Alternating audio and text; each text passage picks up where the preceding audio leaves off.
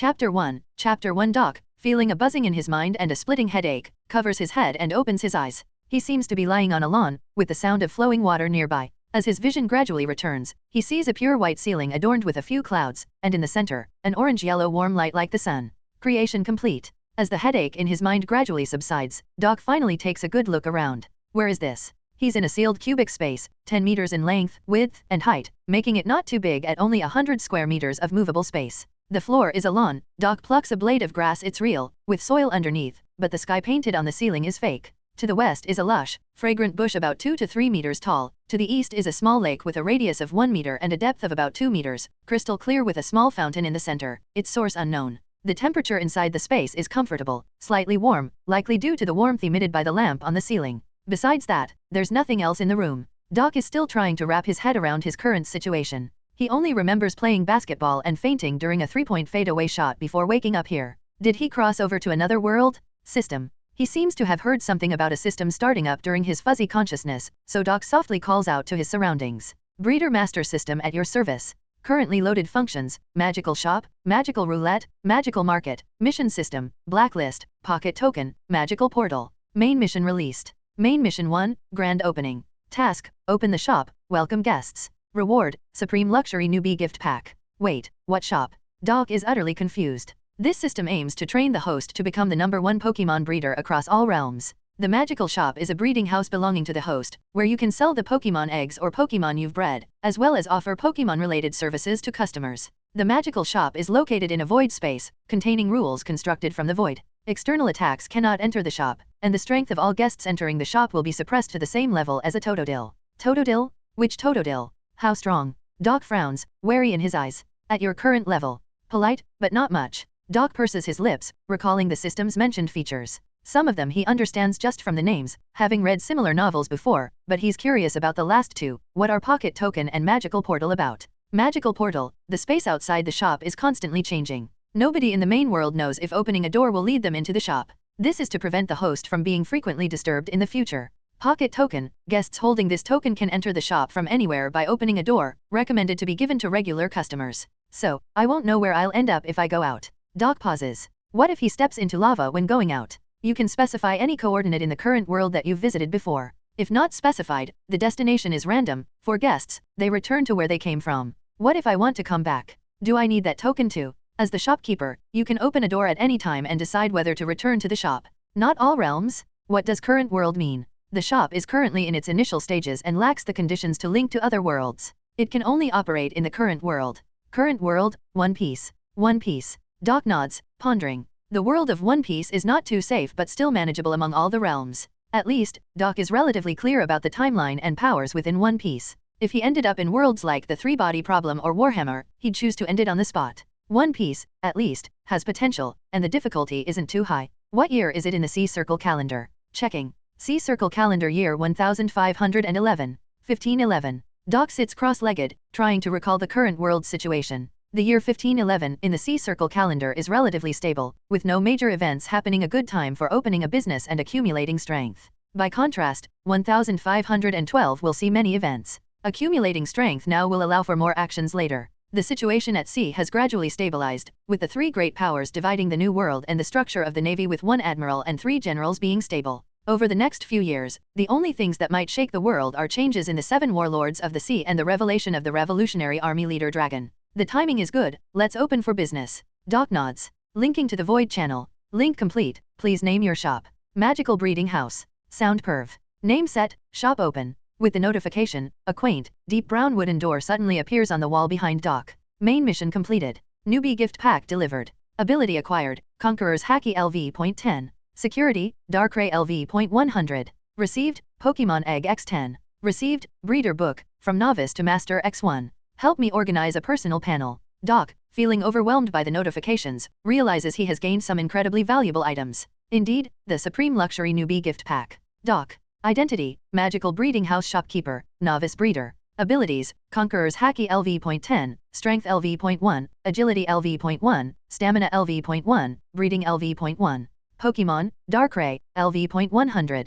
Note, the level shown for Pokemon is an estimate of its strength in the current world, with the strongest historical figure of this world as the template, and not its true level in its native world. The level will vary in other worlds, and Darkrai's level is close to the strongest in this world's history. Good, starting today, I'll become a breeder. Doc. As Doc speaks, a mysterious and eerie figure slowly rises from his shadow. Darkrai. This creature, shrouded in black, seems to wear a red scarf around its neck, with white hair and only one blue eye visible. In the Pokémon world, it's known as the Nightmare Pokémon, a dark and ghost-type legendary Pokémon. Darkrai, a Pokémon of legend, is so rare that few have seen it in person. Doc closely observes Darkrai, his first partner and a significant support for a long time to come. Hello, Darkrai. My name is Doc, and from now on, we'll be partners fighting side by side.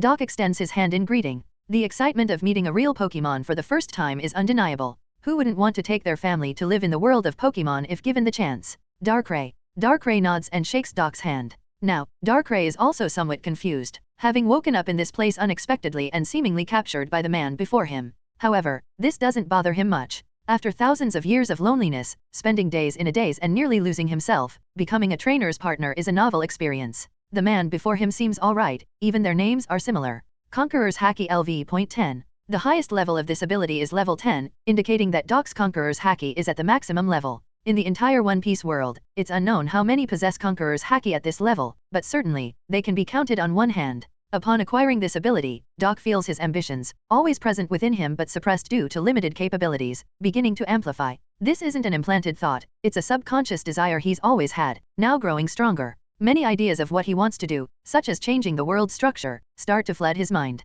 Though I'd like to try releasing Conqueror's Haki, it's probably best to wait for a better opportunity. Doc decides it's best not to risk damaging anything in the shop, especially the Pokémon eggs resting quietly on the lawn. Let's take a look at these adorable babies first. Doc turns to the 10 eggs that have suddenly appeared under the tree. Oval-shaped and colorful, each with a unique pattern, reflecting a delicate luster under the warm light, they look extremely cute. Darkrai. Darkrai, too, looks curiously at the 10 eggs. In his long life, Darkrai has never cared for eggs or Pokémon, and the thought of frequently caring for various Pokémon eggs and infants excites and nerves him. They both approach the tree and quietly observe the eggs nestled together, their breathing becoming imperceptibly gentle. Doc carefully picks up a pink egg and cradles it in his arms. Warm, you hold it. Doc passes the pink egg to Darkrai. Darkrai. Darkrai, eyes widening as the egg approaches, clumsily accepts it, taking a while to calm his excited heart and trembling hands.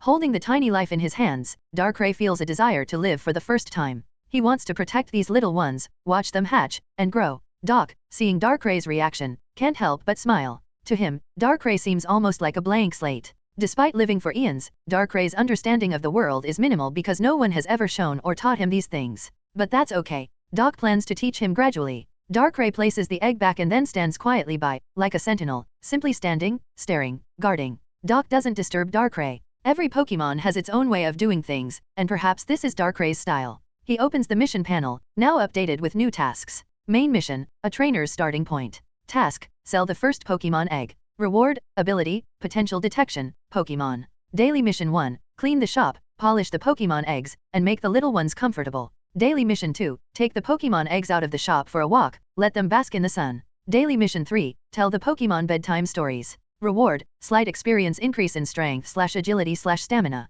The main mission can't be rushed. As a parent to these children, Doc wants to find them partners worthy of trust and commitment. In this world, regardless of justice or evil, some people are simply not deserving of a Pokémon's favor, such as the Celestial Dragons, most members of the world government, the majority of world nobles, and the vast majority of pirates. These individuals might see Pokémon as tools for profit or achieving goals. If he can't find suitable partners, he's prepared to care for these children for life. Doc looks at the 3 daily missions, feeling pressure from the second. After all, he's unsure what lies outside the door. But this pressure is manageable. With Darkrai by his side, Doc feels confident enough to explore outside, determining a safe spot before taking the eggs for a walk and sunbathing. Darkrai, shall we take a look outside first? Doc takes a deep breath, ready to scout the area outside the door for the eggs' future outings. Darkrai. Darkrai nods, accompanying Doc to the door. After mentally preparing themselves, Doc opens the door. Chapter 2, Chapter 2. The moment the door opened, Doc was stunned. What appeared before his eyes was a deck filled with noise and bustle, as if a grand banquet was being held.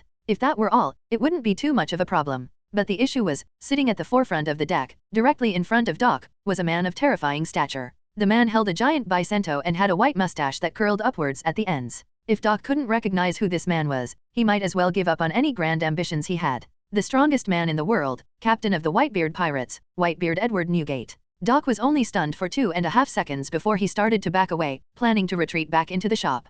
Suddenly, a pineapple-haired man appeared next to him, slinging an arm over his shoulder and moving forward a few steps, and then the door behind them naturally closed. Say, you look somewhat unfamiliar. Are you a new crew member? The pineapple-haired man, wearing a purple shirt and exposing his chest, seemed somewhat drunk and leaned in close to Doc, squinting at him, unable to recognize who he was. Whitebeard Pirates Ship Doctor and 1st Division Commander, Phoenix Marco. Starting off at hell level, huh? Are you kidding me? Just as Doc had been fired up with enthusiasm back in the shop, he felt as if a bucket of cold water had been poured over his head. He felt utterly disheartened. He was just an ordinary person, for goodness sake. Give him some time to develop before throwing him into this place. Doc. Darkrai hid within Doc's shadow. Feeling Doc's panic, Darkrai was ready to teach the pineapple-haired man a lesson. However, Doc quickly gestured for Darkrai to stop the attack. If they really started a fight, that would truly be a hell-level beginning. Then, the Whitebeard Pirates would attack him en masse, and he didn't believe Darkrai was strong enough to fight the entire Whitebeard Pirates and still protect him. The system had already given a clear explanation of Darkrai's real combat power, which was close to the strongest historical figure in this world. What if that figure was a young Whitebeard, who was known as the strongest of his time? Doc didn't know how Whitebeard's current level compared to his peak, but if a young Whitebeard was that max level template, then Darkrai wouldn't have a chance to protect him from thousands of Whitebeard's men while fighting Whitebeard. The situation was still relatively stable for now, depending on how he played it. Yes, I just boarded a few days ago. By the way, it seems like we're almost out of drinks. I'll go get some. Doc smiled and made an excuse to escape from Marco's grip, heading towards a room on the side. As long as he opened the door, he could return to the shop in an instant. Then he would be safe. Swish. With the fall of 2 rose petals, a western sword was placed in front of Doc's face, just a step away from touching the blade. Just seeing those 2 petals, Doc knew who had stopped him. Whitebeard Pirates 5th Division Commander, Flower Sword Vista, a great swordsman. I must find a way to get the Dordor fruit after I return. Doc's mood plummeted to rock bottom. If he could get the Dordor fruit, he would practically be invincible from then on. I don't remember having someone like you on board, buddy. How did you get up here? Vista, wearing a gentleman's hat and a black suit, stared at Doc warily. Sneaking onto the Moby Dick under the noses of these division commanders was no easy feat.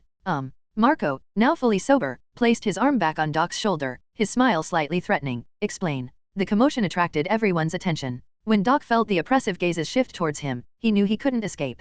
May I speak over there? Doc bravely pointed to a spot not far in front of Newgate. He clearly wanted to talk to their leader. Marco, let him come. Newgate heard Doc's request. He was somewhat curious about what the young, handsome man in his early 20s had to say to him. Got it, Pops. You're lucky, you just happened to arrive on a day when we're in good spirits. Marco nodded and then led Doc in front of Newgate, standing beside him to watch Doc. Everyone cleared a path, surrounding them on both sides, treating Doc as if he were Shanks himself. Doc almost thought he was some badass capable of going toe-to-toe with Shanks. Sorry for the intrusion. Doc bowed slightly, showing the politeness expected from the land of etiquette. He had indeed suddenly appeared at their home and disturbed their party. Apologizing was only proper. How did you get here? Newgate was more interested in how Doc managed to infiltrate their base under everyone's watch. Could it be some devil fruit ability? It's a long story, but let me introduce myself first. My name is Doc, a breeder and the owner of the magical breeding house. Doc steadied his heart and calmly introduced himself. The pressure from the Whitebeard pirates was intense, but it was clear they were reasonable. Speaking nicely should keep him out of danger. A breeder? What do you breed? Marco asked curiously, very supportive. Pokémon. The word Pokémon plunged everyone into confusion. Searching their brains, they couldn't figure out what it was. These are magical creatures, which you can also call spirits. Doc, seeing their confusion, patiently explained. There are many types, conservatively estimated to be over 1,000, each with magical powers. You can think of them as animals that have eaten devil fruits. Doc's explanation was simple and easy to understand, especially after providing an example. Even the simplest of minds could grasp the concept. You're saying you breed these creatures? Diamond Yoza, the quiet giant standing on Newgate's other side, spoke up. Yes. Doc knew mere words wouldn't be enough to convince them, so he gestured to his side. Darkrai. Under the astonished gazes of all the Whitebeard Pirates members, Darkrai slowly rose from Doc's shadow. Hey, what's that? Coming out of the shadow. He's telling the truth. The world is truly full of wonders. I feel like I'm going to have nightmares tonight. The deck of the Moby Dick suddenly became lively, even Newgate's eyes showed interest. Living for 63 years and traveling every corner of the sea, he had never seen such a magical creature before. And it was bred by humans, with supposedly over 1,000 varieties. Doc noticed Newgate's change in expression, felt certain he wouldn't be in trouble, and breathed a sigh of relief. Now, he could start his sales pitch, attempting to sell the first egg, but first, he had to showcase the charm of Pokémon. The style of the Whitebeard Pirates. Deserving of the emotional bond with Pokémon. What abilities does it have? Vista, the 4th Division Commander, seemed very interested in Darkrai, moving closer to ask. Doc liked Vista's demeanor. Because Vista had been looking at him gently from the start, Doc almost felt no pressure, as if Vista was an easygoing person. Hearing Vista's question, Doc smiled. It was as if the opportunity had presented itself at the perfect moment. Please, allow Darkrai to demonstrate. Chapter 3. Let me witness it myself. Right after Doc finished speaking, Marco transformed into a phoenix and soared into the sky, looking down at Darkrai from above. Darkrai glanced at Doc, and after receiving a nod, also took to the sky. In the realm of legendary Pokémon, there are hardly any that can't fly. Go ahead. Marco was confident, not wanting to bully the weak. In his eyes, this mysterious creature before him couldn't possibly be stronger than him, so he didn't plan to make the first move. If it could land a hit on him, then this creature would be considered formidable. Dark Void. This was the first time Doc was commanding a Pokémon in battle, and he was a bit excited. He started with one of Darkrai's signature moves. Darkrai raised its hand towards Marco. In an instant, the space around Marco twisted dramatically, and a giant black hole with a 50-meter radius spontaneously formed, swallowing Marco into it. Marco didn't have time to react, or rather, he intended to withstand Darkrai's move to test its power, but he didn't expect the move to originate not from Darkrai's raised hand but directly in the space around him. In this world, most ability users release their moves outward from themselves, with only a very few devil fruits able to manifest effects directly from a point in space, and even those require conditions, like the room of the Op no Mi. Darkrai's move caught everyone off guard. The 100-meter diameter giant black hole that appeared in the sky overwhelmed everyone with a sense of oppression, and Marco's disappearance left everyone dumbfounded. Gentlemen, don't worry, he's fine. He's just been put to sleep in a dark space. Doc, sweating slightly on his forehead, spoke before the Whitebeard pirates could react. He feared that once they came to their senses, he wouldn't have a chance to explain before being attacked. Hearing Doc's explanation, the members of the Whitebeard pirates turned their gaze towards him, their eyes filled with danger and suspicion. Even if Marco was taken down in an instant, they felt even more at risk. No one noticed a fat man with black hair in the crowd, his head bowed, his eyes filled with madness and disbelief. Darkrai returned to Doc's side and cleverly gestured with its hand, creating a 2-meter diameter black hole next to it, from which Marco fell out. Huff, huff. Marco was lying on the deck, sound asleep with drool leaking out. However, he was unharmed and appeared to be in good condition. Thatch rushed over to wake Marco, who woke up bewildered and confused. Idiot. You're something else, kid. Newgate glanced at Marco, shook his head in resignation, and then turned his attention to Doc and Darkrai. Breeding, is this your devil fruit ability? Izzo, the 16th Division commander, who looked as beautiful as a woman, asked. No. Doc thought for a moment and then shook his head. He had considered claiming it as such but ultimately decided against it. After all, he would be selling Pokémon eggs and Pokémon to customers later, and they would realize that this wasn't some unique breeding ability but the Pokémon's own limitless potential. You possess such power but choose to sell it instead of keeping it for yourself. Yoza, the giant, was surprisingly sharp. To him, the power like Darkrai's could dominate the world if enough of it was available. Yet this man intended to sell it? What was his intention? Pokémon don't belong to me alone. They are born with their own will and should explore the world with their companions. I just hope they can grow up happily and lead a wonderful life. Doc understood what Yoza was implying, but dominating the world was not his intention. He wanted to complete the system's tasks, yes, but if his Pokémon were unhappy or dissatisfied after being sold, he would rather not complete the task at all. After all, there was no penalty. Many in the Whitebeard pirates were skeptical of this claim, accustomed to the cutthroat world of the sea, they weren't easily convinced. I believe him. Newgate spoke up. In that moment, the look he gave Doc was filled with recognition. What Doc said could only be understood by someone who was also a parent like himself. He was the strongest in the world, and many outside speculated he harbored great ambitions, like becoming the Pirate King or ruling the world, among other things. But in reality, he only wished for his sons to grow up happy and safe. As the leader of the Whitebeard pirates, Newgate's word changed the crew's perspective, making them trust Doc as well. This level of leadership and influence was truly astounding. Does every Pokémon have abilities like that? Now, Marco had regained his senses and looked towards Darkrai. Darkrai's move had left a significant impression on him. Suddenly falling asleep was hard to withstand, and even his observation Hacky didn't catch it. No, that's a unique ability of Darkrai. Doc shook his head, openly explaining to the crowd, Darkrai's Dark Void directly affects space, creating an extremely unstable void that connects to a dark space. If any of you can influence space, then that move might fail. Doc's explanation was speculative, but not without reason. If Newgate used his Gura no Mi abilities on the Dark Void, it probably wouldn't hold. Similarly, abilities like the Dordor Fruit or Op no Mi could evade the Dark Void's effect. Not every Pokémon has space-affecting powers, some are even more terrifying, capable of influencing time. Phew, that's a relief. Wait, not all of them are that strong, right? Marco just relaxed when he suddenly became alert again. No, Pokémon are very weak when they're born, almost like human babies. However, their potential is theoretically unlimited. With proper care and training, they can become very strong. Doc didn't overpromise but also didn't undersell the potential. It's not only the near-divine or divine beasts that can reach Darkrai's level, even Pokémon like Beedrill and Eradicate could become devastatingly powerful with the right training. Gururera, interesting. Newgate was now very interested in the Pokémon Doc mentioned, wanting to witness each type for himself. Oh, then, would you like to visit my shop and pick a Pokémon egg? Doc's eyes sparkled, seeing a chance for the Whitebeard pirates to become his first customers. All members of the Whitebeard pirates looked to their captain for the decision. Of course, but before that, Newgate nodded, stood up, and approached Doc. Would you like to be my son? Chapter 4. Doc was stunned. He hadn't expected Newgate to suddenly pop such a question. Moreover, for him, standing at 1.8 meters tall, Newgate's 6.6 meter stature was oppressively overwhelming, casting a shadow over him as if eclipsing the sun. Sorry, while I don't mind being friends, joining a pirate crew wouldn't be conducive to running my shop. Doc shook his head, expressing his most genuine thoughts. Gururera, I knew it, you're an extraordinary fellow. Newgate laughed, not minding Doc's refusal. He had seen it coming. Doc was destined for great things, whether through the power he wielded or the subtle air of authority he maintained even in the presence of the entire Whitebeard crew. He wasn't wrong in his judgment. Then, please follow me, I'll take you to my shop. Treating a customer like royalty, Doc became the ultimate salesman, very polite. Tell Marco the location, and he'll adjust the course. Newgate hadn't quite caught on and called Marco over.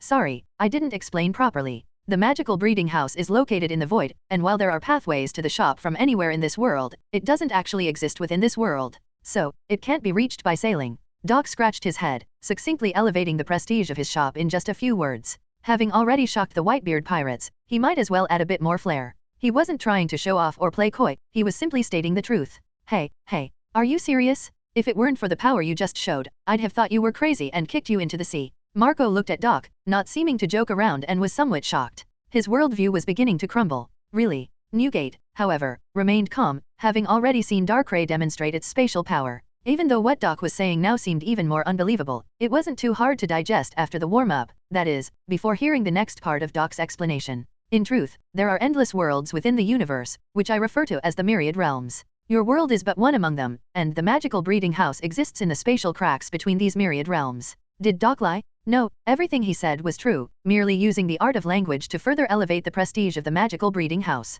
After he finished speaking, the entire Moby Dick fell silent. The sea was calm, and the surroundings fell into a deathly hush. Do you realize the gravity of what you're saying? Newgate was the first to speak up, staring at Doc with wide eyes. Doc's words were shattering his worldview. He couldn't believe what Doc was saying. I know it's hard for you to accept. Come with me. Doc shook his head, understanding Newgate's perspective. When he first crossed over and received the system, he felt the same way. It's one thing to face the brutal reality of crossing over, it's another to believe in such concepts before experiencing them. Doc walked towards a certain door, with Newgate following behind. As soon as Newgate moved, the entire crew of the Whitebeard pirates followed suit. Wait. The magical breeding house has just opened, and the shop is quite small. It can't accommodate so many people at once. Doc quickly turned to stop them. How could a space of just 100 square meters fit so many people? Hey, you just made it sound so impressive. I didn't say anything wrong, though. Doc shrugged somewhat innocently. The magical breeding house was indeed just starting out, but it was bound to become impressive in the future. Marco, Sachi, you two come with me, the rest stay on the Moby Dick. Yes, Pops. Newgate swiftly selected who would accompany him. Marco was a given, and Sachi was chosen for his keen interest in Pokémon, which caught Newgate's eye. Doc nodded and then led the three forward. Newgate's exaggerated footsteps echoed behind Doc, a reminder of the exaggerated physiques prevalent in this world. Hey, Doc, don't trick us. Sachi, quite familiar by now, sidled up to Doc. Right, if you're lying, just join us and be Pop's son. Ha. Marco's wariness had dissipated. He could tell Doc bore no malice. I won't trick you. Doc, now in full view, led everyone to a large door and began to push. It wouldn't budge. This is the captain's quarters. Marco stepped forward and opened the door, revealing the Moby Dick's captain's quarters. Now everyone started to view Doc with skepticism. After all, Doc seemed too weak to even open a door. No, it's not that you can't push the door, but that it has to be me who opens it to reach the destination. Doc shook his head to clarify, then pondered his next move. He couldn't just hand out magical tokens willy-nilly. Then we'll just press your hand and push together. Sachi bounced over. All right, let's try.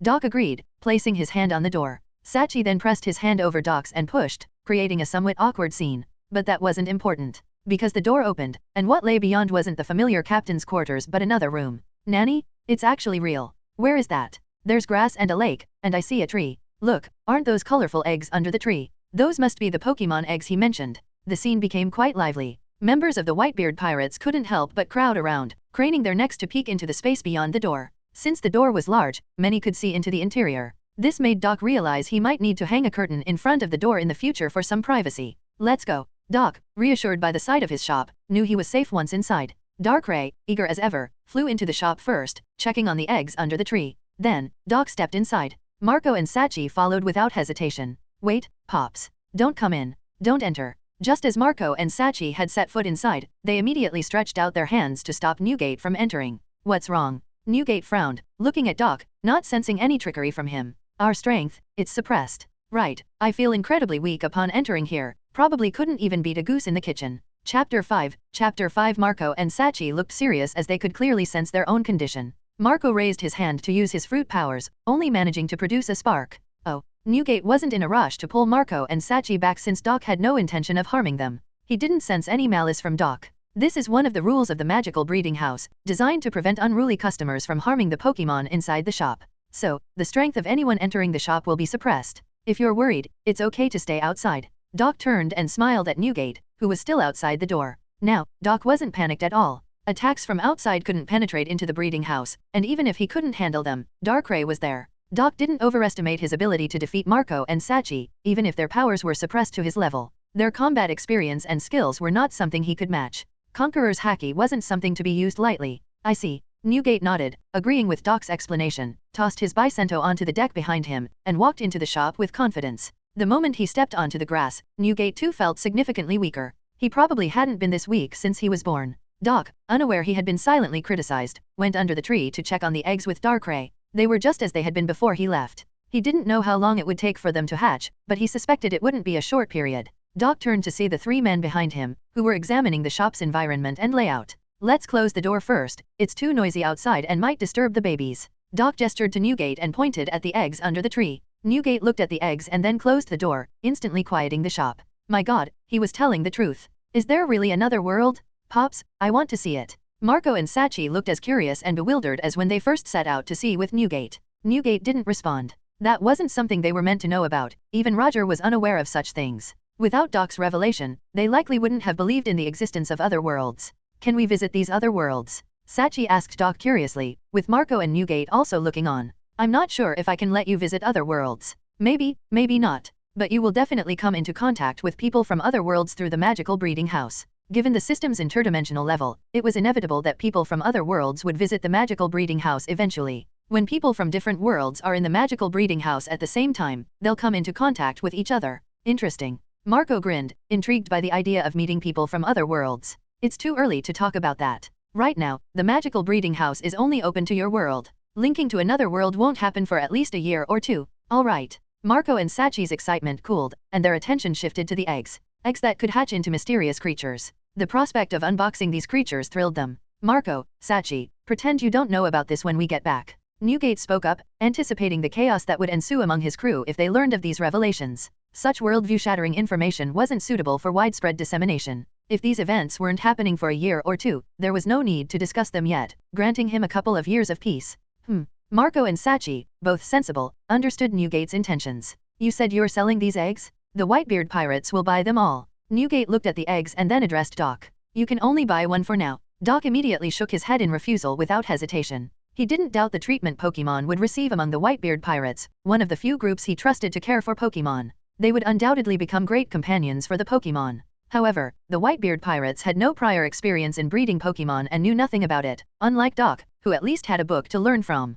Pokémon and humans have entirely different habits. Moreover, each Pokémon species has specific lifestyle habits, just that knowledge alone is vast. Giving the Whitebeard pirates 10 Pokémon eggs all at once was too much. Even if they could treat each egg equally and attentively, the care needed before and after the Pokémon hatch is not something they could provide. If every egg belonged to a different species, it would throw the Whitebeard pirates into chaos. Thus, he was only willing to sell them one egg, allowing them to focus their care on this little one. Only after he was convinced the Whitebeard pirates could properly care for the Pokémon would he consider selling them more eggs. Doc candidly shared these thoughts with the three men before him. After hearing Doc's explanation, they understood why he was only willing to sell one egg. They realized Doc was different from profit-driven merchants. He genuinely cared about the happiness of his Pokémon's future lives. Alright, then just one. Newgate nodded, not pressing further. Ultimately, he respected Doc's philosophy. Just like he wouldn't want to marry off all his daughters at once without knowing if they could be happy, he understood Doc's concern. But, which one should we choose? Marco was now in a dilemma, suffering from choice paralysis.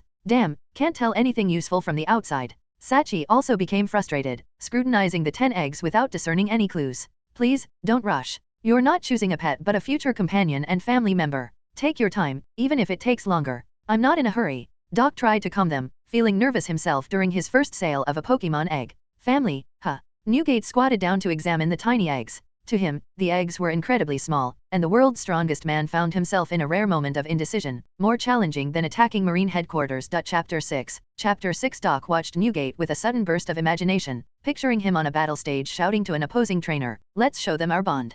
Pfft. Doc couldn't help but laugh, despite trying hard to cover his mouth. Huh? What are you laughing at, boss? Marco, who was in the midst of his dilemma, turned to look at Doc. By now, Doc's words had been validated, and his status had subtly risen in their eyes. Marco and Sachi no longer felt it appropriate to casually use Doc's name, despite Doc's indifference to formalities. Nothing much, just in time. You pick, and I have some things I'd like to share with you. Doc first shook his head, then his expression turned serious. Now, on his own turf, he spoke with confidence, and there were things he felt he had to address. Go ahead. Marco, noting Doc's serious tone, raised an eyebrow. Pokémon are fascinating creatures. The amount of affection you give them is returned in kind. They have their own will and thoughts, not mere wild instincts but a level of consciousness comparable to humans. When they're born, they're like a blank slate, and you are the brush that colors their lives. If they don't grow into what you expect, there's no doubt it's because you, as their trainer, have failed. Doc's words captured the full attention of Newgate and his crew. His blunt delivery, devoid of any sugarcoating, was something few would dare to express directly to these three.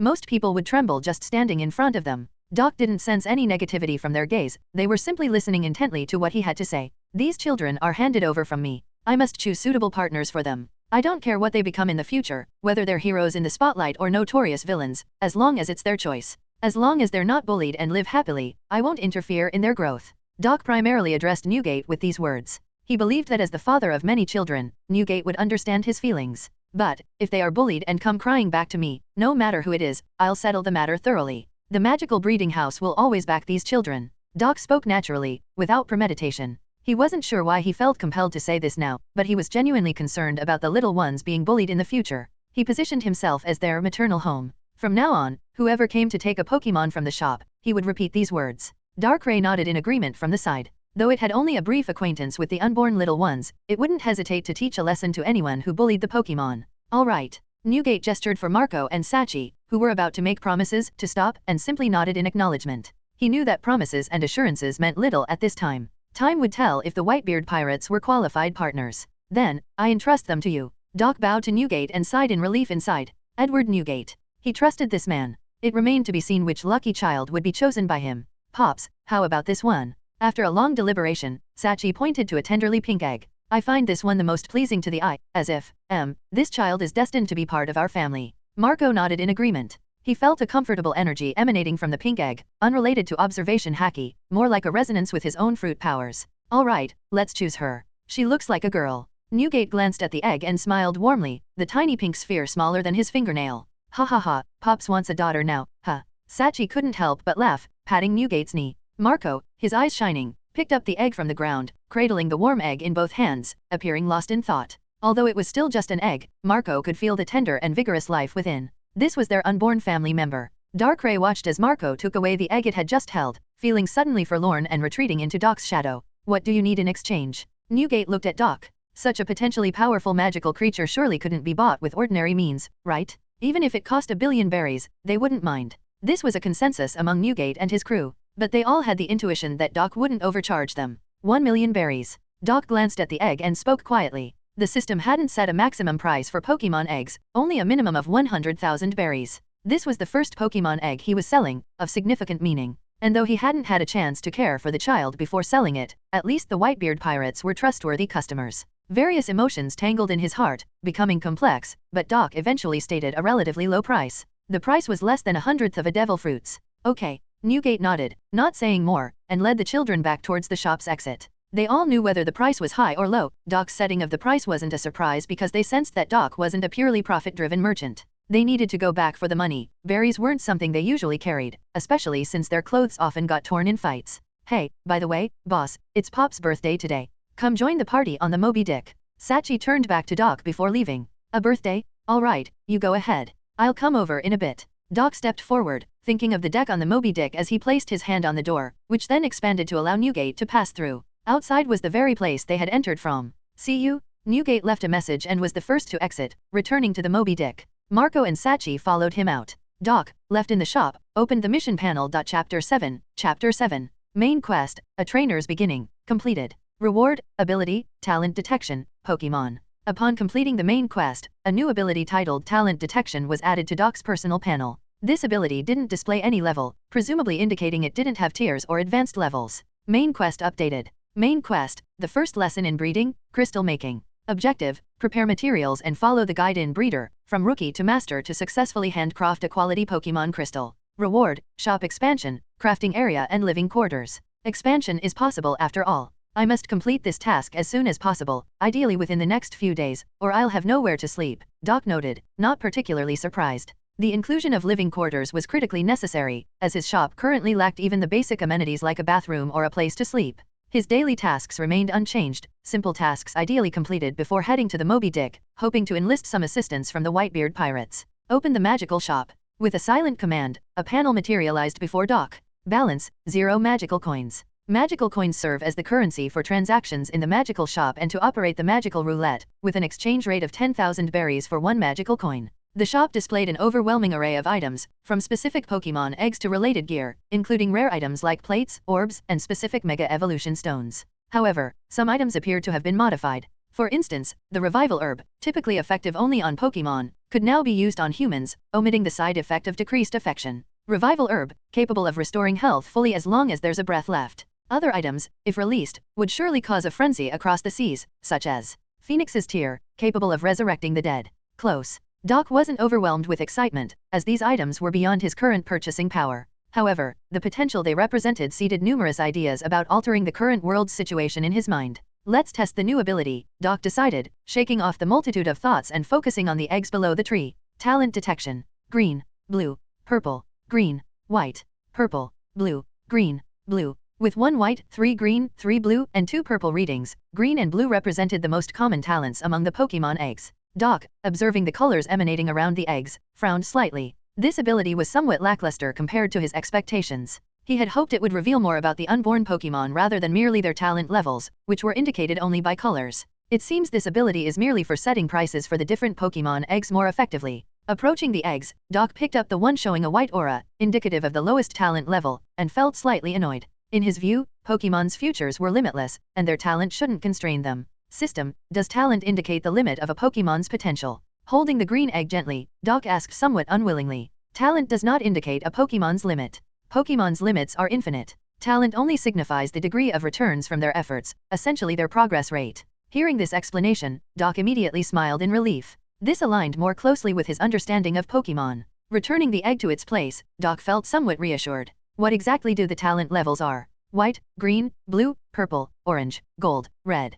Pokémon's talent can be improved by purchasing items from the magical shop. Doc, considering the array of eggs, pondered over the pricing structure. White at 100,000, green at 1 million, blue at 10 million, purple at 100 million, orange at 1 billion, gold at 10 billion, red, we'll see when we get there. He nodded to himself, feeling the pricing was reasonable. Lower tiers were aimed at common folk who sought Pokémon companions out of loneliness or for practical assistance, not ambition. Such Pokémon wouldn't need to feel pressured to surpass their natural talents. Pricing strategies before and after Pokémon hatch must differ. After birth, a Pokémon's personality, attributes, and traits become clear, so each Pokémon will have a distinct price. Most importantly, the Pokémon's own wishes are crucial. After hatching, Pokémon gradually develop their own wills. Some may wish to leave the breeding house, while others might prefer to stay with Doc. Hence, the choice would not solely be the customer's but a mutual selection. Only when both the Pokémon and the customer find agreement would Doc consider the sale price, adjusting it based on the customer's financial situation. If someone was genuinely impoverished but the Pokémon wished to accompany them, Doc would set the price at the minimum of 100,000 berries.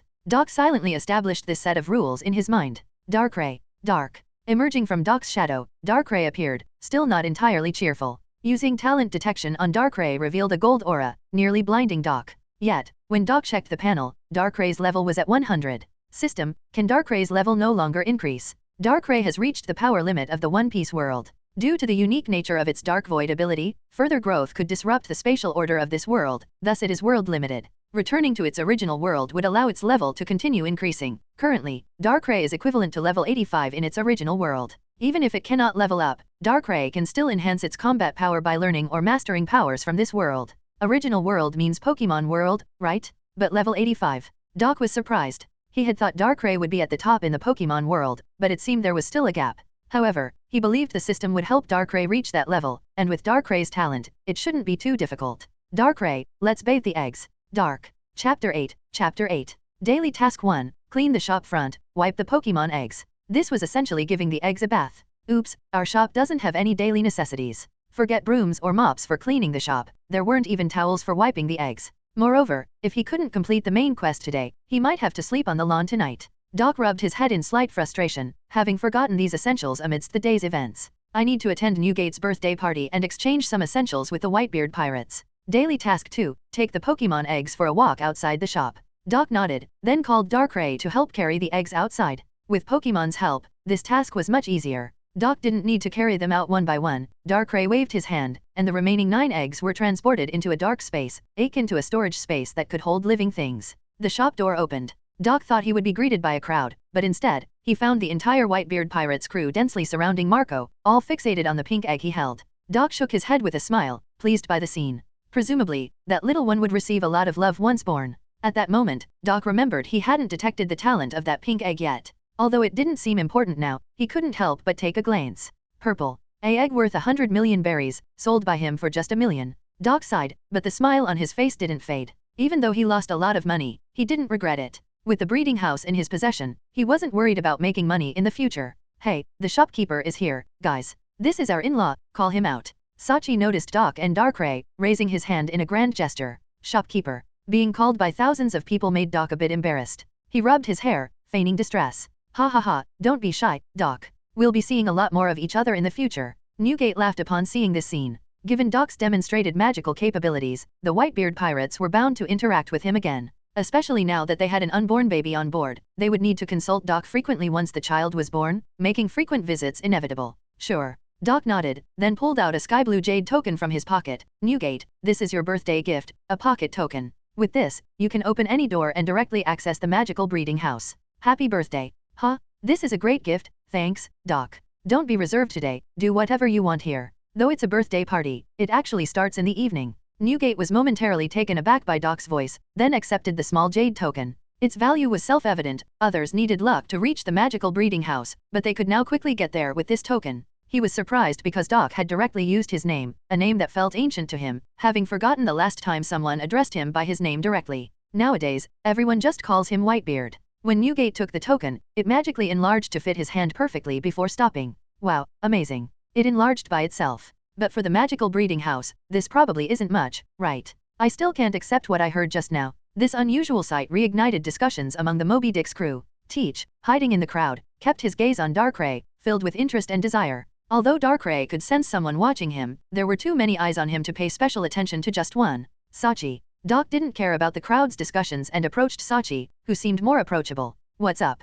I'd like to borrow your kitchen and ingredients. Doc decided to attempt the main quest first. Other matters could wait, it was still early, and he could return in the evening. You're going to cook? Sachi paused, curiously tilting his head at Doc. As the Whitebeard Pirates' chef, Sachi was responsible for everyone's meals, boasting top-tier culinary skills in this sea. No, I plan to try making some snacks. I'm quite interested in cooking. Oh, I see. I'll take you there, and you can use anything in the kitchen. Hearing Doc's plan, Sachi seemed less enthusiastic, having hoped Doc would do something interesting. After leading Doc to the kitchen, Sachi left to prepare for the evening's birthday party. Nobody's here, perfect. Doc looked around the empty kitchen and stretched.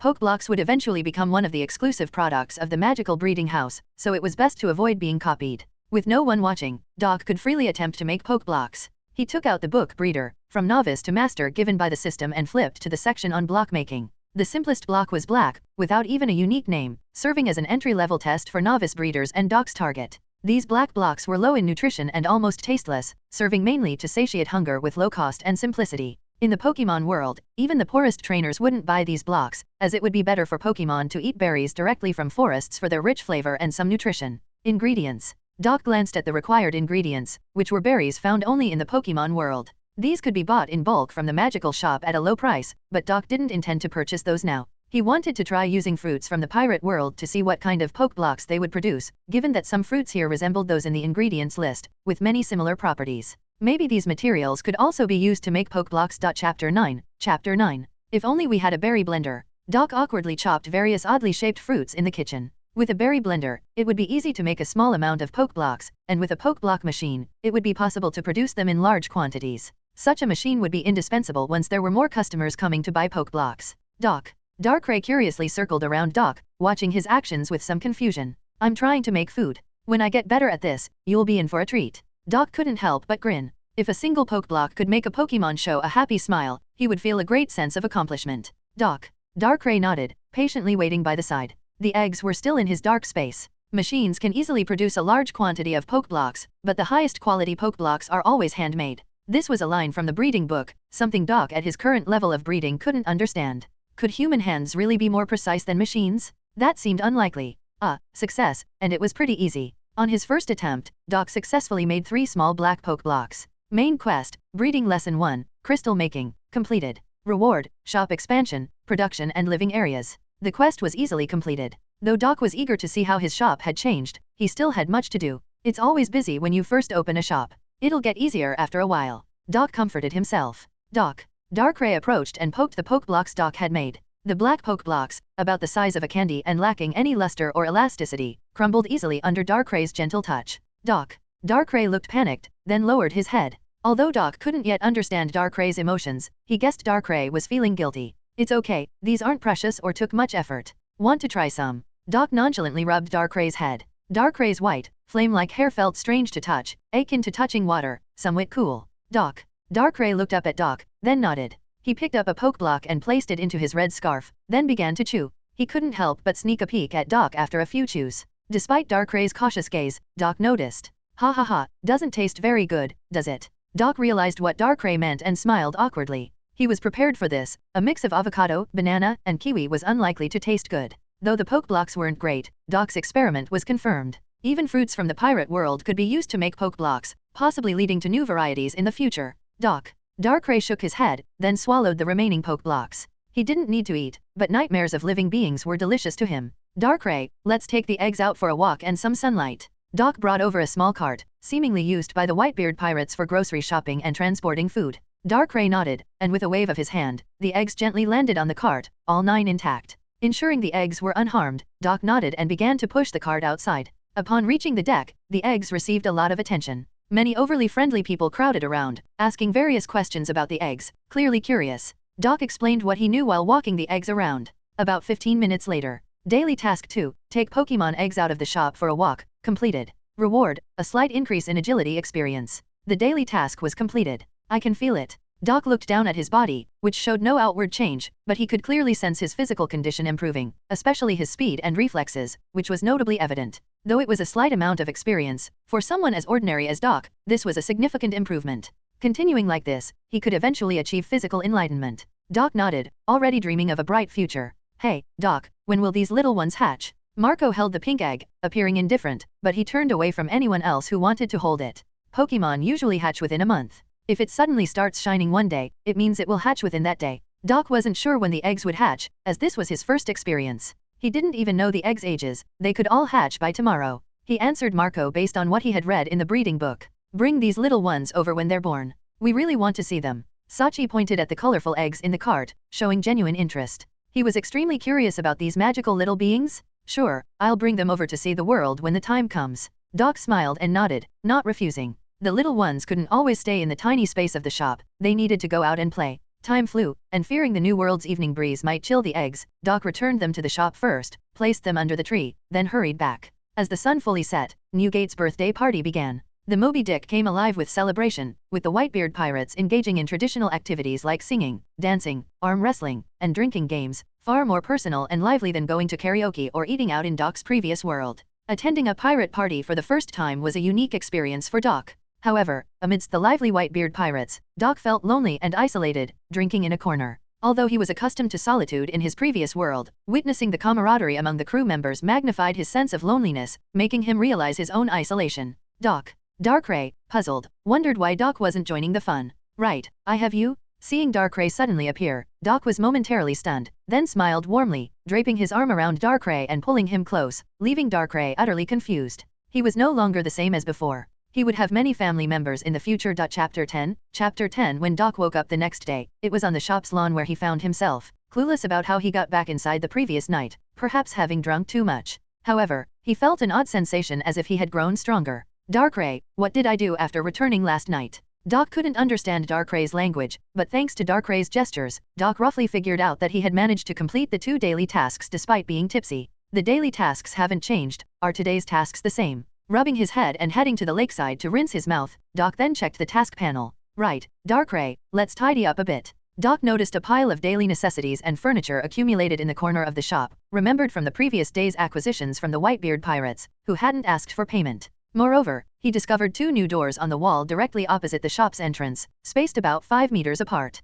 New rooms. Eagerly, Doc approached the left room first. Opening the door revealed a space measuring 5x4.5x10 MTS, slightly larger than a typical student dormitory, completely empty except for a light on the ceiling that could switch between white and orange-yellow colors. At the far end, there was a small bathroom equipped with a shower and bathtub. The walls, floor, and ceiling had a wood-like texture, emitting a crisp sound when stepped on, yet feeling warm and solid to the touch. This area, like the rest of the shop, seemed to maintain a constant comfortable temperature and humidity. Once furnished, it promised to become a cozy living space. Exiting the living space, Doc enlisted Darkrai's help to move the furniture inside, then entered the other room. It was the same size but had pure white walls and was equally empty except for a light on the ceiling. Doc had an idea of what to add here. Perhaps in the future, it would serve as a workshop or lab for studying various Pokemon-related devices seen in the magical shop, like the Pokeblock making kit, fossil resurrection machine, Pokeball crafting machine, and teleportation device. These would be essential for future ambitions, though they seemed a bit distant for now. The 2 rooms were separated by a 1-meter-thick wall, ensuring soundproofing.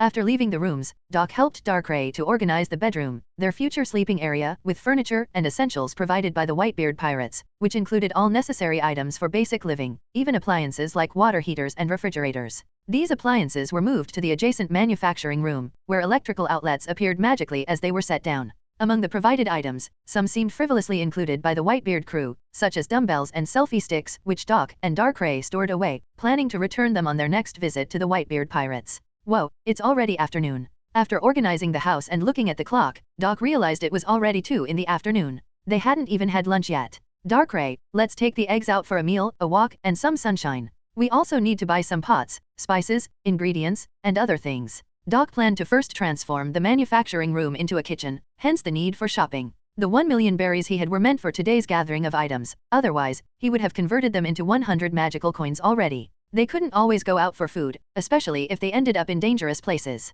Better to stay in as much as possible. Another unsaid reason was Doc needed to buy hats, necklaces, clothes, and even makeup for the mainline task, Pokemon grooming course. Thinking of this, Doc sneakily glanced at Darkrai, quickly averting his gaze when noticed, feeling somewhat guilty. There was no choice, Darkrai was the only Pokemon he had. Darkrai. Acknowledging Doc's call, Darkrai nodded, storing the eggs in its dark space, unaware of the upcoming grooming task. At this moment, Doc couldn't help but feel relieved that his first Pokemon was a calm and obedient Darkrai. If it were a Snorlax or Slaking, known for their laziness, they might just lie down and refuse to move. Wait. As Doc, followed by Darkrai, approached the shop's entrance and opened the door, he hesitated before stepping out, turning to the system to ask, what happens if a customer comes in while I'm out? The shop automatically closes when unattended. Good. Reassured, Doc stepped out, and in the next moment, he and Darkrai found themselves in a bustling city, clearly not an unknown small place. The city was lively, full of people, and seemed harmonious without pirate disruptions, suggesting good public security. Looking back, Doc realized he had exited from a clothing store.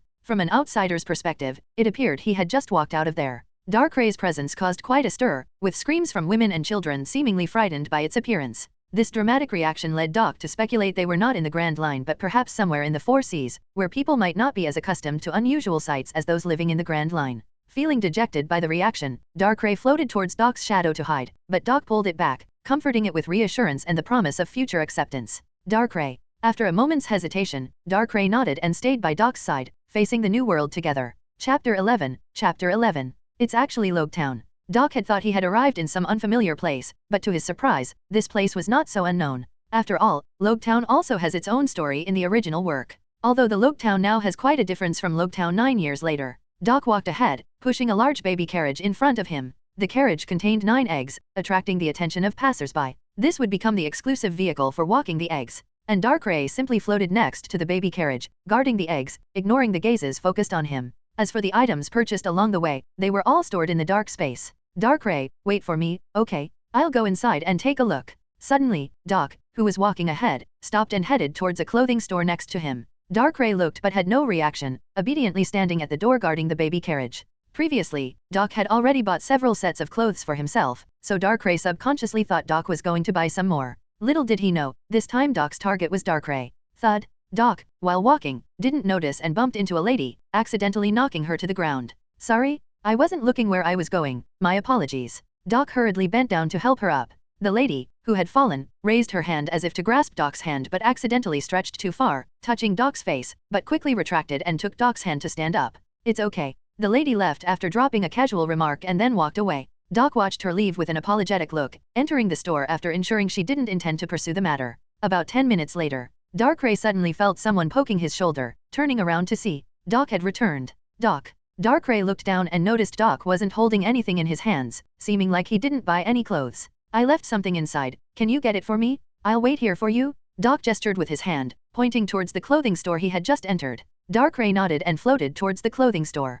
However, just as he floated a few meters away, a dark hole appeared behind him, swallowing the Doc that had just been there. Then, Darkrai turned around, his icy blue pupils flashing. Now looking back at the dark hole, he saw that Doc had changed into another appearance. That is to say, the Doc just now was impersonated by someone else. Initially, Darkrai didn't notice anything odd about this Doc, at least not in appearance. His behavior didn't seem off, after all, he only said one sentence and made a small gesture. Given the current level of understanding and connection between Darkrai and Doc, it wasn't possible to detect the differences between them with such a minor interaction. However, passing by that person, Darkrai could sense malice emanating from him. As a hallmark among Dark-type Pokémon, Darkrai is arguably the most sensitive to Dark-type energy, which is essentially a combination of natural energy and negative emotions. This is also why the Nightmare Pokémon enjoys causing nightmares. Because humans experiencing nightmares generate a substantial amount of Dark-type energy, for Darkrai, who seeks to grow stronger quickly, causing a city's humans to have nightmares is a relatively fast method. Darkrai waited obediently at the door.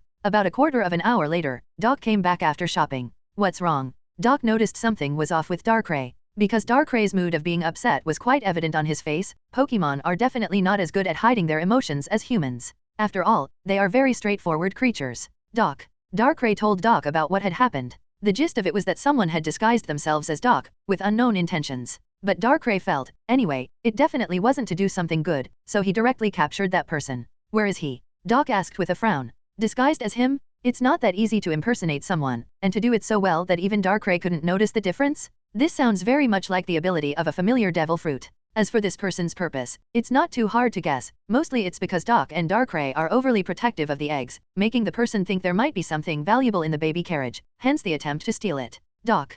Darkrai created a mini dark void in his hand. Good, let's go back and deal with this impolite gentleman. Doc nodded, understanding Darkrai's intention, glanced at the dark sky, and walked with Darkrai towards a nearby cafe. Opening the door, they stepped inside. And just like that, they were back at the Pokémon nursery. Release that guy. Doc decided to see who was so bold before even placing the items he bought. Doc. Darkrai nodded and pointed into the air with his hand. As the dark void appeared, a figure also fell out of it. Doc approached for a closer look, furrowing his brow, then started to think. This person looked familiar to him. Staring for a while, Doc couldn't figure out who it was exactly. Characters from the 2D world look quite abstract when viewed in 3D. Characters that might look very attractive in 2D might not stand out much in 3D, with many people having similar facial features. For example, Megami Kato from Psychono, How to Raise a Boring Girlfriend. Although she looks exceptionally beautiful as a 2D character, from the attitudes of other characters in the anime, Megami Kato seems to be just an ordinary girl with a somewhat low presence. However, Doc had a guess about this person's real identity, based on the ability Darkrai mentioned earlier.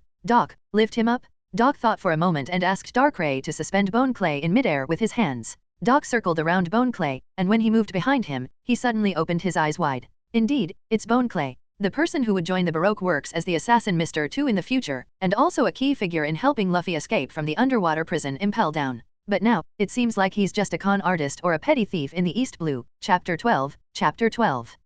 Bone Clay woke up groggily, just in time to meet a pair of ghostly blue eyes. Whoa. He propped himself up, moving backward with his hands and feet, then plunged headfirst into the lake. Help? Whoa, I can't swim. As soon as he fell into the lake, Bone Clay began to flail around wildly. Doc and Darkrai stood by the lakeside, quietly watching Bone Clay thrash about in the water. After about a minute or two of floundering, Bone Clay realized he wasn't sinking and gradually stopped. He stood upright in the water, not to mention his feet could touch the bottom, but he also noticed that this water seemed a bit different. It didn't weaken those with powers. Get up. Doc looked down at the person in the lake. Mr. 2 Bone Clay. That's the full name because, by that point in the original story, Bone Clay had become an Okama. So, in the Baroque works, his name was the most special, having both a male numeric code and a female holiday code, and he had no partner, working solo on internal assassination missions. Who are you? And what exactly is this creature? Bone Clay climbed out of the lake, standing on the grass inside the shop, warily looking at Doc and the uniquely featured Darkrai. He raised his arm and a leg, striking a strange pose that Doc thought looked a bit like the crane and goose shapes in a Jackie Chan movie. However, at this moment, Bone Clay also suddenly realized something, looking down at his hands in panic. What's going on?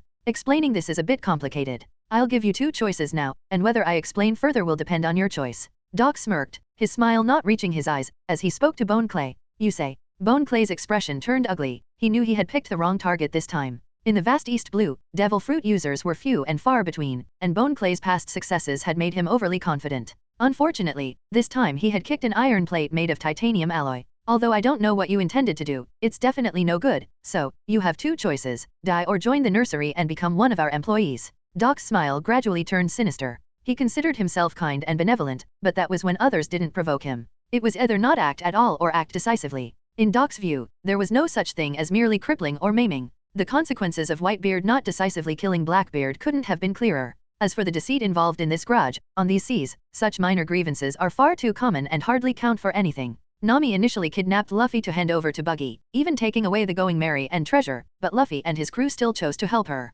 Frankie initially beat up Usopp and stole their 300 million berries for ship repairs, yet later, Luffy and his crew still chose to save him. Luffy and Crocodile were mortal enemies in Alabasta, yet later they fought side by side in Impel Down and Marineford. Deceiving? Such petty matters. What matters is the person, whether Bone Clay can demonstrate the loyalty he showed after joining them. That's what Doc values most. The Pokemon Nursery's companions might be nobodies, but they must never be ones who would betray their comrades. Looks like I don't have a choice. Bone Clay's cheeks twitched as he chose to compromise. Good, welcome to the Pokemon Nursery. I'm Doc, the manager of the nursery, and this is my family, Darkrai. From now on, you're also our partner. Doc's expression changed from gloomy to a happy smile as he extended his hand to Bone Clay. This happiness contained no deceit. He was genuinely pleased about the nursery's expansion. You change fast, huh? My name is Bone Clay. People from the East Blue call me Bone Clay of the Wilds. Bone Clay shook hands with Doc, then looked towards Darkrai. By the way, what's the deal with your family member here?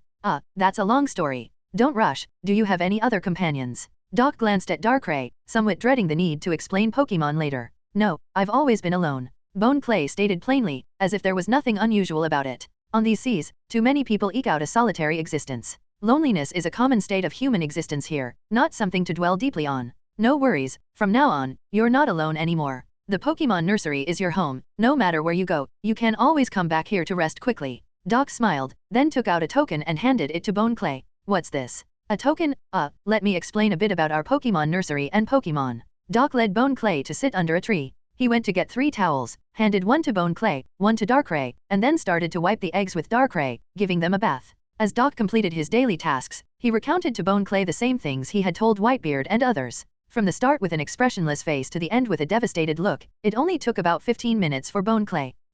Are you okay? Bone Clay was about to say that, but feeling the suppressed power in his body and being unable to use his devil fruit abilities, he closed his mouth again. Now you understand, stealing the eggs is like stealing the future of our Pokemon Nursery. They are the children we must carefully look after and protect with our lives. Doc nodded, his mouth dry from explaining so much, and as you've seen, Darkrai is very fond of these children, so he won't allow anyone to harm them. I see, Pokemon, right, the existence of such creatures is too fantastical, not something you'd expect from this cruel sea. Bone Clay nodded, looking at the egg he was wiping, a mix of yellow and pink. If you put your sincere feelings into it, you'll definitely gain their trust. Can such wonderful things really happen in this world? Everyone has experienced betrayal, and everyone has had experiences where their emotions and efforts were not reciprocated. Pokemon, however, negate such occurrences. Why not witness for yourself the magic and potential of Pokemon? Whether they are worth risking your life to love, you'll naturally find out. From now on, you'll take care of the egg in your hands. Maybe it will really like you when it hatches. Doc glanced at the egg in Bone Clay's hands. It was one of the remaining 2 purple potential eggs, uncertain what Pokemon it would hatch into. Thank you. Bone Clay was silent for a moment, then nodded. suddenly feeling a sense of responsibility and burden on his shoulders, something he never felt in his aimless life before. Chapter 13. Chapter 13. Wow, an unexpected gain. Doc's eyes lit up instantly, as if they were fitted with light bulbs. The employee dormitory wasn't the main point, the real deal was the 1,000 poke coins. There's so much he could do with those 1,000 poke coins. That's a considerable fortune, equivalent to 10 million berries. What's up? Bone Clay was still focused on wiping the Pokemon egg, only to hear Doc suddenly say something that seemed nonsensical to him. It's nothing, just check if your strength has been restored. Let me see, it really has. Upon hearing Doc's words, Bone Clay carefully placed the egg on the grass and tried to exert some force. Surprised to feel his strength return, he looked at Doc in amazement. How did this happen? Now that you're a part of the Pokemon nursery, the suppression that affects outsiders naturally doesn't apply. Doc explained matter-of-factly. This is amazing. If we lure those big-time pirates here, couldn't we easily take their heads for a bounty? Wouldn't that solve all our store's development issues? Bone Clay clenched his fist, beginning to contemplate how to use this rule to hunt down pirates with bounties. No, we're running a business here, and integrity is key. We can't do that, or else who would dare to come here to shop in the future? We cannot actively antagonize any forces and must try to maintain a neutral stance, not getting involved in disputes between two forces unless they strike first or break the rules. Otherwise, we cannot act. Your identity has changed now. You're no longer the free agent you used to be, but a member of the Pokemon nursery. It's important to maintain the nursery's reputation and standing externally, got it? Doc immediately shook his head to dispel Bone Clay's idea. The development of the Pokemon nursery mainly relies on completing main quests or through poke coins. It's a slow and steady process, and chasing after a few pirates' bounties, risking making others afraid to do business with them, is a short-sighted approach.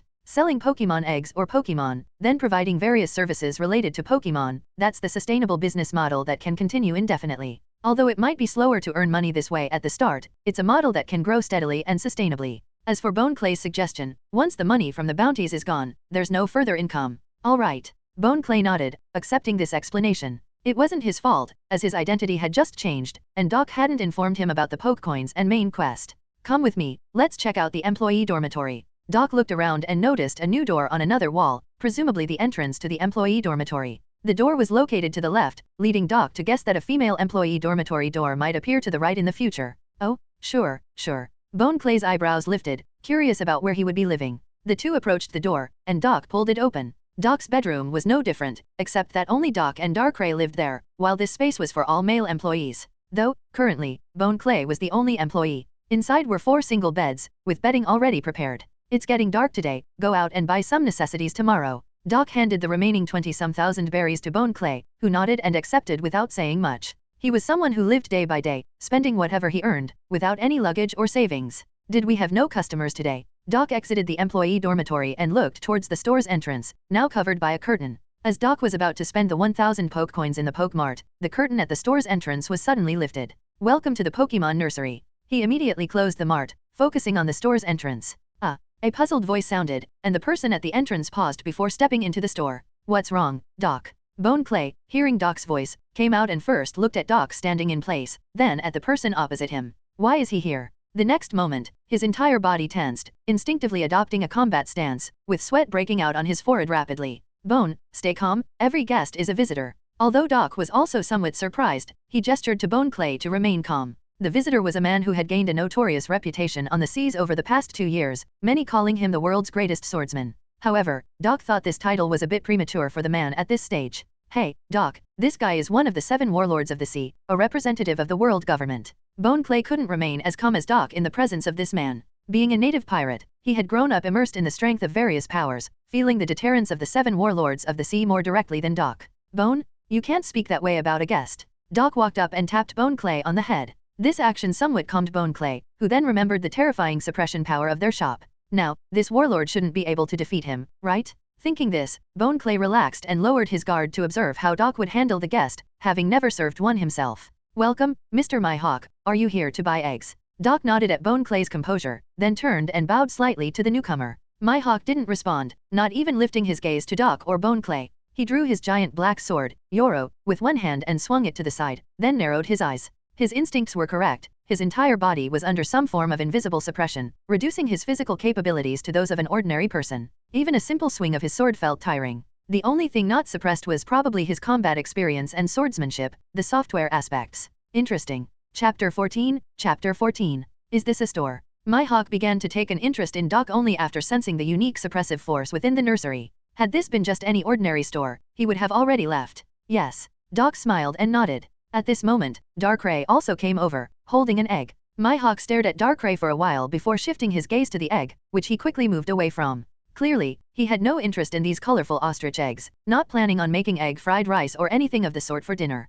Observing Mihawk's evident disinterest, Doc just smiled lightly. Knowing these original characters well, he was clear on how to persuade them to buy Pokémon eggs, understanding which individuals could be sold to and which could not. Piquing Mihawk's interest in Pokémon was easy. Very easy. This is Darkrai, my family, and also a Pokémon. Doc first introduced Darkrai before continuing, and this is an egg that can hatch into various Pokémon. There are over 1,000 Pokémon species, each with unparalleled potential and charm. Oh. Mihawk responded indifferently, but his gaze lingered on the egg, showing a slight interest. Among them, some Pokémon are special, born with a high talent in the realm of swordsmanship.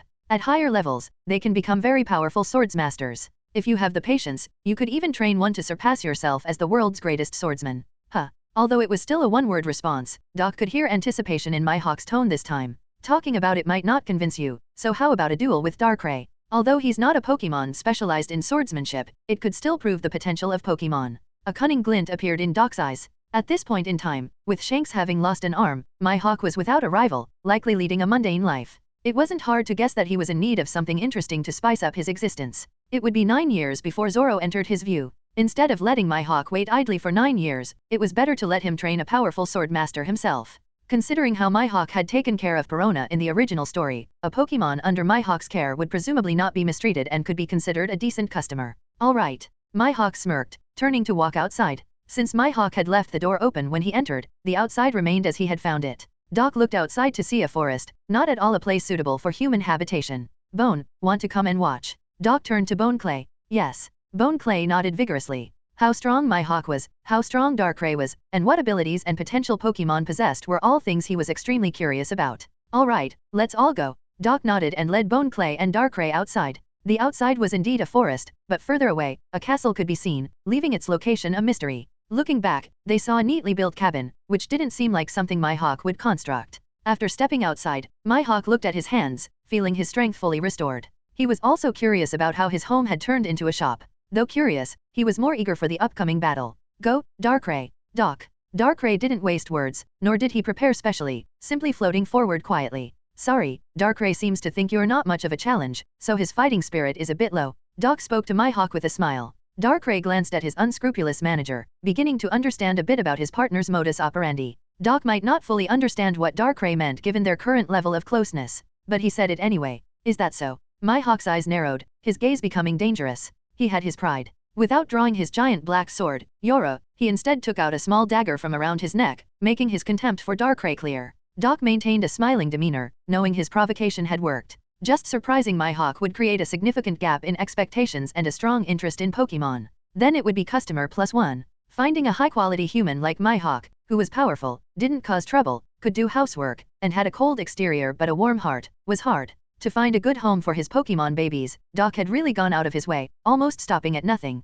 This whole process even moved Doc himself. Then, please make your move, Mihawk. Doc gestured with an open hand. Quite arrogant. Since becoming one of the 7 warlords of the sea, no one had dared to look down on him like this. For Mihawk, this was a rare experience. Mihawk made no pleasantries, launching a huge green flying slash as his opening move, attacking Darkrai with a world-splitting force. Shadow Clone. At Doc's command, Darkrai instantly created numerous clones, momentarily confusing even Doc as to which was the real one. However, Mihawk immediately identified Darkrai's true form and charged forward. Shadow clones are useless against observation haki. This was a test, and the outcome left Doc slightly disappointed. Now, with Mihawk moving swiftly, he was too fast for Doc's naked eye. Dark Void. But that didn't stop Doc from continuing to direct the battle. Pirates' fighting styles were simple, mostly relying on close combat. Especially for a non-devil fruit user like Mihawk, if it were Logia users like La, Apu, or Robin, Doc might not easily predict their actions. But predicting Mihawk, who was simply closing in on Darkrai to enter his attack range, was straightforward.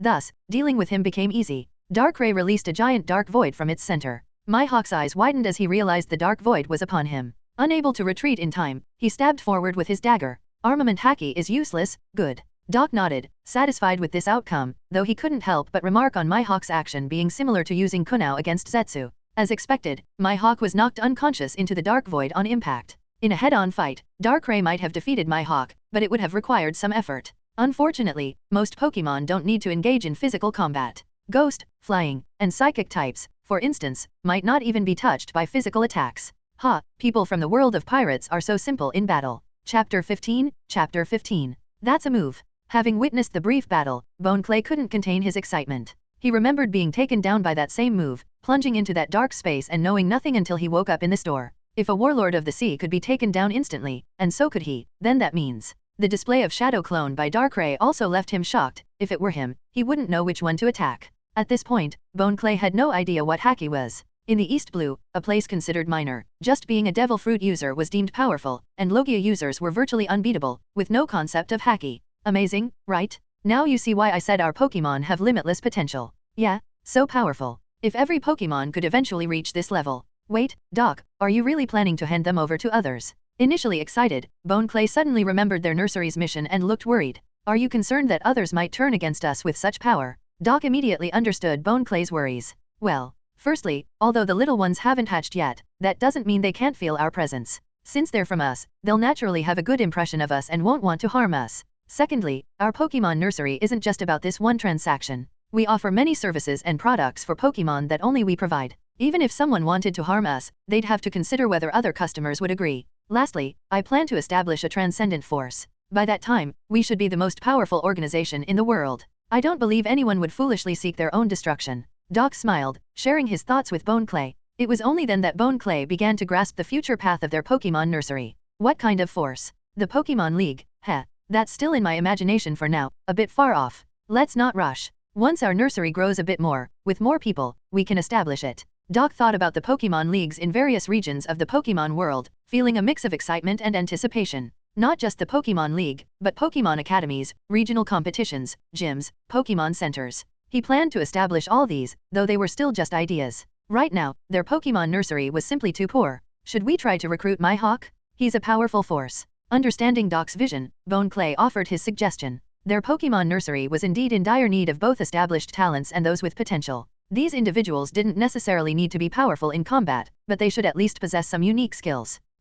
Doc frowned, pondering the suggestion. He was uncertain whether Mihawk would join them. Initially, he thought Mihawk wouldn't join any organization, as his character was to be independent. However, later, Mihawk formed an organization with Buggy and Crocodile. Moreover, that was Mihawk 11 years later. Currently, at the prime age of 32 and at the peak of his youth, his pride was evident. Convincing him to become an employee would be exceedingly difficult. Let's try, yeah. Doc nodded, agreeing to give it a shot. Who knows? Mihawk, having been instantly defeated by Darkrai, might become highly interested in their Pokémon nursery and decide to join. It didn't matter if he didn't. Doc believed his sales pitch had already sufficiently piqued Mihawk's interest in purchasing a Pokémon egg. Under such circumstances, Doc and the others returned to the store. Then, they had Darkrai release Mihawk from the Dark Void. Mihawk fell to the floor from the dark space, waking up in less than a second.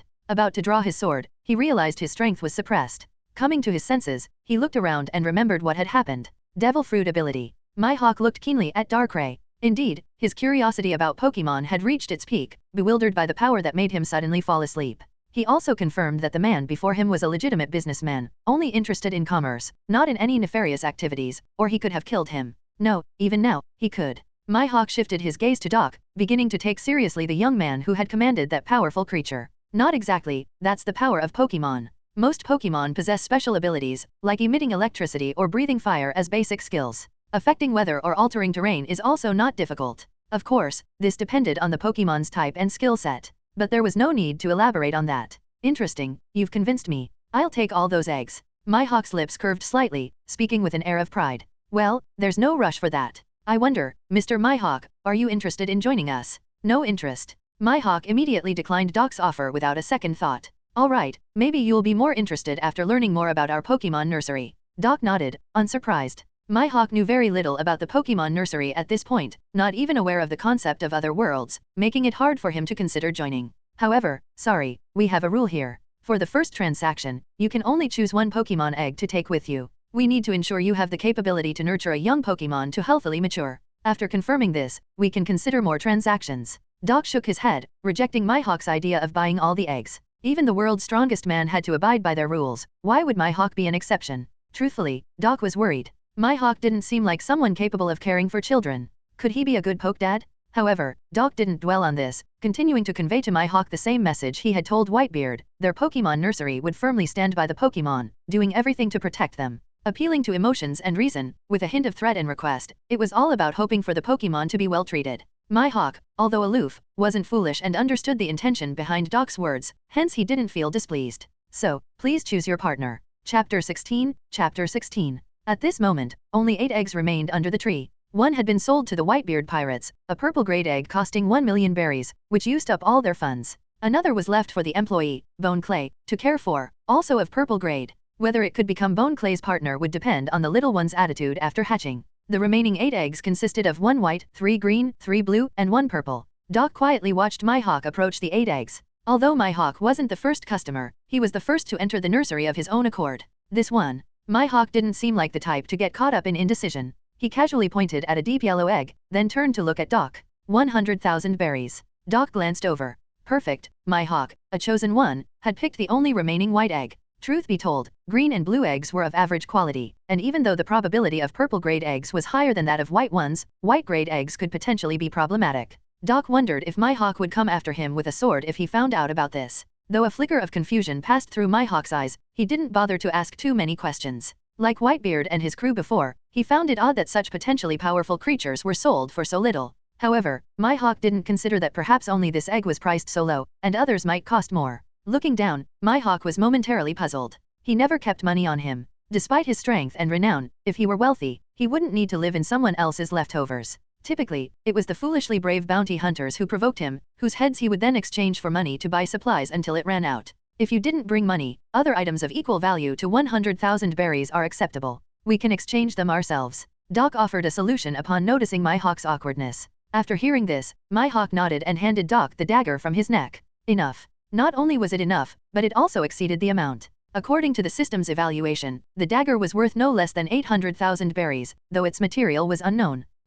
Mihawk nodded, holding the deep yellow egg and turning towards the door. Wait, this is a medium for entering our nursery, a pocket token. Simply hold it and open any door to enter our Pokémon nursery. We welcome your next visit. Doc handed Mihawk a jade token, which he held with a slight daze. After all, Doc seemed to be speaking of something quite extraordinary. Mihawk, however, showed little interest, categorizing it as some sort of devil fruit ability or Pokémon power, then walked out with a swagger. What do we do now? Bone Clay watched the door close again and asked. Tell the eggs a bedtime story, then rest. It's getting late. A story. Yes, you're responsible for your egg. Just talk to it about anything, your past experiences or sights seen, to build a connection. Doc acted as if it was the most natural thing. Although it felt odd for Bone Clay to speak to an egg, it wasn't something he couldn't accept. About half an hour later, after completing their daily tasks, Doc and Bone Clay returned to their rooms. Let's tackle the main quest tomorrow. First, let's see how to spend those 1,000 poke coins. Doc opened the Pokemart, looking for items that could directly enhance his combat capabilities. Mihawk's speed today was so fast it was invisible to the naked eye, meaning if Mihawk had intended to kill him, Doc would have been in real trouble. This instilled a sense of urgency in Doc to strengthen himself. Evergreen Force, Seed, 100k poke coins. Psychic, Seed, 100k poke coins. Aura Guidance, Seed, 100k poke coins. The most direct upgrades were these special powers from the Pokémon world. However, it seemed he could only purchase the seeds of such abilities, with each seed costing 1 billion berries, and every level upgrade requiring 100k poke coins, which was undoubtedly expensive for Doc at the moment. Cheaper options were auxiliary training items, usable by both Pokémon and humans. Aside from these, there wasn't much else that could enhance combat ability. The Pokemart mainly offered items related to Pokémon, with only a few functional consumables applicable to humans. 1,000 poke coins could buy a not-so-low-level Pokémon, but I already have Darkrai. After much deliberation, Doc found almost nothing useful in the Pokemart for his situation. Poke Spin. Unsure where to spend but itching to do so, Doc opened the Forbidden Wheel. 100 poke coins per spin, exactly enough for a 10 spin. The system is tempting me? With gritted teeth and gleaming eyes, Doc decisively opted for a 10 spin draw. Congratulations on receiving. Berry Gift Pack X1. Berry Mixer X1. Armament Hacky LV.1. Random Pokemon Egg X10.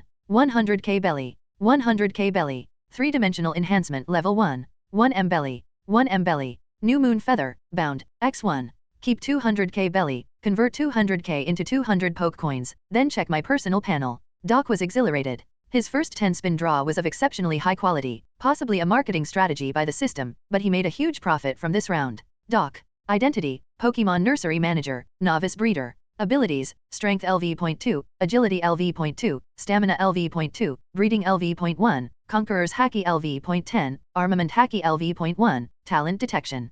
Pokémon, Darkrai, LV.100. Balance, 200k belly, 200 poke coins. Special items, New Moon Feather, Bound, Berry Mixer. Ha, a significant boost in combat capability. Doc raised a fist, which turned pitch black, showcasing his newfound strength. If one disregards the max-level Conqueror's Haki, Doc might still be a small fry in the Grand Line but would already be quite formidable in the 4 Seas. He could easily claim a few million berries as bounty. The only downside was, despite his physical enhancements, he still lacked combat skills and experience. Opening the berry gift pack scattered 100 berries across the bedroom floor, featuring a variety of species only found in the Pokemon world. However, there were no exceptionally rare or powerful berries among them, mostly common with a few rare ones, but none with significant effects. Doc had Darkrai move the berries to the crafting room. Chapter 17. Chapter 17. Let's check out the 10 new eggs first, consider it restocking. Doc stretched and yawned, already feeling sleepy. Still, he mustered up the energy to step out of his room to see the 10 eggs now situated under the tree. The newly appeared 10 eggs were clearly separated from the remaining 7 on either side of the tree, making it easy for Doc to distinguish between them.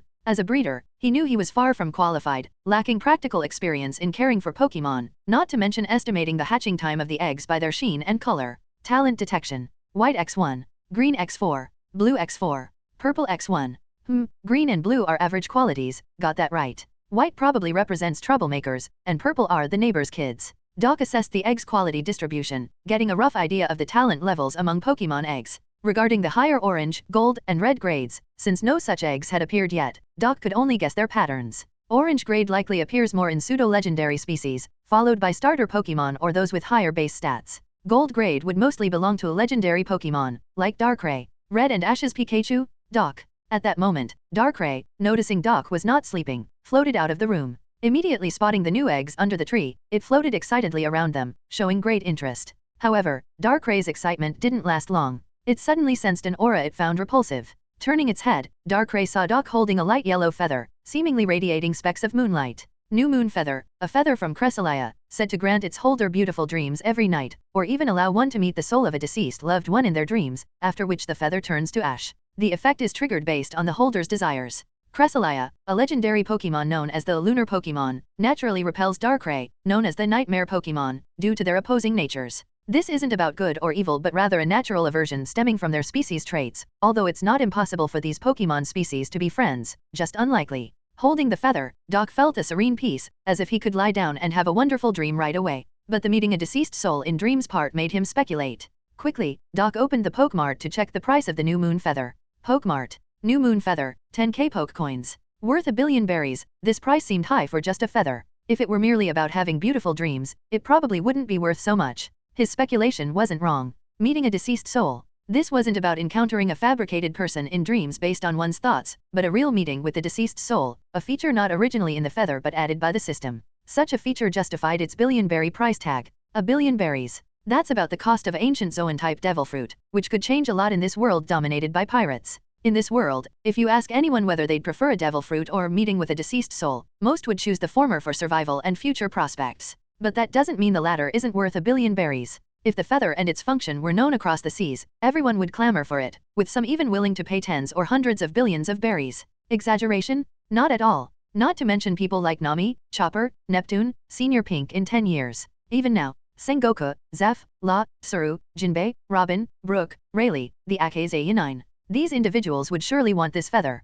This is indeed an incredible find. Doc held the light yellow feather in his hand. If he wasn't so familiar with the characters of One Piece, it wouldn't matter. But knowing them well, he understood the feather's value. Unexaggeratedly, this feather could fetch the equivalent of 10k poke coins in his hands, equating to a max-level special ability. But Doc's gaze shifted to the word bound. Clearly, this wasn't something he could sell. The system didn't intend for him to exploit this loophole, wanting him to focus on running the nursery. Bound, not tradable, but can be used by the owner or given to someone within the nursery. The message was clear. It could only be used internally. But if the system thought this would limit his development, it was sorely mistaken. Humans excel at finding loopholes. He might not be able to exchange the feather for a large number of poke coins, but he could trade it for a powerful ally or a potential future powerhouse. Having decided to establish a Pokémon League, the League would inevitably need loyal and strong members. Strength was easy to come by in a world with devil fruits and haki, not to mention Pokémon. But loyalty was a challenge. Even within the Whitebeard pirates, with their close-knit atmosphere, there was Teach and the easily swayed squad. The seas were no different. Doc preferred to cultivate characters from the original story who might not have been strong but were loyal, like some officers of the Don Quixote family, a few of Moria's subordinates, Mr. One from Baroque Works, etc. Having read the original story, Doc knew quite a few such characters. The only uncertainty was whether these individuals had already joined the organizations they were meant to join in the future. If not, he could intercept them, otherwise, he would let it be. Doc. Time to sleep. We'll talk more tomorrow, see where we end up. Chapter 18, Chapter 18. For the next 7 days, Doc, along with Darkrai, wandered outside and completed tasks. Bone Clay was responsible for looking after the shop.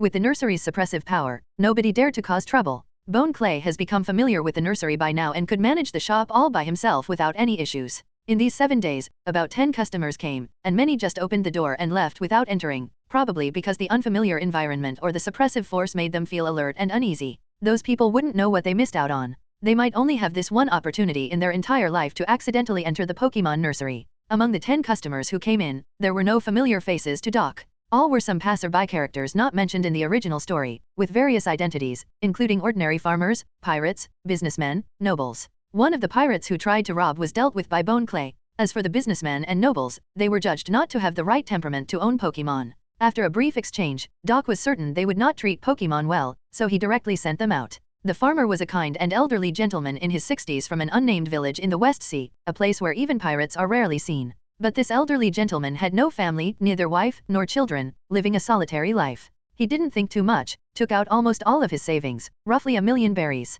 He could afford both the white and green eggs, so Doc picked out these 8 eggs for him. Among the 1 white and 7 green eggs, he immediately chose the white quality egg, which Doc did not inform him about the quality of the eggs beforehand. The old man chose it himself. The egg was green. Doc guessed it might be Caterpie. The old man said the color of the egg looked similar to the vegetables he grew, which felt particularly dear to him, so he chose that egg. Spending 100,000 berries, Doc didn't even think of converting it to poke coins. Doc asked if he wasn't afraid of being deceived. The old man said he was already 1 foot in the grave and didn't care about being cheated. He just didn't want to be so lonely in the second half of his life. The old man left joyfully with the egg, and Doc gave him a pocket token, telling him to come to them with the egg if there was any issue. Although the old man was amazed by the function of the pocket token, he didn't dare to ask more and just nodded obediently. This was the only egg sold during these 7 days. However, the gains of these 7 days were not just that. Doc and Darkrai also went to many places and marked many coordinates. Most places were unimpressive, but one was very familiar. The city of Water 7. When Doc took Darkrai there, they could see the sea train being constructed. He even saw Tom, Frankie, and Icebug, which gave Doc some ideas. However, Doc quickly returned with Darkrai because that damn main quest was always incomplete. Quest system. Main quest, Pokemon grooming 2nd lesson. Objective, decorate and dress up a Pokemon, earning the heartfelt recognition of the Pokemon. Reward, tree, lake, warm lamp, evolution. At this moment in the shop, Darkrai stood in front of a full-length mirror, clenching its fists in the reflection, furious. Its white hair was dyed red, bracelets on both wrists, a thick gold chain around its neck, and heavily made-up face, looking utterly like a disaster. How do you like it, Darkrai? This cool youth look, do you like it? Doc and Bone Clay stood on either side of Darkrai, very proud of themselves. Doc didn't know how to do makeup, so he called for Bone Clay. But he forgot, Bone Clay didn't know how to do makeup either. Even if he became a cross-dresser in the coming years, Bone Clay still wouldn't know how to do makeup. So, it was a disaster. Darkrai was angry. It took off all the messy things on its body, threw them on the ground, washed its face with lake water, and then dived into the shadows of the eggs to sulk. This is hard. Doc sat down on the grass, somewhat dejected. He had taken Darkrai outside to find some beauticians, but the aesthetic differences between humans and Pokemon were just too great. Of course, it could also be because Darkrai itself had a unique taste. Anyway, Doc could never complete this task, unable to gain Darkrai's approval, causing the development of the Pokemon nursery to almost come to a standstill. As for the daily task of 3 attribute increases, it hasn't grown to the point where it could level up yet. If Darkrai doesn't like to dress up, then let's not do it. Bone Clay looked at Doc somewhat incomprehensibly. He couldn't understand why Doc was obsessed with grooming Darkrai. Doc didn't seem to be someone who was interested in such things. Rather, these past few days Doc seemed to be more into researching some strange little cubes. It's not that Darkrai doesn't like to dress up, he just doesn't like the way we do it. Doc shook his head. After all, they have been together for 7 or 8 days. He had some understanding of Darkrai. Darkrai's personality is mostly casual. Regarding dressing up, he neither likes nor dislikes it. It's just that the way Doc and Bone Clay do it is too ugly. Ding dong. Just as the two were somewhat puzzled, the bell hanging above the door rang. It was the sound of the door being opened. The door curtain was lifted, and an old woman in a white coat walked in. Though described as a white-haired old woman, she stood tall and firm, without the slightest panic due to entering another place, but the surprise in her eyes was unmistakable. Upon seeing this person, Bone Clay instinctively stepped back, but he quickly remembered his changed status. Now, within this shop, there was no need to fear anyone. The old woman seemed to notice something different about herself, clenched her fist, then relaxed and looked up to survey the shop. Two young men in their 20s, small trees, a small lake, and a collection of colorful eggs. At that moment, the man lying on the lawn stood up, wearing a standard smile. Welcome, Madam Tsuru. Chapter 19. Chapter 19. The person who arrived is a Marine Vice Admiral, Chief of Staff of the Navy, and a user of the Wash Wash Fruit ability, age 65, Tsuru. This is a crucial guest. Different from pirates scattered across the seas, the Navy has high connectivity. If Tsuru becomes a guest of the Pokémon Nursery, then cooperating with the Navy in the future would be virtually secured. Doc does not believe that after arriving at such a place, Tsuru would not report this matter to Sengoku. He also does not believe that Sengoku would give up on Pokémon, a force that can quickly become powerful. However, if Tsuru has come here, then on the other side of the shop door, it should be Marineford, the Navy headquarters, right? Doc lifted his eyes to look outside the shop door, which was not closed. That seems to be a fairly bustling commercial street with many civilians and occasionally a few uniformed Marines passing by. I remember entering a jewelry store, Tsuru said, standing at the shop entrance, able to step back out immediately. She did not venture further into the shop, just standing at the entrance and looking inside, finally focusing her gaze on Doc. It's clear who's in charge here. This situation is a bit complicated to explain. Maybe come in for a talk. Doc rubbed his chin, feeling it necessary to explain to Tsuru what he had told Newgate before. Of course, it's more about explaining to Sengoku through Crane. What Sengoku decides later is another matter. Doc is a bit unsure about Sengoku's mentality at this time period and is not quite sure how Sengoku would treat the Pokémon Nursery. The only thing Doc can be sure of is that Sengoku definitely would not give up the power of Pokémon. Sengoku is a bit contradictory. At this point in time, 10 years after becoming the Fleet Admiral, he was purely a dog of the world government, obeying the world government's commands. For example, when ordered to annihilate O'Hara, he did it directly. Issues that even Vice Admirals like Saul and Kuzan could see, he definitely could see as well, yet he still used the Buster Call and let Saul carry out the world government's orders obediently. No, not just Sengoku, it should be said that the entire Navy at that time was in this state, including Sakazuki, Kuzan, with only Borsalino wisely playing it safe. After experiencing O'Hara and his friend's death, Kuzan woke up, started to have his own thoughts, no longer blindly following the world government, let Robin go who he saw as innocent, and gradually learned Cap's style.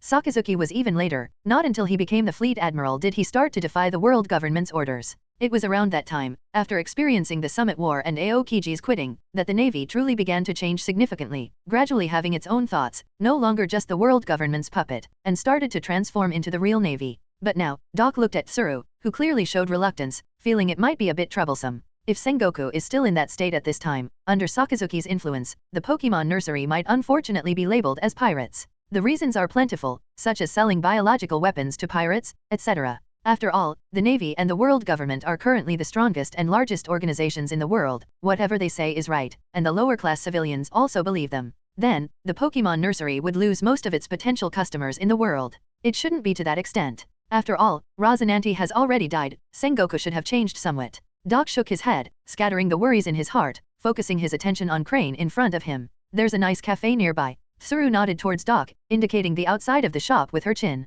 The suppressive force inside the shop made Tsuru feel uneasy, unwilling to venture further into such a place without understanding Doc's position and identity. Not everyone can be as carefree as Newgate and Mihawk. The former has the world's strongest spirit and confidence, and the latter has an indomitable will to become stronger, both men who would never bow to adversity. No problem, Bone Clay, take care of the shop. Doc nodded and walked towards the shop door. It was just right. He had been considering marking the coordinates of Marineford. If a cooperation with the Navy is established in the future, then frequent visits to Marineford would be necessary. On regular days, it could also attract customers. Be careful. Bone Clay nodded and whispered to Doc. However, after seeing a group of shadows moving towards Doc's shadow from under the tree, Bone Clay relaxed again. Seeing Doc's demeanor, Tsuru's vigilance lessened somewhat. In her view, if Doc were truly a villain of extreme evil, he would not dare to follow her to Marineford, the Navy's stronghold, so carelessly. How many villains in history dared to storm into Marineford alone? Just one. And he was half mad, Golden Lion Shiki. Doc stepped out of the shop and looked around at the environment. It's just an ordinary commercial street. If there's anything different from the other places he's been to, it's the lack of various unruly elements, such as bandits, thugs, pirates, etc., are almost invisible on this street. Is this Marineford?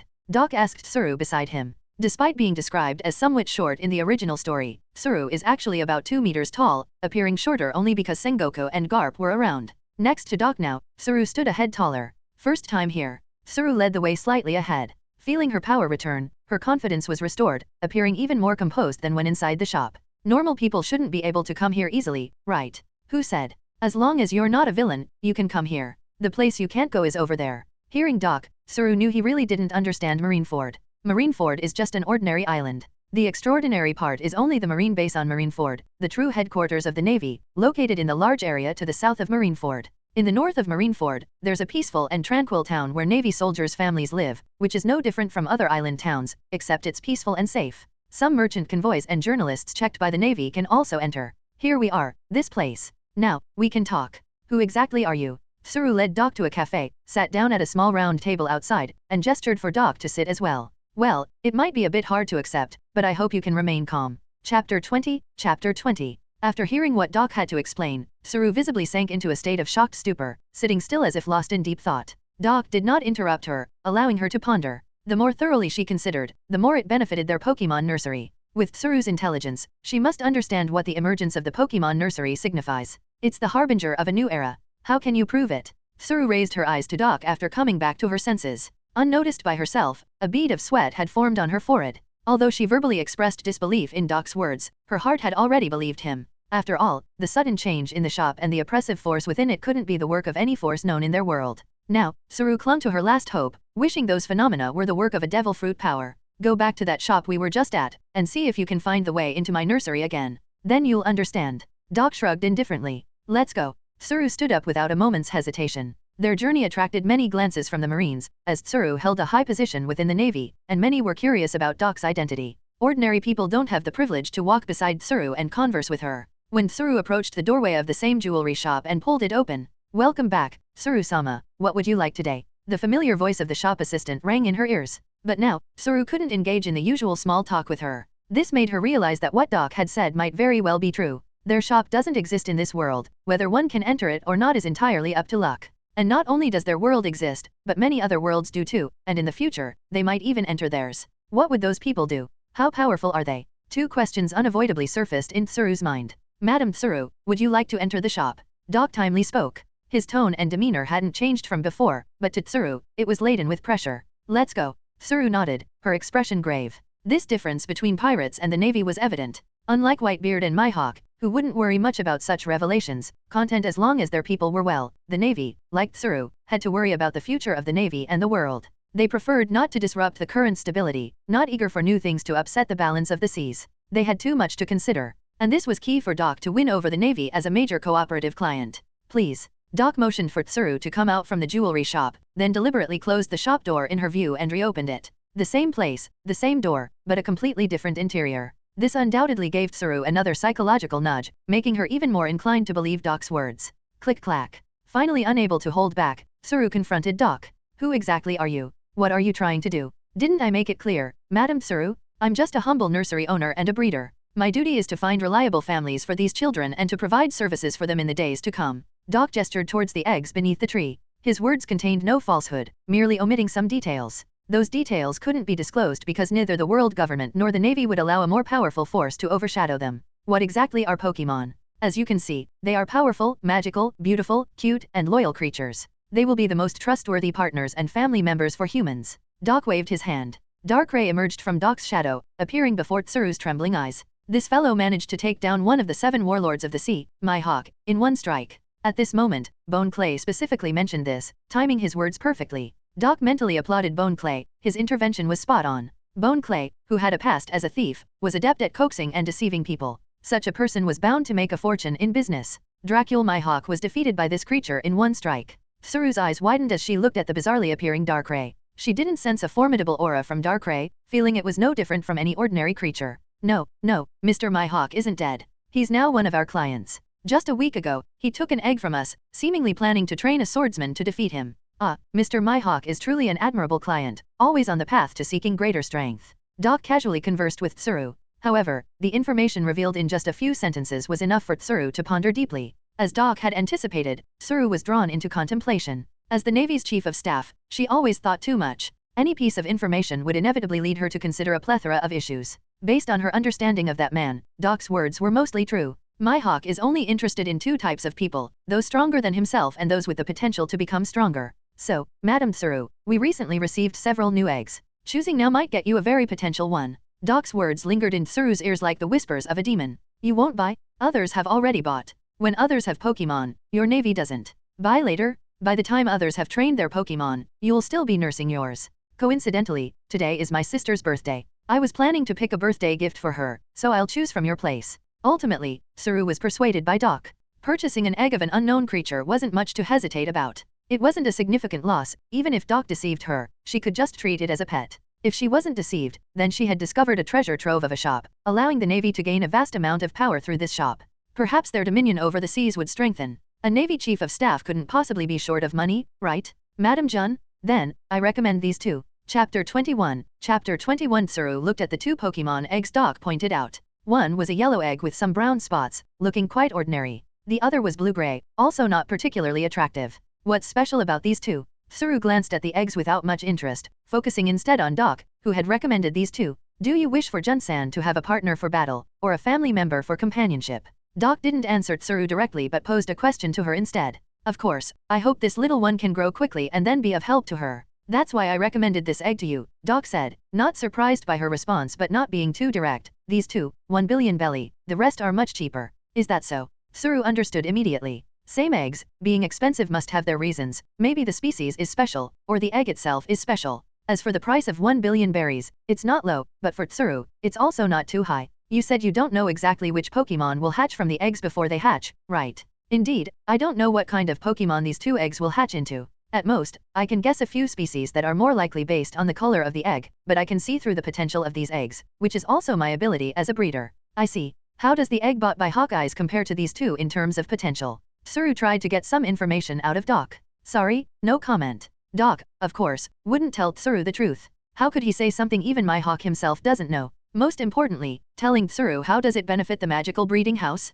Alright, let me see. Tsuru nodded and crouched down to examine the two eggs closely. May I touch them? Of course, different eggs have different textures. A skilled breeder can even determine what kind of Pokémon is inside an egg by touching its shell, Doc explained. We usually recommend eggs based on the client's identity and expectations. Pokémon are creatures that will give their all for their companions. If you choose an egg with lesser potential and you expect it to become strong, it will strive to meet your expectations. But its potential is what it is, no amount of desire can change that. It might even harm itself in the process or become depressed and develop psychological issues. We don't want to see that, so I suggested these eggs to you. Beyond that, I have no other motives. I hope you don't overthink it. The experience of Usopp in Water 7 is still vividly in Doc's mind, serving as a clear example. When an ordinary person who can only rely on hard work meets a group of both talented and hardworking companions, with such a distant goal, the one under the most pressure will definitely be the ordinary person. Moreover, Usopp is not just anyone, his father is Usopp, the sniper of the Red Hair Pirates, who also has talent.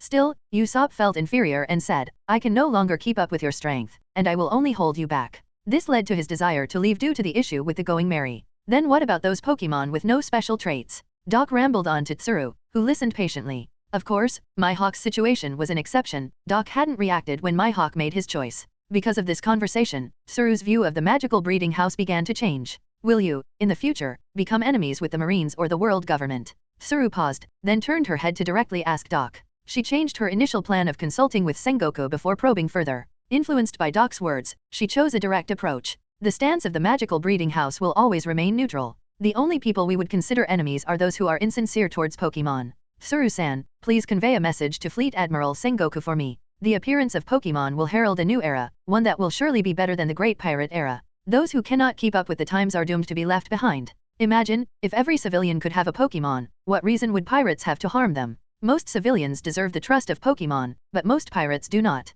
Water can carry a boat but can also capsize it. In the future, the greatest power in the sea will belong to the ordinary people, not the pirates, nor the Marines. This is beyond doubt. In this era, protecting civilians, maintaining your honor and justice in their eyes, is to secure your position and authority in the new era. You can take this as advice. I believe Fleet Admiral Sengoku, despite his faults, knows what to do. I also advise you, if you choose to raise them, treat them well, like your children. If you mistreat the Pokémon you've chosen and we find out, no matter who it is or their stance, Marines, Pirates, Shishibukai, World Government, Revolutionary Army, Celestial Dragons, anyone, we will make them wish they were dead. We have all the time in the world to seek revenge. So, it's best not to let the world government research them. These words may be unpleasant, and you can choose not to believe them, but I still hope you and Jun-san treat this child well. You'll find they are very lovable creatures. Since Tsuru had asked openly, Doc chose to respond candidly, first clarifying their neutral stance. This means the Marines won't be the only clients of the magical breeding house, their enemies could be as well. If you don't cooperate with the magical breeding house, don't blame us if you're defeated by your enemies later.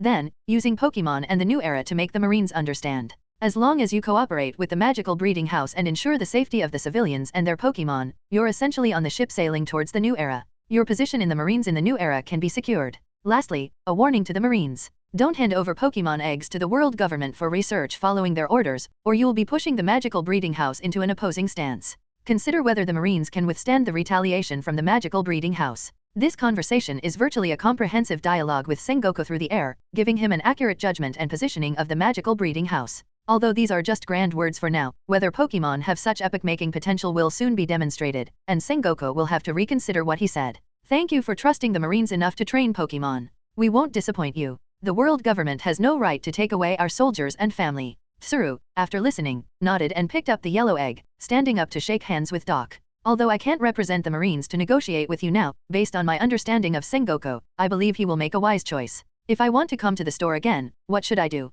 Doc handed the pocket token to Tsuru and explained its function to her. Alright, then 1 billion berries, I will have it delivered to you tonight. Thank you for your patronage. Please take good care of this child. If any emergencies arise, feel free to come directly to the store to find me. Doc nodded. As Tsuru walked towards the store's entrance with the egg, Doc suddenly remembered something and decided to give Tsuru, or rather Sengoku, a piece of significant news. By the way, Tsuru-san, last week, in addition to a pleasant transaction with Mihawk-san, the transaction with Newgate-san was also very satisfying. The members of the Whitebeard Pirates really like the partners they chose. As you know, although the Whitebeard Pirates are pirates, their style is very trustworthy to me. They are fully qualified to become partners with Pokémon, so I had no reason to refuse the transaction, right? If Newgate-san successfully raises the Pokémon from that egg, then we will enter into comprehensive cooperation with the Whitebeard Pirates. Perhaps by then, each member of the Whitebeard Pirates will have a Pokémon. Such a scene really makes me look forward to it. Please ask Fleet Admiral Sengoku for me. Is he looking forward to it? Chapter 22. Chapter 22. In the Marine headquarters, inside the Fleet Admiral's office. Humph. Slam. After hearing Tsuru's recount, Sengoku slammed his palm on the desk. Who does he think he is? Daring to threaten the Marines. Although he spoke loudly and seemingly angrily, those in the office who were old friends of Sengoku could tell he wasn't really angry. If he got angry every time someone threatened or warned him, the Fleet Admiral wouldn't have lasted very long. So, what's your plan? Tsuru, stroking the egg in her lap calmly, didn't even glance at Sengoku. No rush, it's all talk from his side for now. Whether these Pokémon really hold such potential is yet to be seen. Sengoku shook his head. Clearly, he wasn't planning to immediately engage in a deal with the mystery hatchery to acquire a large number of Pokémon eggs. Hatchery sounds better. First, he wasn't entirely convinced of the potential of Pokémon, despite the miraculous aspects of the mystery hatchery as described by Tsuru. Second, he needed a reason to allocate some funds from the world government, preferring to save the Marines' funds as much as possible. This would take some time. However, one thing Doc didn't misjudge was that Sengoku wouldn't give up the power of Pokémon. What about Whitebeard? He only got one egg as well, same as us. No big difference, no need to worry. When Whitebeard starts purchasing Pokémon eggs in large quantities, we can make a decision then. Sengoku wasn't in a hurry, being known as a wise leader. He wouldn't be easily provoked by Doc's overt strategy. If, as he says, Pokémon can quickly become a formidable force, then neither in terms of eligible personnel nor funds can the Whitebeard Pirates match the Marines. The power disparity between the Whitebeard Pirates and us will only grow, not to mention the other riff-raff. Crunch. Crunch. In the office, Garp was munching on his rice crackers, seemingly unconcerned. Garp, don't you have anything to say? When will you give this old man a vacation? Enough? Get out. Sengoku, furious, chased Garp out of the office. He shouldn't have asked. Zephyr, what about you? Sengoku turned his gaze to the silent purple-haired man. Sengoku, you need to determine if we take action against the Pokémon of those pirates, what stance will that shop take? Zephyr, with his arms crossed, emanated an unmovable aura. Tsuru, about this. I'll have Jun go. After all, the egg is meant for her. Okay. Sengoku nodded, then after a moment of silence, spoke again. If Pokémon can indeed become a significant force in a short period, I plan to clean up the seas before the pirates fully understand this power. The remaining two in the room had no objections to Sengoku's idea. Tsuru naturally followed Sengoku's thoughts, and Zephyr had long stopped involving himself in marine affairs. This matter doesn't need to be known by those below us. Until we fully understand what Pokémon are, try to keep it under wraps, especially from the world government. If those people find out about the power of Pokémon, they'll definitely do something and push the hatchery into a corner. Sengoku certainly had many thoughts on Pokémon. But until there's a clear answer on whether Pokémon truly have such potential, those are just speculations. However, one thing is advantageous for Doc. Sengoku indeed has changed compared to 10 years ago. He's begun to play political games with the world government or the five elders. After leaving the office, Tsuru, holding the egg, went home. As soon as she entered the yard, she saw Jun practicing swordsmanship. The future Marine Admiral candidate, Momuzagi Jun, a female sword master with the standard height of an admiral, nearly 2 meters tall. She has a mole on the lower left side of her face and is known as a beauty within the Marines, with countless admirers. Of course, in the third dimension, Jion's appearance might seem a bit bizarre. "Nei-chan, do you want egg fried rice for dinner?" Jun stopped her sword practice, looking puzzledly at the approaching Tsuru. "This is a Pokemon egg. It will be your child from now on. Take good care of it. Happy birthday." Tsuru handed the egg to Jun and walked inside, leaving a confused Jun standing still. Jun looked down at the egg in her hands, a bit ugly, but warm, sensing the life inside. After snapping out of her daze, Jun hurriedly followed Tsuru to ask what was going on. After hearing about the mystery hatchery and Pokemon, she was utterly baffled. It was like when humanity thought the sky was the limit, only to discover the universe instead. Suddenly, "I'm a mother." Jun sat on the sofa at home, absent-mindedly stroking the eggshell. She never thought she'd experience taking care of a child, as her goal was to become a Marine Admiral, which left no time for love or family. But Tsuru's surprise, albeit a bit of a shock, was unexpected.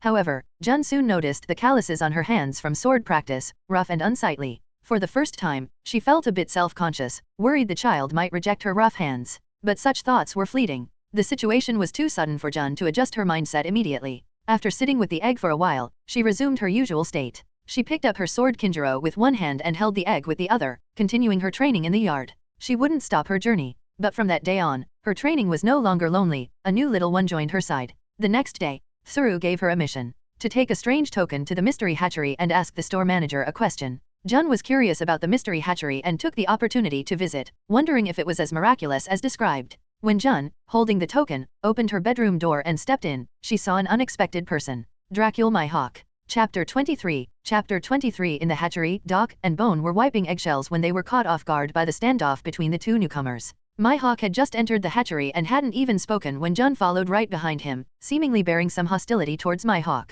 Bone, catching on, became excited at the sight. He hadn't expected to witness such an interesting scene in the hatchery. Who knew what other entertaining events might happen here in the future? Doc didn't expect Bone to be so entertained by the situation, especially since he was still trying to figure out what was going on between the two. Perhaps the two guests would like to sit down and talk. Doc suggested, noticing their standoffish behavior. He patted the hatchery's lawn, inviting them to sit on the ground like he and Feng were. Mihawk glanced at the lawn but remained silent, standing still. His pride and aloof nature wouldn't allow him to sit on the ground. Jun didn't mind sitting, but considering she was wearing a very short skirt, she decided against it. "Actually, our lawn is quite clean. After all, it will be a playground for the little ones. You can rest assured about the hygiene," Doc said, oblivious to their reluctance. Both guests exchanged looks but remained silent. It wasn't intentional rudeness, neither wanted to be the first to speak. Cough. "Well, if standing is more comfortable, then let's talk like this. Darkrai, could you check my room for some tea or something to offer our guests?" Doc suggested, standing up. "Doc."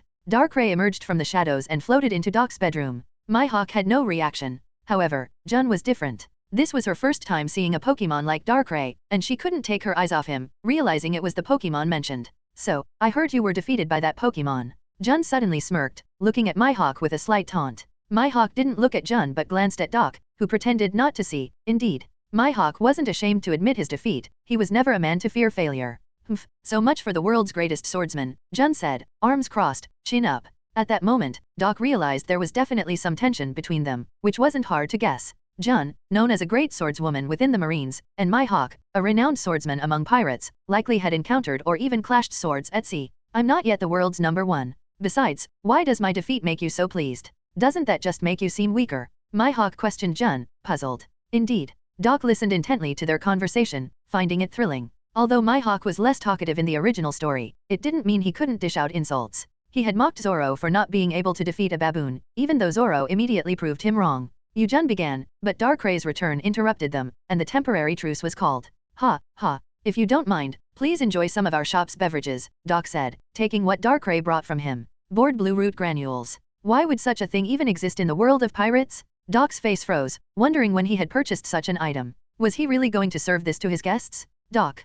Darkrai shrugged innocently. He hadn't found anything drinkable in Doc's room and had brought this as a makeshift solution. Bone, please prepare these 2 packets of Supreme Luxury Board Blue Root granules for our guests, Doc said, passing the granules to Bone with a stiff smile. No need. Forget it. Both Mihawk and Jun declined almost simultaneously. While board Blue Root granules might be harmless, they certainly weren't necessary. Well then, let's discuss business. Mr. Mihawk, since you arrived first, we'll deal with your matter first. Ms. Jun, is that alright with you? Doc quickly changed the subject, eager to move on. It's nothing, just bored and decided to look around, Mihawk said nonchalantly, surprising Doc. Mihawk had come to the hatchery on a whim, seeking something to do other than nap or sail. Discovering the intriguing mystery hatchery, it made sense for him to visit. Of course, welcome. Now, Ms. Jun, do you have any business here? Doc asked Jun with a forced smile. If I'm not mistaken, Vice Admiral Tsuru or Fleet Admiral Sengoku must have sent you with a message for me. Doc's remark piqued Mihawk's interest, who looked curiously at Jun. Jun, initially reluctant to speak in Mihawk's presence, decided there was no point in hiding her question. We want to know your stance if the Pokémon that leave here become pirates and we have to take action against them.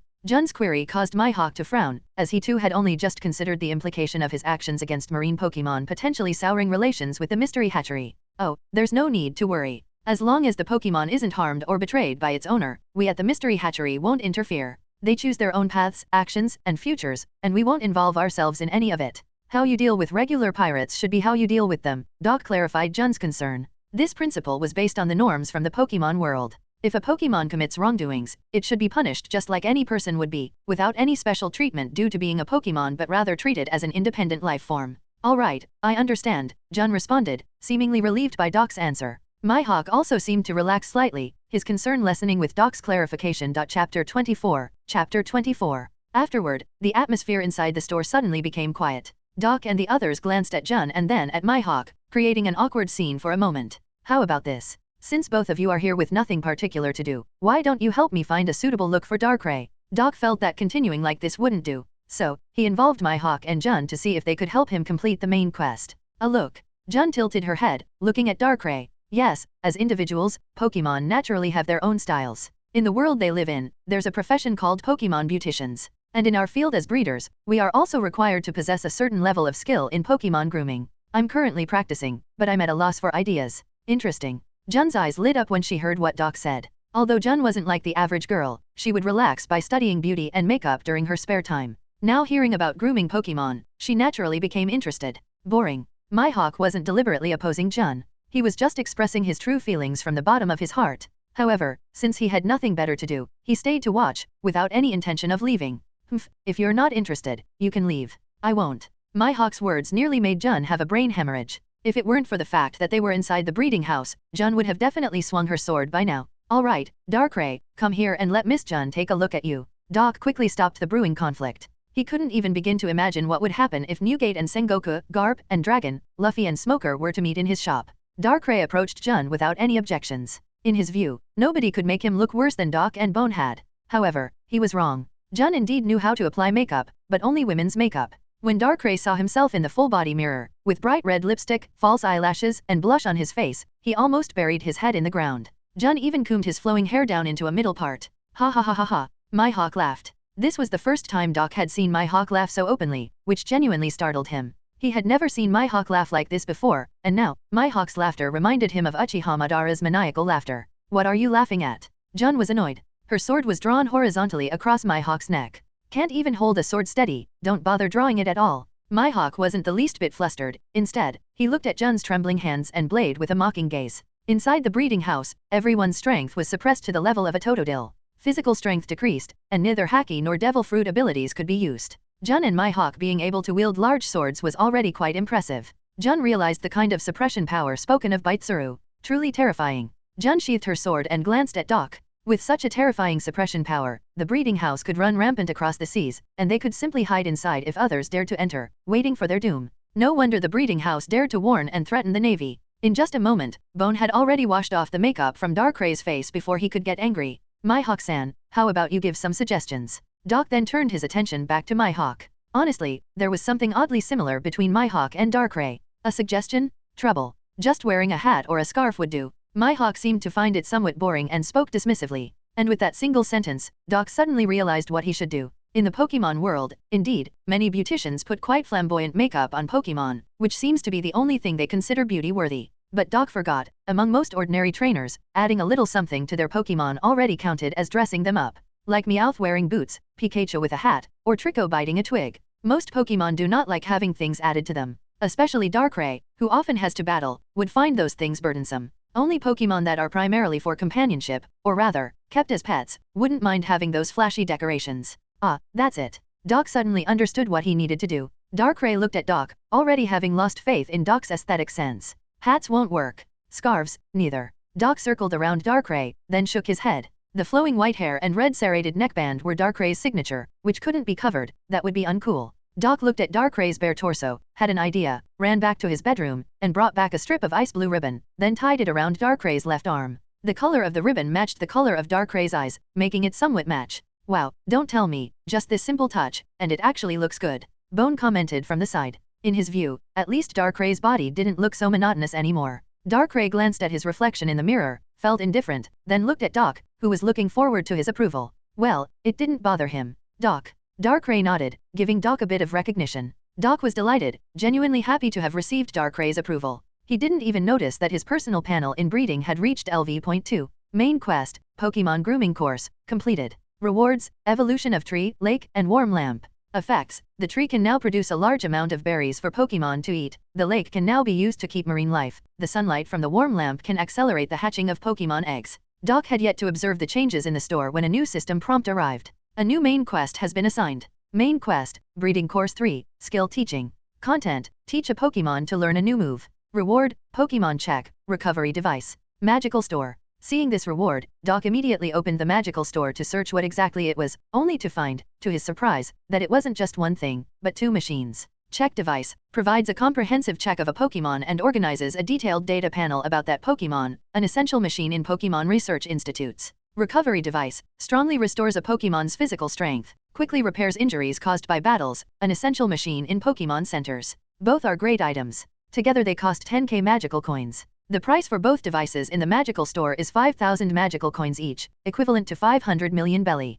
Fortunately, this task isn't very difficult. With Darkrai's gold tier potential, learning a new move is a simple task, right? Chapter 25. Chapter 25. Hey, Doc, this tree suddenly sprouted a bud. Bone suddenly noticed the changes in the shop and quickly tapped Doc on the shoulder. Jun and Mihawk also noticed the buds that had suddenly appeared on the tree, with pink bases and yellow tips, looking particularly beautiful. Not only that, they also sensed other changes in the breeding house. For example, the light from the lamp on the ceiling seemed to undergo some changes they couldn't detect. If they had observation haki, perhaps they could have seen it. But here, their haki was suppressed, making it impossible to notice such subtle changes. Ah, it's fine. It'll bear fruit in a few days. Doc waved his hand and glanced at it before moving on. Doc, do you practice swordsmanship? Suddenly, Mihawk asked. Doc instinctively turned his gaze to meet Mihawk's battle-intent eyes. Mihawk's question also piqued Jun's interest, who looked at Doc. Of course, she might be more interested in gathering information about Doc for the Navy. After all, for everyone else including Bone, everyone felt the mystique and high-quality atmosphere of the magical breeding house, as well as Darkrai's strength, so they subconsciously thought Doc was stronger, but they had never seen Doc take action.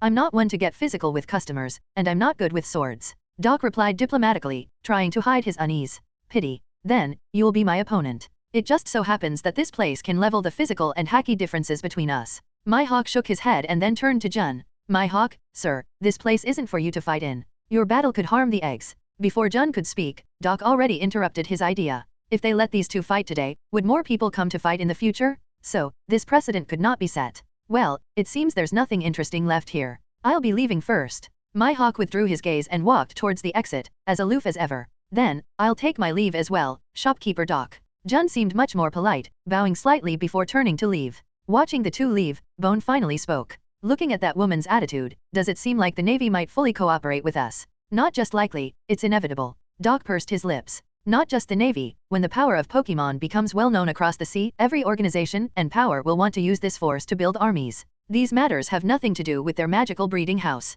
They just need to find suitable trainers for the Pokemon, and the rest will be decided by the Pokemon themselves. What do we do now? No need to do anything special yet. The time hasn't come. Doc smiled and shook his head. Before the Pokemon from Whitebeard Pirates and the Navy are born, their magical breeding house hasn't reached the stage for rapid development. Peaceful days came again, and time flew by for another week. In the newly marked locations, familiar ones like Alabasta and Sabayati Archipelago were places where key battles took place in the original story. Doc even probed for news in both places.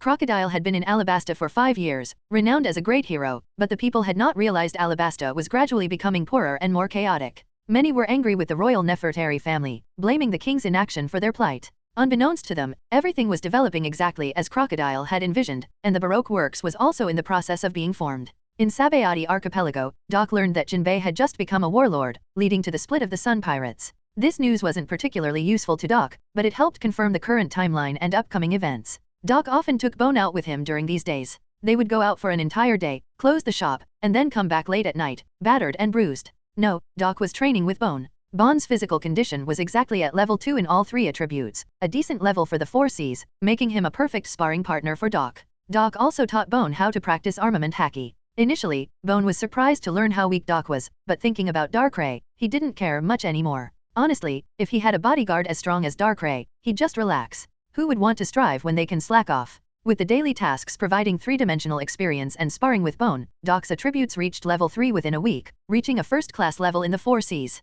If there had to be a standard, it was the level of Sanji when he first joined the crew. This sudden gap in strength shocked Bone. He didn't understand how Doc suddenly surpassed him so much right under his nose, prompting him to start working hard. Doc was happy to see this. However, the main task was more challenging than Doc thought. It wasn't that Darkrai was slow in learning new skills. Darkrai simply already knew too many skills, making it hard for Doc to remember any new skills that Darkrai could learn but hadn't mastered yet. During this period, Bone was amazed by the variety of skills he saw. Fire, water, ice, electricity, grass, and various other skills dazzled Bone, deepening his understanding of Pokémon.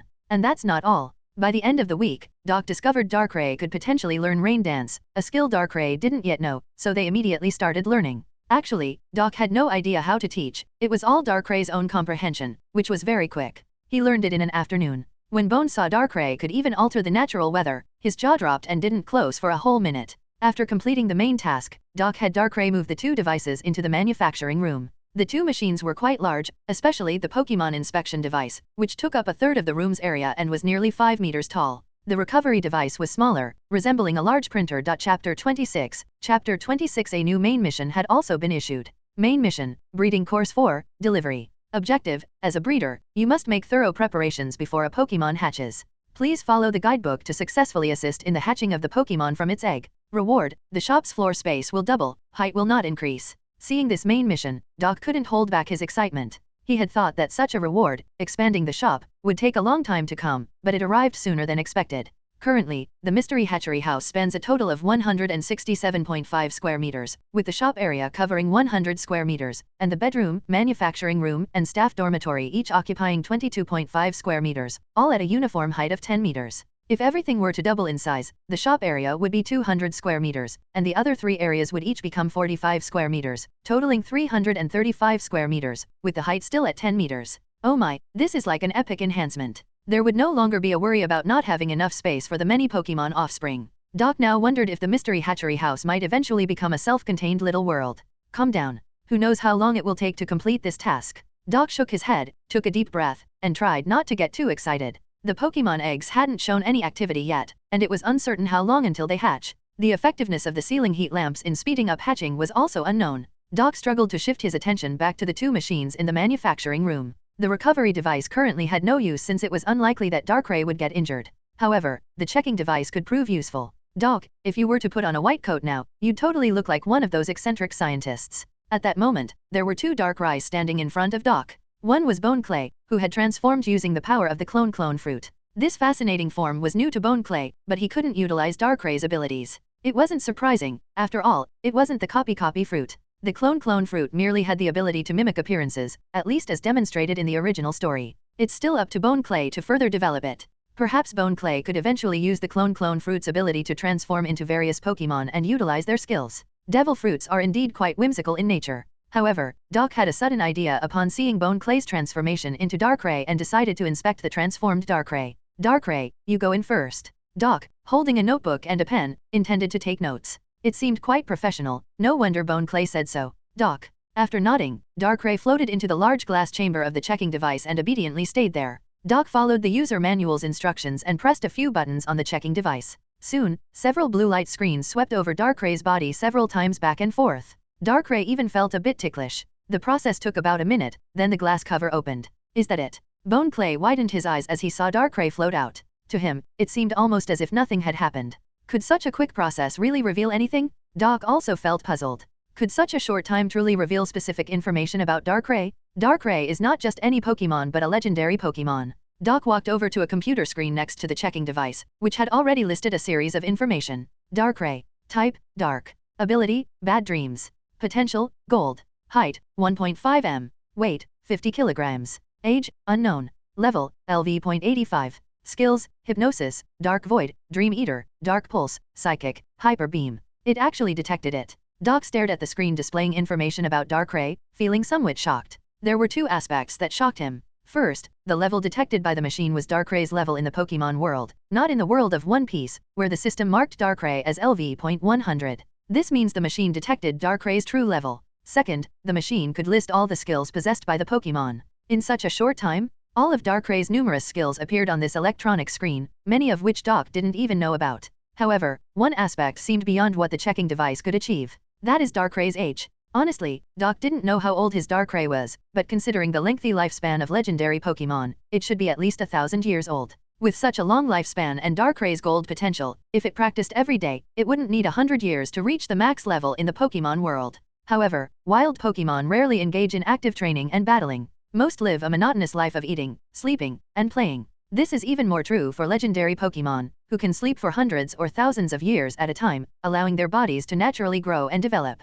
This might also explain why legendary Pokémon can be defeated by human trainers' Pokémon. Bone Clay, your turn to try. Oh, okay. Bone Clay glanced at the electronic screen, but he didn't understand most of the content. Terms like attributes and abilities were completely foreign to him, and he could only guess at the skills based on their names. Doc watched as Bone Clay stepped into the detection device, then activated the switch. But nothing happened.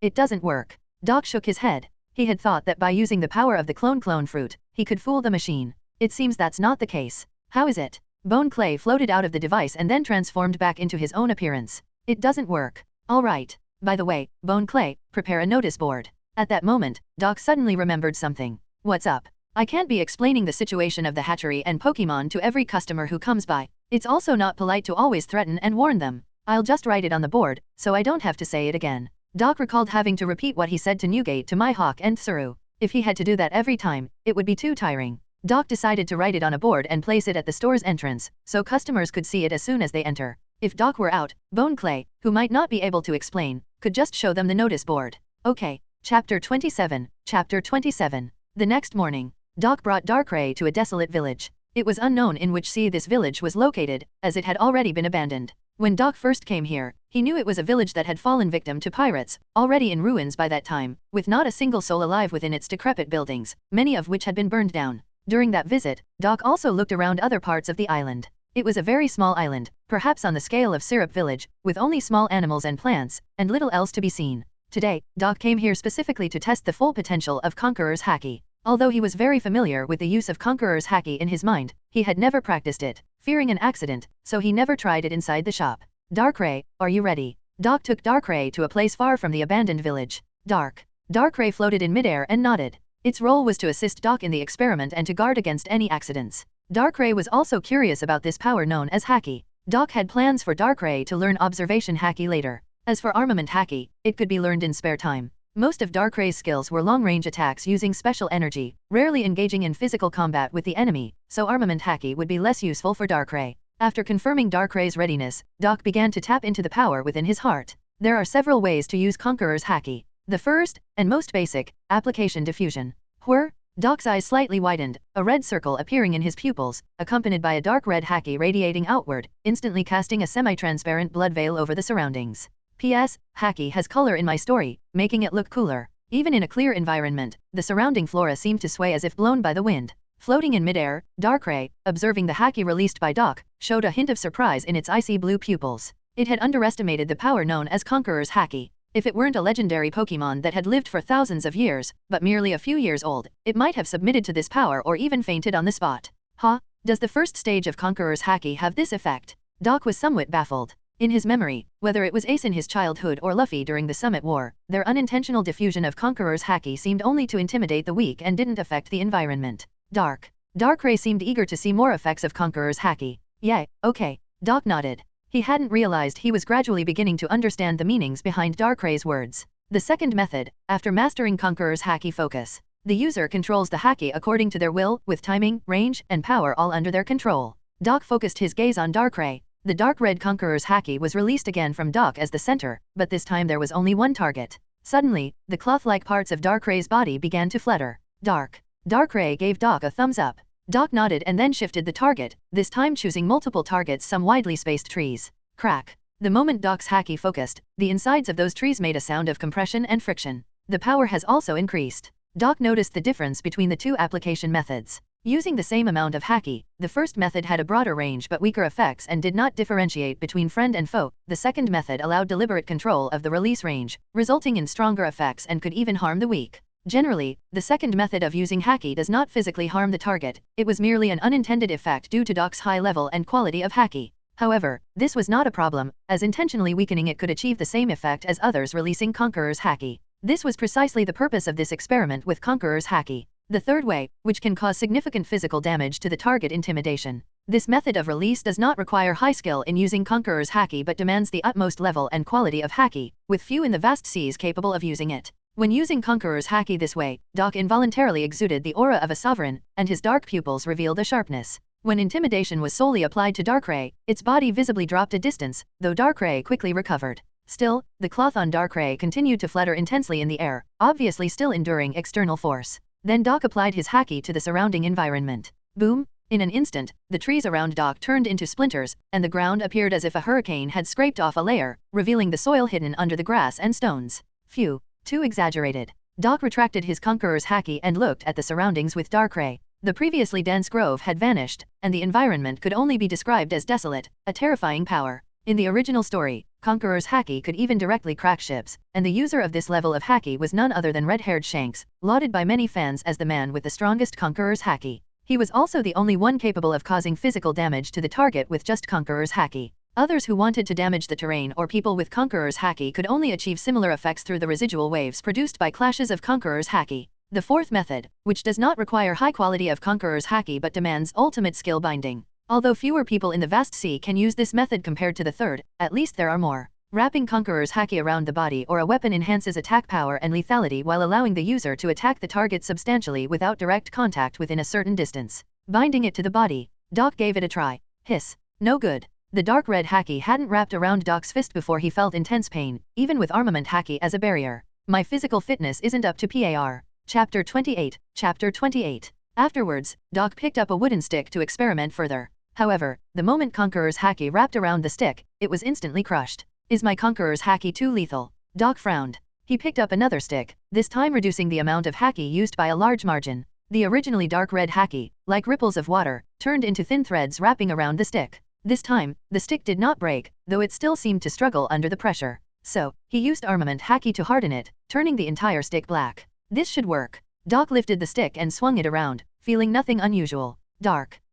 Do you want to try? Doc looked at Darkrai floating towards him, somewhat puzzled. He wasn't worried about Darkrai, given his own physical condition. Even if he attacked Darkrai with a weapon wrapped in Conqueror's Haki, the latter wouldn't suffer much damage. Darkrai nodded, clearly eager to try. All right. Without further ado, Doc swung the stick. Snap.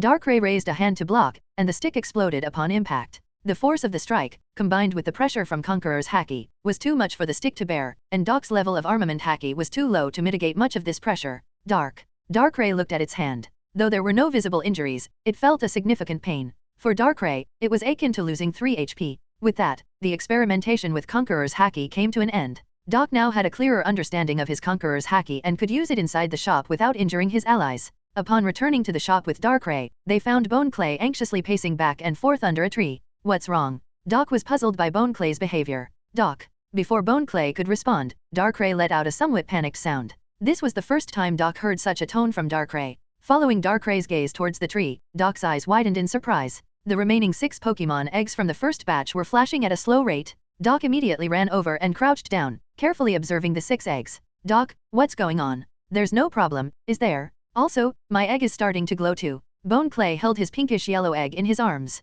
Indeed, Bone Clay's egg was also flashing. This is a sign that the Pokémon are about to hatch. Nanny. Hearing Doc's explanation, Bone Clay jumped up, holding his egg and running around the lawn in a frenzy. What do we do? What do we do? Doc. Calm down. When did they start glowing? Doc, too nervous to comfort Bone Clay, was equally anxious. After all, this was his first time assisting in the hatching of Pokémon, and the thought of 6 more Pokémon joining Darkrai in his shop filled him with excitement. Just now, about an hour ago. So, within 12 hours, these kids will hatch. Put your egg down and start preparing some things as I told you. Darkrai, you go too. Doc rattled off a list of things for Bone Clay and Darkrai to collect in a flurry. According to the guidebook, when Pokémon eggs start glowing, it means the Pokémon will hatch within the next day. However, considering these first batch of eggs were about to hatch just 2.5 weeks after arriving at the shop, Doc guessed it must be due to the effect of the heat lamps on the ceiling. The heat lamps were upgraded a week and a half ago, accelerating the egg hatching process. Doubling the time of a week and a half to 3 weeks, plus the initial week, roughly made a month, in line with the guidebook's statement that Pokémon eggs would hatch a month after being laid.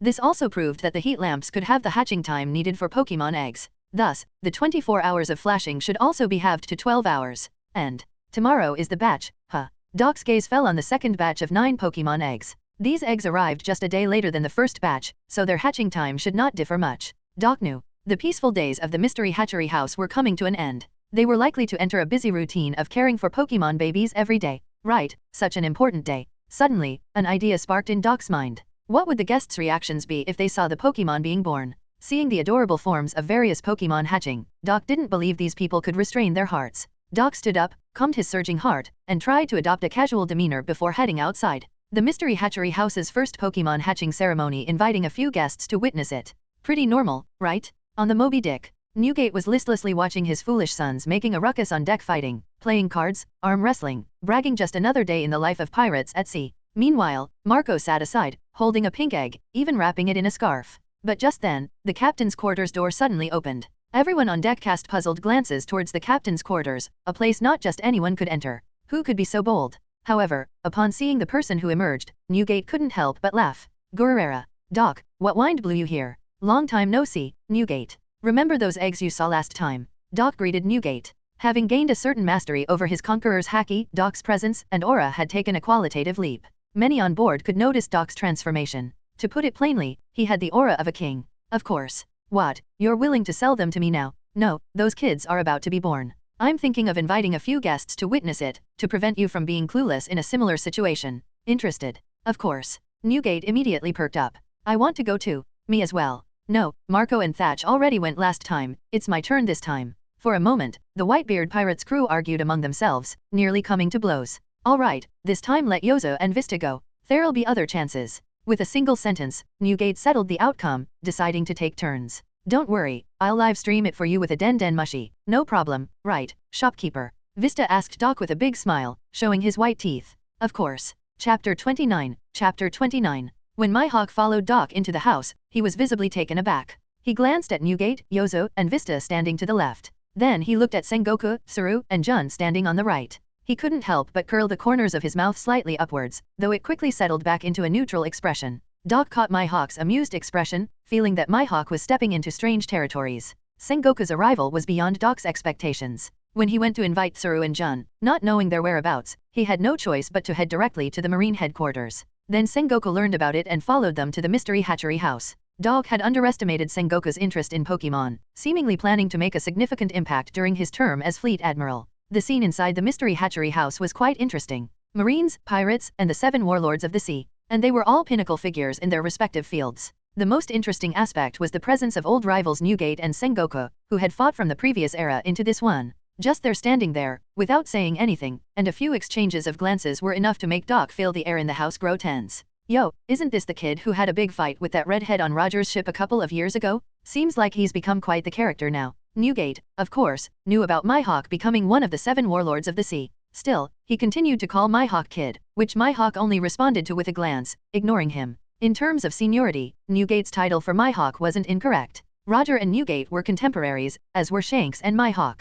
It's well known that Shanks was taken in by Roger and Rayleigh as a child, making Roger essentially Shanks' foster father. Thus, by that logic, Newgate indeed ranked above Mihawk in seniority. Indeed, even you have set your sights on Pokémon, Hawkeye. Sengoku obviously overthought things. Mihawk couldn't be bothered with him, feeling Sengoku was a bit delusional, seeing every pirate as ambitious and aspiring to dominate the seas. Bone Clay, watching from the sidelines, had a clearly excited expression, thrilled to meet so many top figures all at once. Ladies and gentlemen, please, this way. Doc didn't allow the drama to continue but instead drew everyone's attention. He crouched under a tree, pointing at the 7 Pokémon eggs nestled together. When the eggs start glowing, it means the Pokémon are about to be born, within a day. We can judge the timing by the frequency of the glow. Right now, the frequency is very rapid, indicating they are about to hatch. Doc's explanation gave everyone a better understanding. They also looked down at their own eggs, which remained still. Of course, they were unaware of the special effect of the breeding house's heat lamps, and Doc had no intention of explaining. Doc gestured for Bone Clay and Darkrai to bring over the items they had prepared in advance.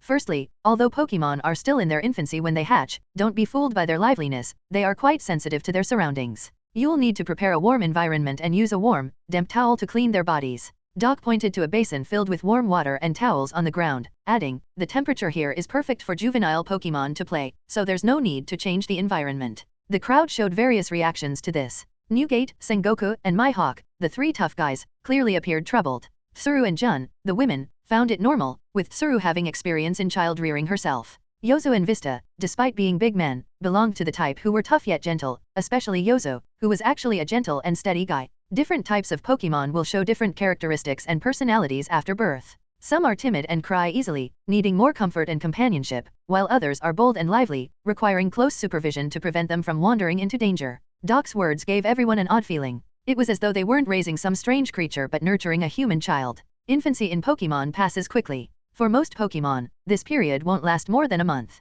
After a month, they can begin training and will display potential and power that will astonish you. Doc glanced at the glowing eggs, estimating the little ones were about to be born. Hearing this, the others didn't react much, but Sengoku nodded, seemingly satisfied with the growth cycle. Compared to humans, who need at least 4 to 5 years to begin formal training, Pokémon's growth rate was incredibly fast. Right after birth, you'll want to give them highly nutritious food. I've prepared Moo milk here, produced by a Pokémon called Miltank, which is very nutritious and beneficial for infant development. Doc bought the Moo milk with Pokecoins from the Pokémon store. 1 Pokecoin could exchange for a bottle of Moo milk, equivalent to 10,000 belly per bottle, a luxury item. But Doc didn't want to skimp on the kids, so he bit the bullet and spent half his savings to exchange for 100 bottles. Doc, we'll take 100 bottles. Then the Marines will take 1,000. We, the Whitebeard pirates, will take 10,000. Then the Marines. Doc watched, bemused, as Newgate and Sengoku suddenly became competitive, not expecting them to compare even in this aspect. Moo milk is expensive, 50,000 belly per bottle.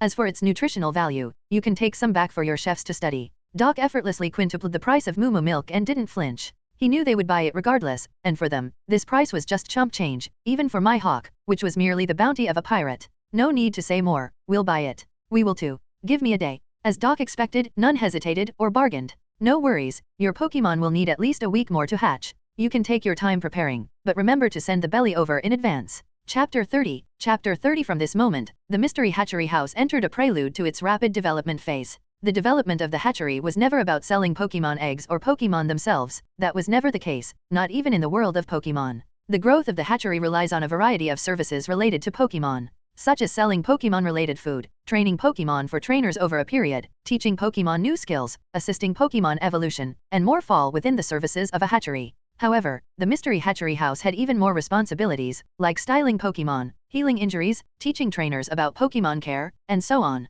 Since there were no other services related to Pokémon in this world yet, it all started with these Moo milks. The time is near. When the eggs reach this frequency of glowing, they're about to hatch. Step back a bit, the first person the little ones see upon birth will become their closest family member. This first glance is crucial. Doc gestured for everyone to step back. These prominent figures of the sea didn't make any sly moves at this time and retreated openly. But Doc didn't have the time to pay attention to their behavior now, he was fully focused on the 7 Pokémon eggs. Bone Clay and Darkrai stood behind Doc, on either side. They knew the people behind them wouldn't make any dangerous moves, but it was just a precaution. This sea was not short of daredevils, always some who would risk their lives for actions that could cost them dearly. It's coming? Doc's eyes were fixed on the eggs, his heartbeat unconsciously speeding up. The others were also intently watching the eggs, eagerly anticipating what kind of little ones would emerge. The first to change shape was a coffee-colored egg, Eevee. When this sound rang out, Doc already knew which Pokémon it was. The eyes of everyone else at that moment were filled with shock. Because the birth of the Pokémon wasn't through breaking the egg, but direct transformation from an egg.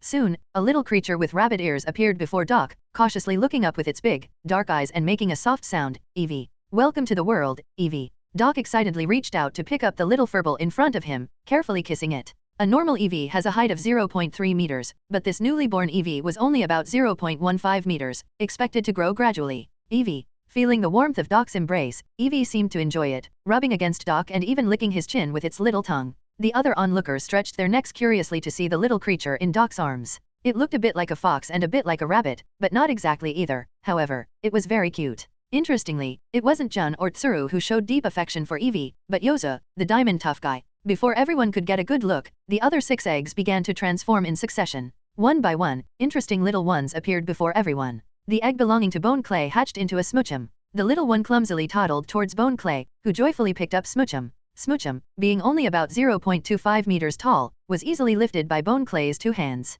Hello there, little one. Bone Clay looked at the pinkish little thing, feeling as if he had gained a daughter. Smoochum indeed looked quite like a little girl. Seeing Bone Clay so close, Smoochum stretched out its small hands, hugged Bone Clay's cheeks, and gave him a peck. This was Smoochum's way of expressing affection, a behavior it also shows towards other liked Pokemon. Newgate, watching Smoochum and Bone Clay's intimate interaction, began to feel envious, hoping to be as close to the little one as they were. Next, a gray egg hatched into a Rockruff. Clearly a brave and reckless character, the little one hadn't even properly greeted Doc before running to bite and tug on Vista's trouser leg, showing a fierce demeanor, but was quickly picked up by Darkrai and brought back. Though a bit impolite, Vista looked on with admiration, preferring this bold, challenge-seeking type over the previous 2 more gentle Pokemon. A deep blue egg hatched into a Cubone. Seeing this little one, Doc felt a slight panic, foreseeing a significant dent in his already tight budget. Cubone, graciously, looked around after emerging and then ran to Sengoku, opening its mouth and pointing at it with one hand, then rubbing its stomach with the other, attracted by the scent of food on Sengoku. Sengoku understood the little one's gesture. For some reason, Sengoku felt as if he was looking at his own pet goat at home, a tenderness appearing in his eyes. Then he took out a cookie stolen from Garp and fed it to Cubone. A reddish-gray egg hatched into a Poniard. The little one appeared quite grown up from birth, quietly staying by Doc's side, flashing its arm blades at the others. Seeing this little one, Mihawk's eyes lit up, evidently recognizing a Pokemon adept at swordsmanship. An orange egg hatched into a Dedenne. Its small size made it almost invisible to a giant like Newgate, who had to squint to see the little creature clearly. Despite Dedenne's small stature, only about 0.1 m, its bravery was not small, climbing onto Jun attracted by a pleasant scent she carried. Lastly, a snow-white egg hatched into a Vulpix. The white Vulpix, an Alolan ice-type Vulpix, licked its paws upon birth, showing its vanity from the start. Thus, all 7 Pokemon eggs hatched, representing Pokemon from 7 different regions.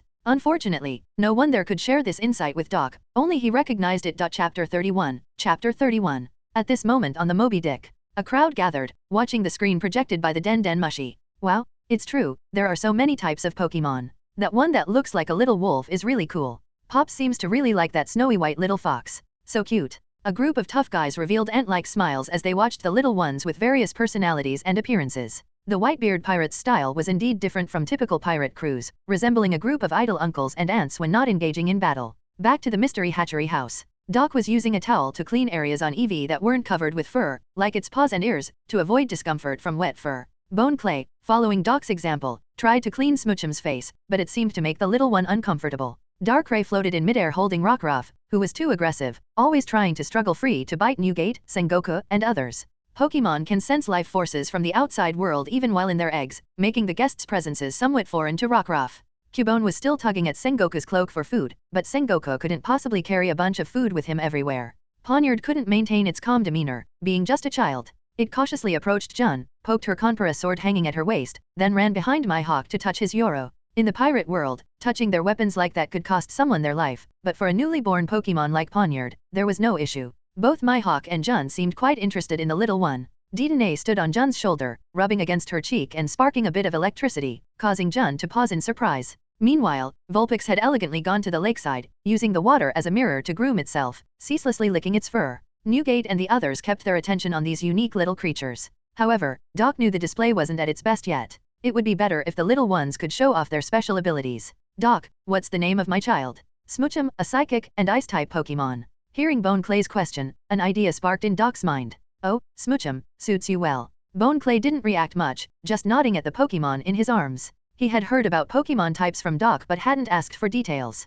The other listeners, however, were hearing about types for the first time and found it intriguing. Doc, what are types? Sengoku, more interested in things directly related to Pokemon's combat capabilities, focused on their potential and strength. It's the key nature of a Pokemon's internal energy. For example, Smoochum being psychic and ice-type means she'll show greater talent in learning and using skills of those types. With a slight smile, Doc stood up and signaled for everyone to follow. Come, let's demonstrate. Though Pokemon are fragile in their infancy with not much fighting power, some innate skills can still be released. Doc led everyone to the manufacturing room. He needed to determine what skills these little ones had mastered to instruct them properly, so a check was in order. If he called out a skill and the Pokémon didn't know it, that would be quite embarrassing. Entering the manufacturing room, Newgate and the others were momentarily stunned by the two large machines inside, looking advanced and impressive. Newgate and Mihawk, the pirates, might not care, but Sengoku and Tsuru couldn't help but speculate about the machine's uses. This is a Pokémon detection device, capable of revealing information about Pokémon. I plan to develop a portable version of this machine for customer sales. Doc was referring to something like a Pokédex, but that was still an idea. For now, the focus was on making money. Bone Clay, put Smoochum inside. Okay. Bone Clay nodded and carefully placed Smoochum inside the glass chamber. Chew. Smoochum looked scared inside the chamber, gazing pitifully at Bone Clay. Don't worry, it'll be quick. I'm right here with you, Bone Clay hurriedly reassured, morphing into Smoochum's shape. Doc activated the detection device. Everyone curiously watched the large machine. Click. The chamber opened. That was less than 3 seconds? Doc was also startled. He remembered Darkrai's test took nearly a minute. Bone Clay picked Smoochum from the chamber while Doc approached the electronic screen. Smoochum. Type, Ice/Psychic. Ability, Oblivious. Height, 0.25 m. Weight, 4.5 kilograms. Age, 1 day, infancy. Skills, Pound, Lick. Doc was dismayed by this skill list. These skills hardly showcased Pokémon's specialties. Darkrai, put Vulpix in the checking device. Dark. Without hesitation, Darkrai quickly picked up the vain little one and placed it inside the glass chamber. Vulpix was a bit upset because Darkrai's handling messed up its fur, lightly biting Darkrai in protest, though Darkrai surely felt nothing. Again, 3 seconds. Vulpix, Alola form. Type, Ice. Ability, Snow Cloak. Height, 0.3 m. Weight, 5 kilograms. Age, 1 day, infancy. Skills, Powder Snow, Tail Whip. This was it. Doc picked up Vulpix, which seemed calm due to Doc's familiar scent, and didn't make a fuss. Mr. Mihawk, would you like to witness the marvel of Pokémon? Doc glanced at Newgate and then at Sengoku before choosing Mihawk. Indeed. Mihawk grinned, eager to see. Hearing his response, Yozu, standing next to Newgate, seemed a bit down. He also wanted to get close to the adorable Vulpix. Vulpix, use Powder Snow on him. Mew. Vulpix complied, blowing a stream of snowflakes at Mihawk. Under normal circumstances, Mihawk could have easily dodged. But being in the shop and considering the proximity, Mihawk had no intention of dodging. To truly experience the magic of Pokémon, he had to take it head-on. Yet, the skill Vulpix used truly surprised everyone, and when they looked back at Mihawk, already coated with a layer of frost resembling an ice cap, they were astounded. Such power was like having eaten a devil fruit. Chapter 32. Chapter 32. Completely different abilities from what Darkrai displayed earlier. Yozu and Vista exchanged glances, both detecting the surprise in each other's eyes. While Sengoku, Tsuru, and Jun remained composed, their wide eyes clearly showed the extent of their shock, perhaps even more so than the Whitebeard pirates' crew members. After all, unlike Newgate and Mihawk, Sengoku and his group had never seen Darkrai in action, so they were utterly unprepared for the special abilities possessed by Pokémon. Doc, what is this? Tsuru couldn't help but inquire. Their view of Pokémon had changed now, showing a level of seriousness previously absent. These are skills. Each Pokémon can master many skills, some are naturally acquired, some are inherited, and some are learned actively. Learning skills of their own type is faster, and they can master the most moves in that type. Like Vulpix here is an ice type, so it used an ice type move Powder Snow. Doc gently petted Vulpix's head before putting it back on the ground. Of course, Pokémon can also learn many other types of moves, though it's a bit more difficult. The little one lifted its head and elegantly stepped aside, sticking out its tongue to groom itself under everyone's gaze. This little one is electric type, right? Jun, hearing Doc's explanation, poked the Dedenne on her shoulder. When Dedenne had rubbed against her cheek earlier, she clearly felt an electric tingle, not strong but noticeable. Yes. Doc nodded. So, does that mean my Smoochum, being dual-typed, has better talent and can learn more skills? Bone Clay's eyes lit up, looking forward to Doc's answer. The others shared this curiosity. If Bone Clay's guess was correct, dual-typed Pokémon would evidently be more sought after.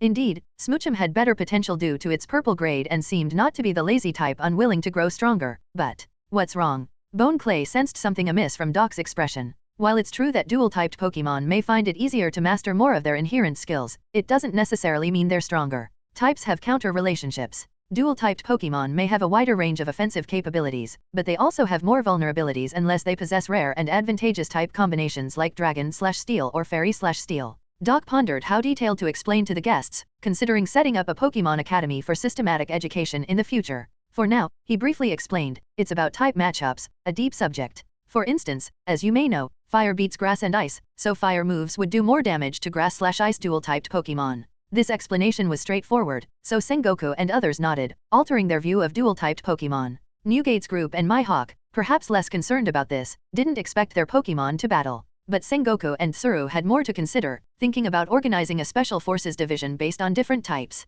Realizing the complexity Doc mentioned, they grew contemplative. Grass beats water, electric beats water, etc. Even without Doc's explanation, combining real-world logic made it clear, what's so complicated about that? Doc, why do you say types are a deep subject? Sengoku couldn't suppress his curiosity and asked. Because there are 18 types. Doc's gaze lingered on Sengoku, revealing a cryptic smile. Sengoku was initially puzzled by the answer. 18 types were more than he expected, but so what? Soon, Doc clarified, these 18 types form 171 combinations. Understand. Doc grinned, not yet finished, and dual-typed Pokémon have a primary and secondary type. Though this order doesn't affect combat matchups, it influences their physical form. If we consider different orders as distinct combinations, theoretically, there are 324 combinations, Mr. Sengoku. As Doc finished, even those like Jun, not keen on such complexities, felt overwhelmed. It felt as if their brains were about to grow. Even Sengoku, upon hearing this, felt dazed, struggling to grasp it fully. If you're interested, I'll offer courses for guided instruction in the future.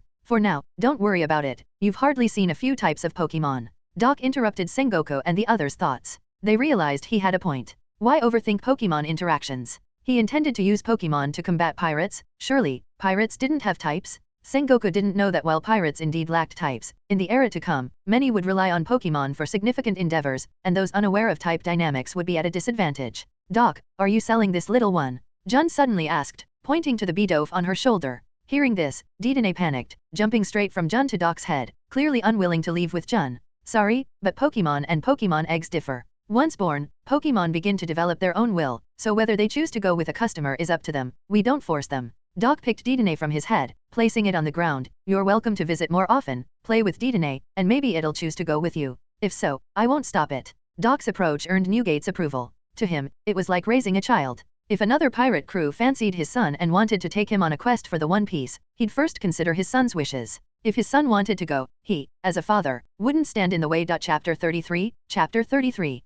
Ladies and gentlemen, the shop is a bit busy today, so we might have to close early. Please head back first. Doc believed he had made a sufficiently deep impression on the group and thus began to usher the visitors out. Moreover, he was eager to complete the task at hand. Main quest, Breeding Lesson 4, Delivery. Objective, as a breeder, you must make all necessary preparations before the Pokémon hatch. Please follow the guidebook to successfully assist the Pokémon in hatching from their eggs. Reward, the shop's floor space will double in size. Sengoku and the others seemed to have more to discuss, but given Newgate and Mihawk's presence, they refrained from elaborating and were the first to leave. The Whitebeard pirates trio said their goodbyes, inviting Doc to visit anytime. Mihawk, still standing there, locked eyes with Poniard, as if sharing a moment of silent understanding, before finally turning to leave. Now, let's get to work, Poniard. Doc and the little ones headed to the pond, using towels to gently clean their bodies. Poniard, being particularly calm and cooperative, made Doc's task easier, carefully moving to allow for a thorough clean, conscious of its sharp body and the potential danger to others. It was somewhat sad, considering these Pokémon couldn't engage in close physical contact with those they liked due to their bodily features.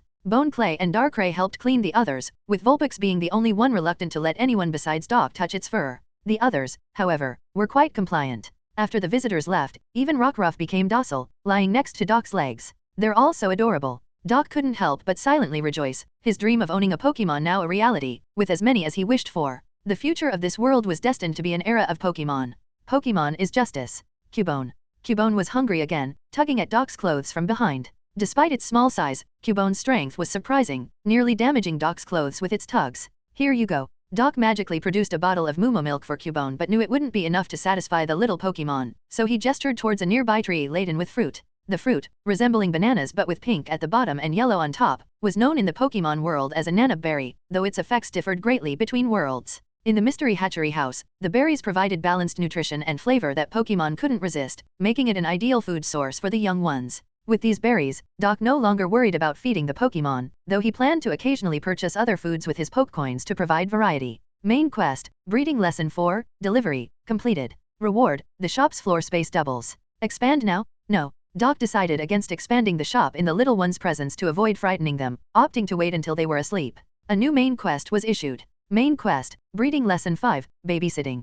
Objective, as the manager of a hatchery, you must learn how to manage a group of energetic and curious babies. Take them out to see the world and let the world see them, visiting at least 3 places while ensuring their safety. Reward, Pocket Token Upgrade, introducing a savings function, allowing you to deposit and deduct currency directly from the token. This task seemed manageable, but the reward focused more on facilitating transactions by introducing convenient mobile payments. Hey, Doc. Bone Clay's voice called out from behind. Doc had a hunch about what was coming. He turned around to see the 9 eggs under the tree beginning to glow faintly. As expected. Sigh, we haven't even started causing a ruckus here, and there's already more on the way. Doc shook his head but chuckled. Well, it's a happy problem to have, haha. As night deepened, unaware of the outside darkness, Doc settled the little ones into the bedroom, with Darkrai watching over them. Smoochum, attached to Bone Clay, joined him in the staff quarters. Alone under the tree in the shop, Doc leaned against it, drifting off to sleep amidst the glowing eggs. The shop had already expanded. The originally 100 square meter shop floor was now 200 square meters, with the tree, warm lamp, and pond all enlarged accordingly.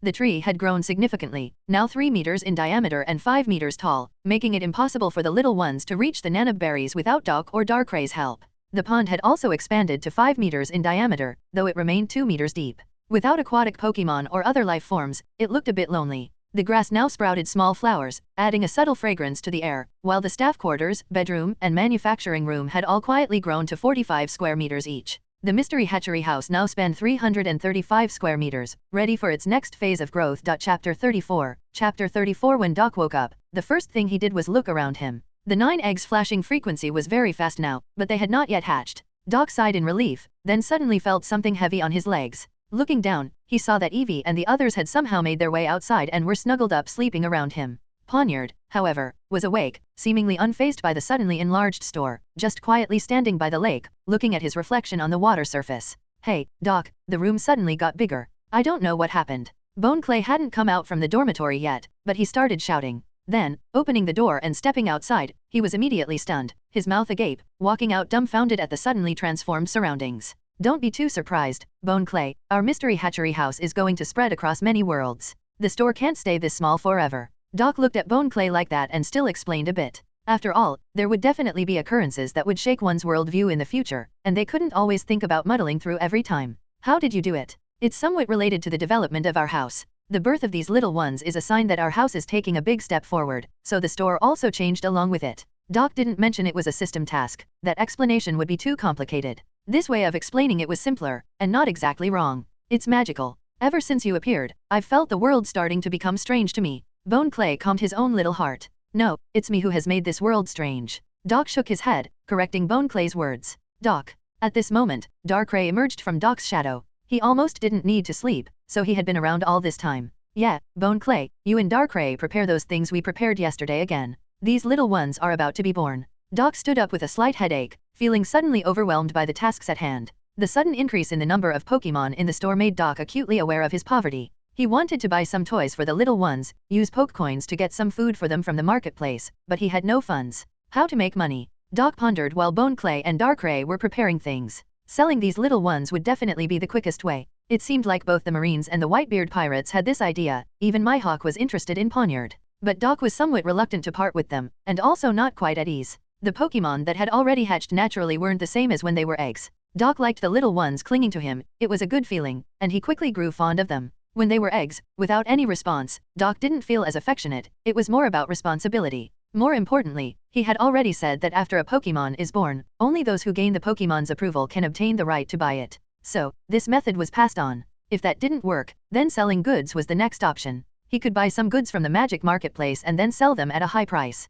For example, Moo Moo milk from before, whether it's the Whitebeard pirates, the Marines, or even Mihawk, they would buy it. Those few are not the ones who would worry about money. Although their Pokemon eggs had not hatched yet and they were not in a hurry to buy Moo Moo milk. But calculating the time, those eggs would probably hatch within a week. They might come with belly 3 or 4 days later to buy in advance. By then, he could also make some money. Sigh, not being the head of the house, one does not know the expense of firewood, rice, oil, and salt. Doc didn't know how many times he had sighed about this. In just a short while, the sounds of Bone Clay and Darkrai preparing things had also woken up the Pokemon around them. Eevee, just waking up, burrowed into Doc's arms, curling into a ball intending to continue sleeping. Doc, you can't. Little brothers and sisters are about to be born. I still have to watch. Eevee, be good, go sleep over there. Doc didn't mind holding this soft little ball, but he still had to deliver the newborns. Bone Clay and Darkrai wouldn't know how. It was about time he found an employee to teach about these matters. He couldn't always do everything himself. It would be best to find a girl. Girls are more meticulous. Eevee,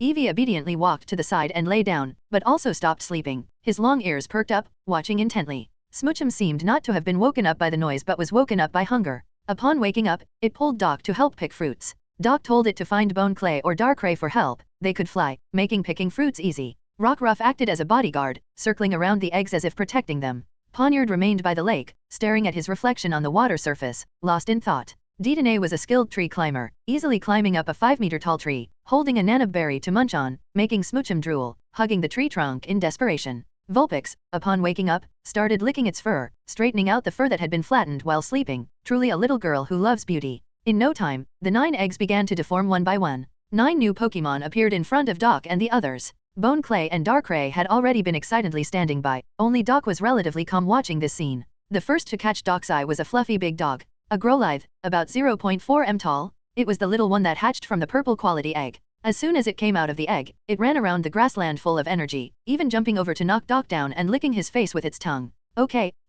Doc's entire face was wet and uncomfortable, and he quickly pushed the little Growlithe away. He could almost predict that this little thing would be the most troublesome. Its vitality was too abundant. The remaining 8 were a lazy-looking Krabby, which stood still with its eyes closed upon arrival, not moving. An Eevee, unlike the previous shy and gentle one, this one was bold and confident, apparently a boy. A common Magikarp, placed into the lake. A common Phoebus, placed into the lake. A dazed-looking Rowlet. A defiant-looking Scraggy, who seemed to challenge anyone. A somewhat odd Ditto. And the last, a Moltank. Chapter 35. Chapter 35. The arrival of these 9 little ones gave Doc a considerable surprise. Especially the last one, the Moltank. Moltank is a very gentle creature, not fond of fighting, and has a history of coexisting with humans even in ancient times. However, their bodies are strong, so they also possess significant combat power if needed. The most crucial point is that a mature Moltank can produce 20 liters of Moo milk daily, and if not milked, it feels uncomfortable. Moreover, the taste of Moo milk changes with the seasons, which is quite magical. A bottle of Moo milk is 500 ml, meaning 40 bottles are produced a day, and at 50,000 belly per bottle, that amounts to an income of 2 million belly a day. My goodness, this isn't just a Moltank, it's a treasure trove. Looking at the little Moltank in front of him, only 0.7 m tall, Doc joyfully rubbed her little head. This Moltank's talent is only green, but that doesn't matter. Moltank itself does not like to fight, and Doc has no plans to sell her. Darkrai, put the Magikarp and Phoebus in the lake. Doc hurriedly had Darkrai transfer the 2 fish still flopping on the ground. The fish calmed down once back in the lake, sticking out their heads and blowing bubbles. Doc couldn't see anything special about the 2 Pokémon, but he wouldn't underestimate them. Everyone knows what stature the evolved forms of Magikarp and Phoebus hold.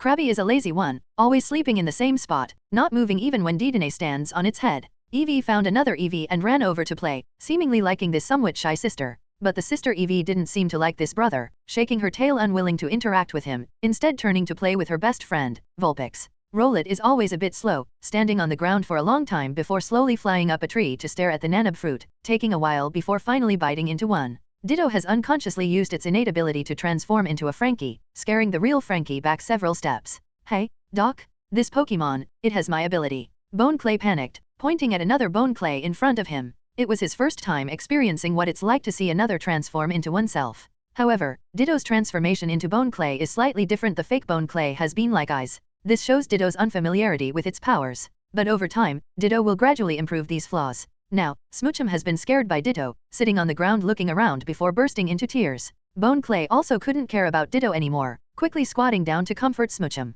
There's also a particularly troublesome Pokémon. Scraggy. Hey, no fighting. Doc thought the energetic Growlithe would be the most troublesome, but he never expected one of the eggs to hatch a Scraggy. Scraggy is a rather troublesome Pokémon. Anyone who makes eye contact with it gets a headbutt out of nowhere. Just now, Rockruff curiously looked at it, and Scraggy immediately gave Rockruff a headbutt. If Rockruff had been beyond its baby phase, Scraggy headbutt wouldn't have been a big deal. But Rockruff, still a baby, felt the full brunt of the headbutt. Could Rockruff tolerate such insolence from Gummy, a sibling born just a day after itself? Of course not. Rockruff bit Scraggy's tail with its baby teeth. Slurp.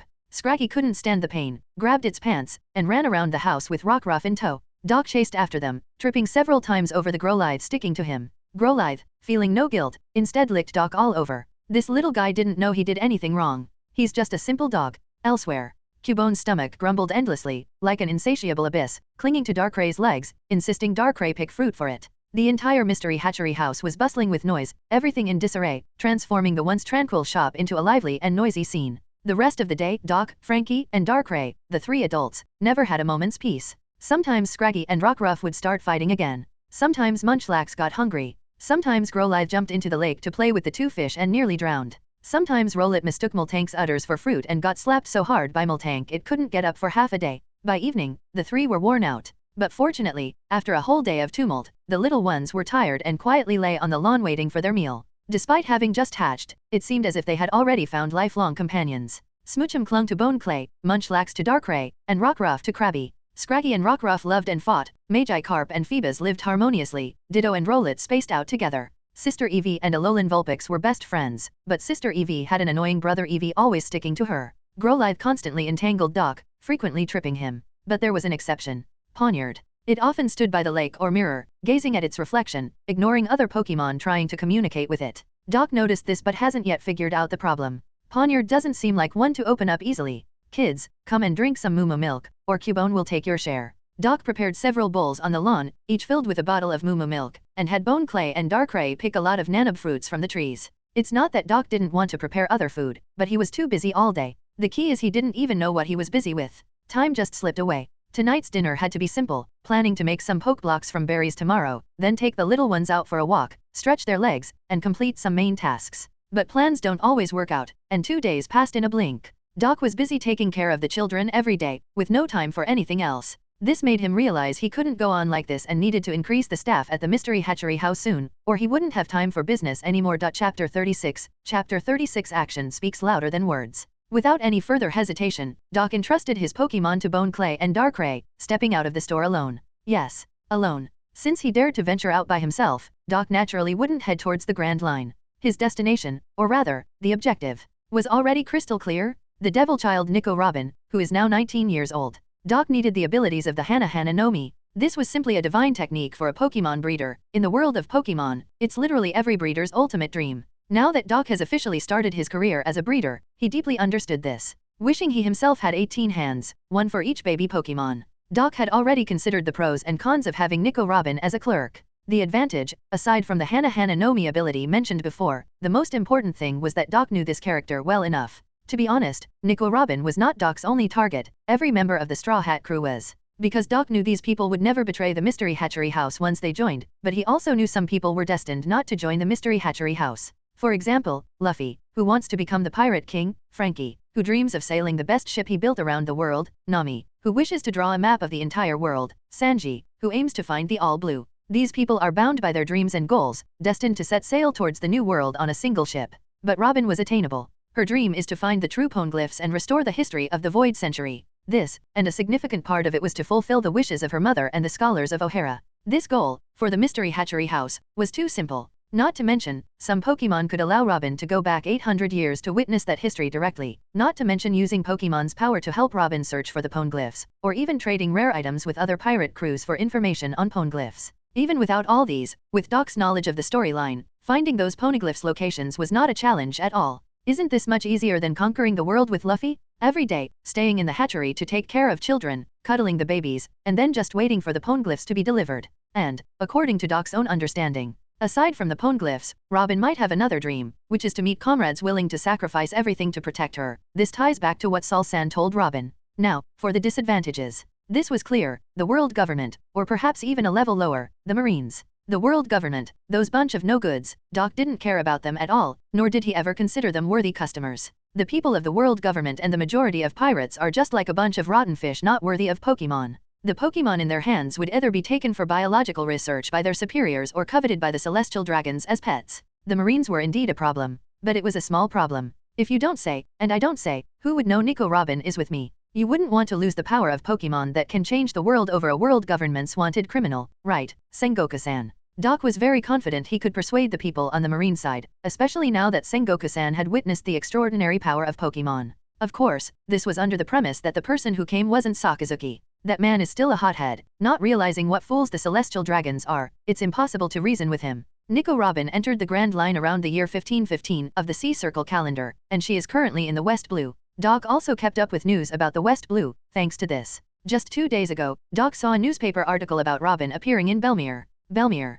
Doc stepped out of a bar at the corner of the street and set foot in this area again. Belmere is an island, governed by the strongest country in the West Blue, where Robin was seen. Before coming here, Doc had already gathered some information. Although Belmere is powerful, it's also very chaotic because it's not a world government member state and doesn't enjoy the protection of the world government or the Marines. It became powerful solely through various underground illegal businesses and a powerful army of ability users. Yes, an army of ability users. Devil fruits are considered a once-in-a-decade rarity in the East Blue, but they are not so rare in the other seas, especially in the North Blue. The king of Belmere once bought a large number of devil fruits at an auction held by the Donquixote family in the North Blue to cultivate strong warriors. Doc could guess. It's precisely because it's chaotic here, without marine presence, making it a good hiding place. Indeed, it sounds like a place where Robin would stay. But now, there's a perplexing question. How to find Robin? The moment the news was broadcast, the Marines must have already surrounded Belmere. Marines could be seen everywhere on the streets, and it's unlikely Robin could have left in such a short time. But where is she hiding now? Doc wandered through the bustling streets of Belmere, feeling somewhat powerless in this situation. If there were any ghost-type Pokémon, perhaps their ability to phase through walls could expedite the search, but unfortunately, there were none. Suddenly, Doc had an idea. Robin might be watching the Marines within Belmere. So, he just needed to appear where the Marines were, essentially stepping into Robin's line of sight. At that moment, Doc grinned, praising his own cleverness, and then recalled, I remember it was Deliax.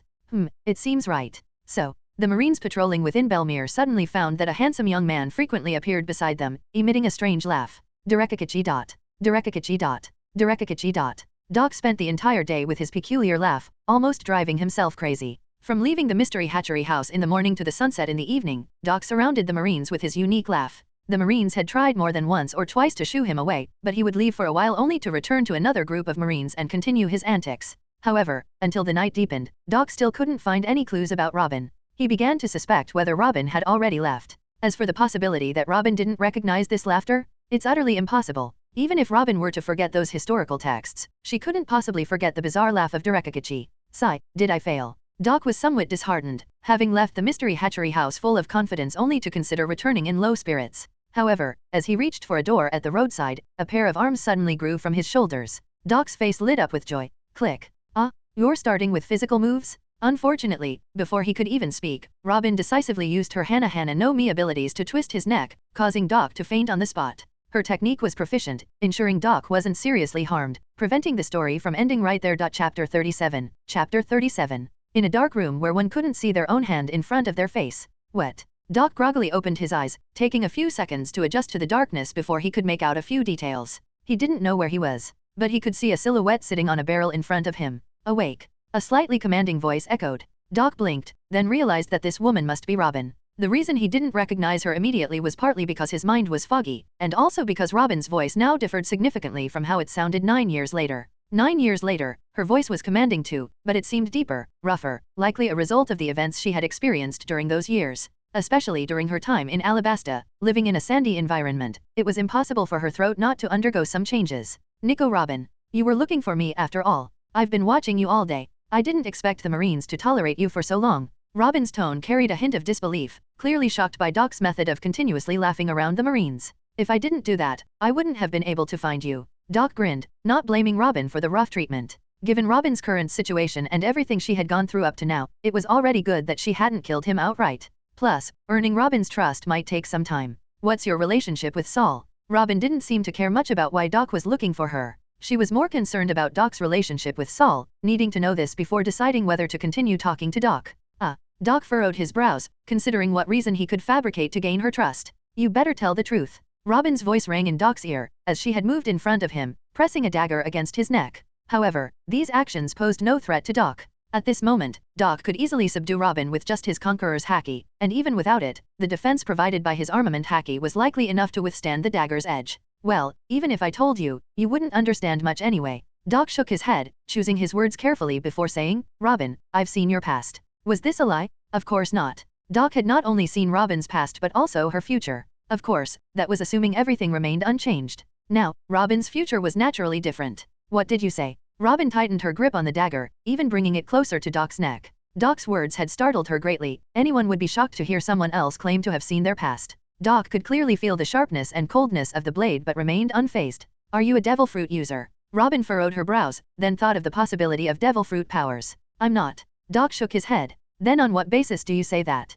Robin clearly didn't believe him. If it had been just after her escape from O'Hara, she might have been easily deceived, but not anymore. She had reason to suspect Doc was just trying to trick her, perhaps to hand her over to the Marines. Listen, Robin, the sea is vast and boundless. One day, comrades who will protect you will appear. Being born into this world, you're not destined to be alone forever. Run, Robin, and remember to laugh like I taught you, Derekikichi. Doc lifted his eyes to look at Robin, who was just inches away, and said this somewhat distantly. This character was also one of his favorites, though he liked Luffy, Zoro, and Sanji more, of course. But after coming to this world, that fondness had faded a bit, even if seeing Robin only made him a little startled. Robin, hearing Doc speak like this, was suddenly taken back 11 years. It was Sol who had said these words to her when Aokiji froze his lower half. That scene was still deeply etched in her mind. Only 2 people knew this phrase, her and Sol, and possibly Aokiji. It was impossible for anyone else to know. So, do you believe me now? Doc looked at Robin, who slowly moved the dagger away, and grinned. What else do you know? Robin looked at Doc with a strange gaze.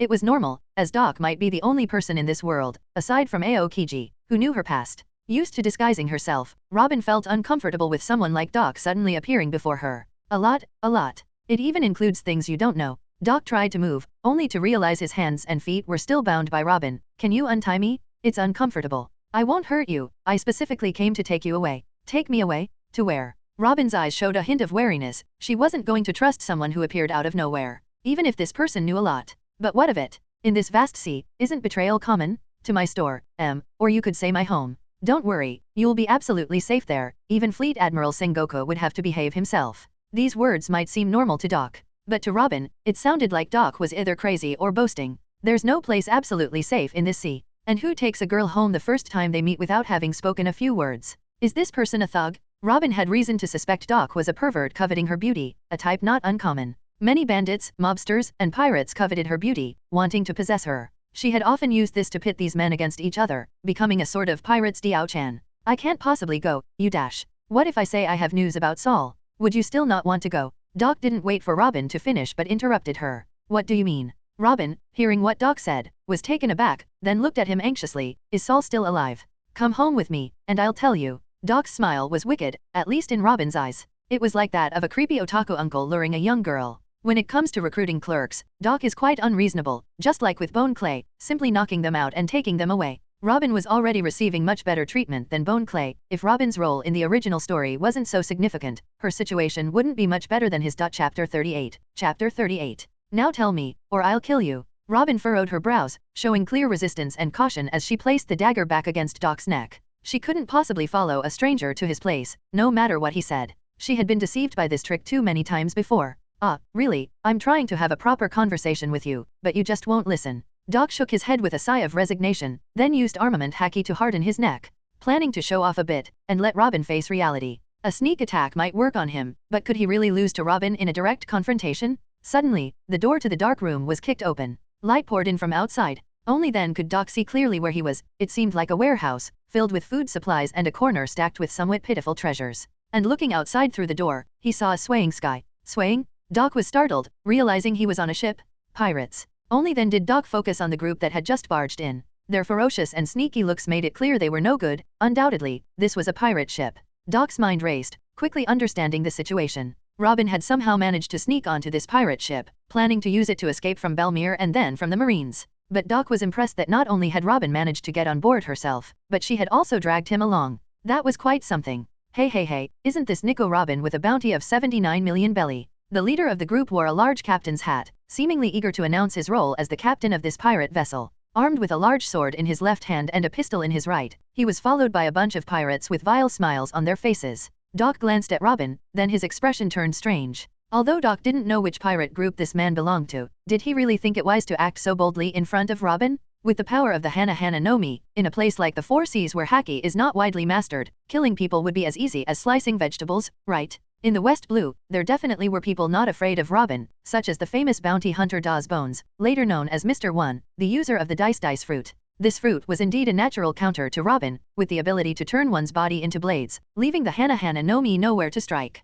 But this guy? Doc took a closer look and felt this man didn't seem like a devil fruit user. A small-time pirate with a bounty of 12 million dares to come after me? Yair Das, it seems money really can make people lose themselves. Robin calmly put down her dagger and turned around to shield Doc with her body. Doc couldn't help but secretly smile at this gesture, thinking that Robin must still be very interested in learning about Sol. It must have been just a scare tactic before. Robin wouldn't kill him before he revealed information about Sol. Your devil fruit power is indeed terrifying, but as long as you can't eliminate us all in an instant, you're going to be in big trouble. The pirate captain, with a bounty of 12 million, seemed not at all worried, raising his hand as dozens of his men crowded in, aiming their firearms at Robin. This man was quite confident. But he wasn't wrong. If Robin couldn't eliminate these dozens of people instantly, any single shot fired could put her in danger. Of course, Doc would be in danger too. But Doc wasn't worried. Instead, he was curious to see how Robin planned to handle the situation. Do you have the ability to deal with this? To Doc's surprise, Robin seemed to be looking to him for a solution. But this had always been Robin's survival rule, using others to deal with her enemies, and in most cases, she had come this far by doing so. I do. Doc revealed a subtle smile, his gaze towards Robin clearly asking for something in return. I'll go home with you. Robin didn't beat around the bush and spoke directly. The situation no longer allowed for delays. Moreover, if Doc was willing to act on her behalf, saving her, it meant he still had use for her. Following him to his place likely wouldn't cost her life, it would just mean serving a new boss. This was her experience all along, though it was experience she wished she didn't have. Okay. Doc, hearing the answer he wanted, nodded without hesitation and then signaled Robin to untie the ropes binding his hands and feet. He planned to use Conqueror's Haki to deal with these people. Whether the ropes broke or not didn't matter. He just wanted to see if Robin, the cunning woman, would try any tricks. He had to coax her into untying him first. Robin, unaware of all this, carefully used a dagger to cut the ropes around Doc's wrists. Cutting the ropes around his ankles was trickier with so many eyes on them. Robin dared not use her Hana no Mi powers openly, as her ability required a specific starting gesture, crossing her arms in front of her chest. She believed any slight movement would prompt these men to shoot and kill her. Hey, what are you doing? The pirate captain seemed interested in Robin's body, his eyes revealing a wicked lust. If he was here just for Robin's bounty, he could have just killed her right then, as the world government didn't care if the bounty heads were dead or alive. This is bad. Just as Robin finished cutting the ropes on Doc's wrists, her actions seemed to be noticed. She panicked, throwing away the dagger, ready to use her devil fruit powers for a desperate attempt. Really no choice here. Doc's voice rang in her ears. The next moment, she felt as if the small warehouse turned an eerie crimson red, very bizarre. But something even more bizarre happened immediately after. The group of men in front of them one by one started to fall, their eyes rolling back as if they hadn't even realized what was happening. Robin's eyes widened in shock, her mouth slightly agape. Where had she seen such a scene before? Racking her brain, she couldn't be sure. She turned around to see Doc had already cut the ropes around his own ankles with the dagger from the floor. At this moment, Robin didn't dare make any sudden movements. The fate of those men on the floor was clear for her to see, whether they were dead or alive. She didn't want to end up like them, especially since the man in front of her seemed to have no intention of killing her for the time being. What was that just now? Robin asked, also testing Doc's mood at the moment. Conqueror's Haki. Doc didn't mind telling Robin about it, thinking she might have heard about Conqueror's Haki before. This ability wasn't a secret in the vast sea, even in the four seas there were some legends about it. As Doc expected, Robin had indeed heard of it, but the fact that she knew what Conqueror's Haki was only made her more astonished by it. Her mind couldn't help but harbor doubts.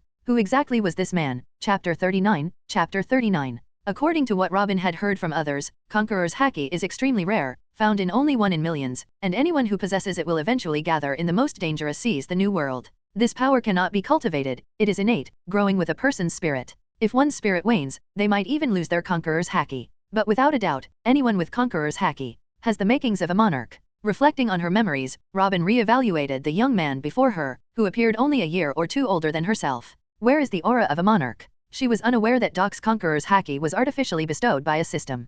Presently, Doc didn't look like someone with the potential of a conqueror. Though I realize you're full of questions, this place isn't exactly safe. This experience has cast a shadow over my view of the outside world. Let's head back. Doc rubbed his neck, shrugged one shoulder, then turned back to Robin and headed towards the warehouse door. Robin silently watched him. Where are you going? We're at sea. Let's go, didn't you promise? Doc half-turned, looking at Robin. What? To come home with me. Doc closed the warehouse door, then reopened it, pointing inside. Just as Robin was about to speak, the scenery behind the door changed. Wasn't it a sunlit deck before, but when Doc opened the door, it transformed into a dark curtain? What kind of ability is this? Come on. No backing out now. Doc, thinking Robin was hesitating, quickly walked up, grabbing her arm, and led her through the door. Robin looked up at Doc's back. Though it had been long since she was last touched by a man, Robin's gaze did not waver with this contact. Her past experiences didn't allow her to react like a young girl to such physical interactions. Robin followed Doc through that door, stepping into her new world. Mystery Hatchery House. I'm back. Upon entering, Doc shouted. It was 10 in the morning, and everyone should be awake by now. Woof. Slurp. Gabby. Yibe. A crowd of little creatures from all around swarmed Doc, pinning him to the ground in a flurry of affection. Each Pokémon has its own way of expressing love. Growlithe is an affectionate licker, Scraggy uses headbutts, Cubone stuffs a berry straight into Doc's mouth, and Eevee gently rubs his chin with its ears. Alright, enough. Doc struggled on the ground like a floundering fish, finally escaping the enthusiastic welcome of the little ones. Once upright, he saw the exhausted faces of Bone Clay and Darkrai. Hehe, sorry for the trouble, but I didn't disappoint, did I? Tada, guess who's here? Doc, feeling slightly apologetic, stepped aside to reveal Robin. Robin was baffled. Where is this? What are these little ones on the ground? Why can't I use my devil fruit powers? Robin's mind became a whirlwind of confusion, bordering on pain from the rapid thoughts, feeling slightly overloaded. Yo, isn't this the demon child? Doc, you've brought back quite the person. Bone Clay clearly recognized Robin from her bounty poster, but he also felt a headache brewing. Bone Clay, like Robin, is a thinker, a calm strategist. Upon seeing Robin, he knew their mystery hatchery house might be against the world government.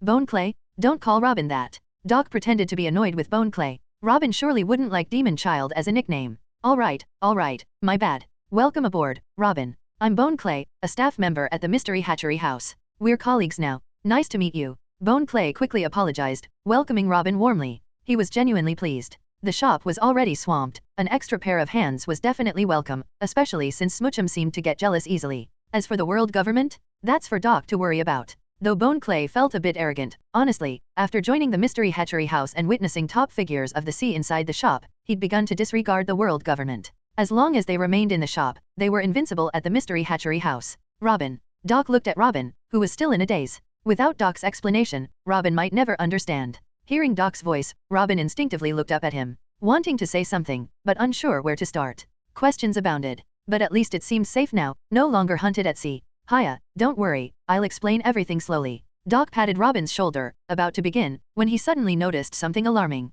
Hey, Scraggy, Rockruff, stop it. Growlithe, release Magikarp. It can't breathe. Eevee, you little rascal, what are you doing? That's your sister. Don't cling to my leg, have Darkrai fetch you some berries. As Robin was about to listen intently to Doc's forthcoming revelations, she saw Doc dive into the group of adorable critters, pulling here, tugging there, and occasionally shaking his leg to dislodge the plump charm to the ground. This situation only eased slightly during mealtime. While ensuring the little ones ate properly, Doc recounted the mystery hatchery house to Robin. Robin's expression transitioned from bewilderment to shock, then numbness, and finally acceptance. If resistance was futile, better to embrace it. Though this new job was unusual, it seemed quite pleasant. Robin's gaze softened as she watched the little ones drink their milk, her face warming slightly. So, Robin, will you join the mystery hatchery house? Then, from now on, this is also your home. Congratulations to the host for acquiring a new staff member, female. Reward, female staff dormitory, 1000 magical coins. Note, staff members' strengths are not suppressed in the mystery hatchery house. To obtain Pokemon, staff only need the Pokemon and the store manager's approval. Chapter 40. Chapter 40 inside the mystery hatchery house. Robin, following Doc's instructions, chopped some fruits and placed them into a device known as the berry blender. With Robin's curious gaze, the berry blender produced 3 or 4 crystal clear, cubic jellies. These were known as Poke Blocks, specially made for those little ones called Pokemon outside. Such a tiny cube was enough to satisfy a Tjdemara's meal. Robin spent about 15 minutes in the workshop creating Poke Blocks, then distributed them into individual bowls for each Pokemon. Afterward, using the power of the flower fruit, she transported all the bowls at once to the outside dining area. Everyone, it's time for lunch, Robin announced from the workshop's entrance. Many little ones eagerly headed towards their food bowls. However, a few remained stationary. Krabby, stop sleeping, it's time to eat. Roll it, did you sneak some Nanob again? Not hungry now, huh? Scraggy, Rockruff, stop fighting, eat first, then you can continue. Robin skillfully coaxed those Pokemon who were less cooperative. This was Robin's 3rd day at the mystery hatchery house, and she had quickly adapted to her new role. How to put it? This job was genuinely wonderful. No need to follow someone's orders to gather intelligence or engage in dangerous plots. Although taking care of these little ones was indeed energy-consuming, Robin found joy in it. This was a life she had imagined countless times before, and now that it was real, she almost couldn't believe it, fearing this life might suddenly end. In Robin's view, Doc and the others were willing to take her in because they had not yet been troubled by the world government and the Navy. She knew that once the world government and the Navy started causing trouble, they might not want her anymore. Robin knew this day would inevitably come, so she treasured this life immensely. She never fantasized about Doc standing up to the Navy or the world government for her sake. Once, she might have trusted others like that, but she was no longer that naive. Mew. The sound by her leg and the soft touch on her calf brought Robin back to reality, and she looked down. Miltank. Robin had already memorized the names of these kids. What's up? Robin squatted down, lifted her hand, and gently stroked Miltank's round belly, the soft touch making her reluctant to let go. Mew. Miltank was holding a can of moo milk, handing it to Robin. Do you want me to open it for you? Robin took it, then used her hand to remove the cork from the glass bottle, handing it back to Miltank. Mew mew. Miltank shook its head, pushing the glass bottle. This time, Robin understood she was being invited to drink. Without hesitation, Robin took a sip, then passed it back to Miltank. Sweet, very tasty. Mew. Encouraged, Miltank began drinking from the bottle eagerly. It, too, wanted to produce such delicious moo milk. Watching the adorable little pink cow in front of her, Robin couldn't help but smile. Regardless of how dark human hearts might be, these little ones were always so pure. If possible, she really wanted to stay here forever. Robin looked up at the Pokémon quietly eating their lunch on the lawn, genuinely fond of these kids. Yo, good morning, Robin. Doc's voice came from the side. He emerged from his bedroom, rubbing his eyes sleepily. These past 3 days, he had been teaching Robin about various aspects of the shop. Primarily, it was about caring for the Pokémon, understanding the personalities and habits of various Pokémon in the shop. He assigned Robin the task of caring for the newly born Pokémon babies, a task usually requiring several people. However, Robin's flower fruit abilities made it much easier. As for dealing with customers and handling transactions, that responsibility was given to Bone Clay. Given Robin's sensitive status, having her interact with the Navy would be difficult for both parties. It's already noon, manager. Robin glanced at the clock, sighing. The manager was quite lazy. This was something Robin had observed over these 3 days. If there was something commendable about the manager, he knew a lot about Pokémon and was very caring and gentle with them. That was about it. What matters is, today, we are expecting 2 very important guests who will bring in money. Doc stretched his body, then looked at the little ones on the lawn, nodding in satisfaction. Trust Robin to handle it well, he thought, giving himself a mental pat on the back. Robin, with her flower fruit abilities, could manage things that would normally require 3 people, keeping the little ones well behaved. As for why there were 2 guests, it was because the Whitebeard pirates had already sent Thatch over, interested in moo milk for research, purchasing 100 bottles with 5 million belly early on. Maybe there was a mistake in the numbers. I don't if it's 500 million or 5 million, well, This 5 million belly had already been converted into 500 magical coins for the system. The other 2 guests were expected from the Navy and Mihawk. Of course, that elderly gentleman didn't have the funds to purchase moo milk. No matter, moo milk wasn't essential unless aimed towards combat development. Pokémon are not fragile beings that must grow with a silver spoon. Guests. Robin looked up at Doc. It had been 3 days since she arrived, and it wasn't that no one had entered the shop. But it seemed all were intimidated by the shop's interior, turning around and fleeing before even giving Bone Clay a chance to speak. Only one dignified lady seemed unfazed upon entering the shop, actually interested in purchasing Pokémon. However, Doc had refused her midway through the negotiation. Robin was puzzled, asking Doc why, who explained no Pokémon in the shop wanted to leave with the lady, hence she wasn't qualified to buy any Pokémon. This made Robin more cautious. Doing business at the mystery Hatchery House wasn't as simple as anyone just walking in, though it wasn't her area of work, she learned subconsciously. She wanted to make herself more valuable, to reduce the chances of being abandoned. Yep, not sure who will come, probably just 2 errand runners. Doc frowned, thinking. Mihawk would definitely come himself, but the Navy? Surely Sengoku wouldn't personally visit again, right?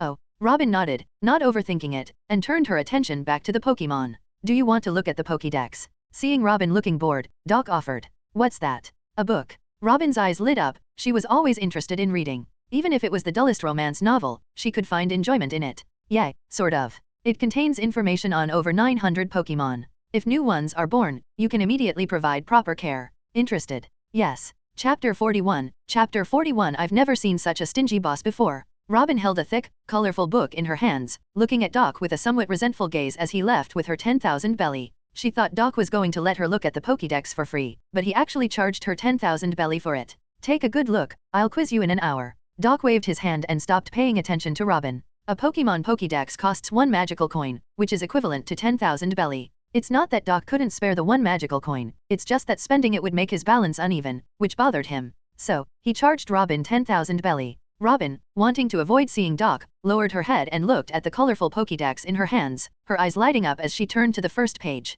Bulbasaur. About an hour later, Doc came back from a nap and saw Robin still enthusiastically poring over the Pokémon Pokédex, shaking his head. Then he turned to look at the Pokémon on the lawn, all napping quietly. What have you reached? I've reached the 18th Pokémon, Pidgeot. Robin replied without lifting her head, still focusing on the page about Pidgeot. So slow. Doc pursed his lips, mockingly proud. I've only looked through 18 pages in an hour, time for a question. Ask away. Robin revealed a confident smile, closed the Pokédex, and looked at Doc. What's Bulbasaur's ability? Overgrow, and its hidden ability is chlorophyll. By the way, what is an ability? Is it something like a habit? Robin quickly answered Doc's question and then asked Doc about abilities. That's related to Pokémon battling. You don't need to worry about it now, your answer was good. I'll increase the difficulty. Doc shook his head, believing the knowledge was still too advanced for Robin. When Robin becomes interested in Pokemon battles, he'll share more about it with her. Okay. How high can Charizard fly? 1,400 meters. Not bad, it seems you were really paying attention. Doc nodded, not surprised that Robin, who loves to read, would remember these details.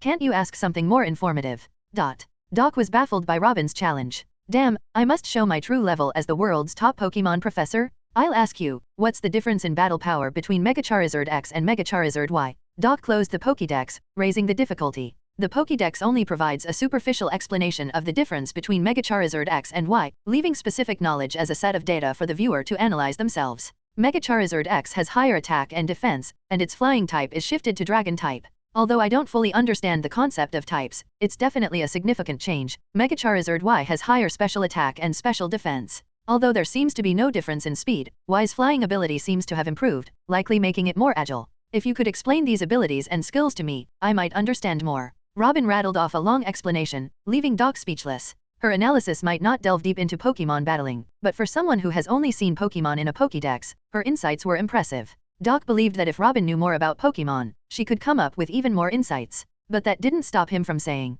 "Are you studying for a professor's degree?" "What do you mean?" Robin frowned, not understanding Doc's comment, only seeing surprise in his eyes. "Another way to say it, do you want to be a Pokemon professor? Is that a profession?" Robin asked curiously. She liked the sound of being called a professor, as it implied deep knowledge, something highly respected in O'Hara. Yes, in the world where Pokemon originate, there are many Pokemon-related professions. The most common are trainers, coordinators, and breeders, but the most prestigious and knowledgeable is the Pokemon professor, a rare and valuable asset in that world. Doc, recognizing Robin's interest in knowledge, didn't mind sharing more with her. "So, you are a breeder, since our shop is called the Mystery Hatchery House," Doc stated matter-of-factly. However, coordinators and breeders are essentially types of trainers, with their full titles being coordinator trainer and breeder trainer, and Pokemon professors are considered another type. These professions are like advanced trainer careers, one must have been a trainer to advance into these other roles. Doc didn't wait for Robin to ask more, instead, he patiently explained these professions to her. Meanwhile, Bone Clay walked out of the bedroom with Smoochum, sitting by and listening to Doc.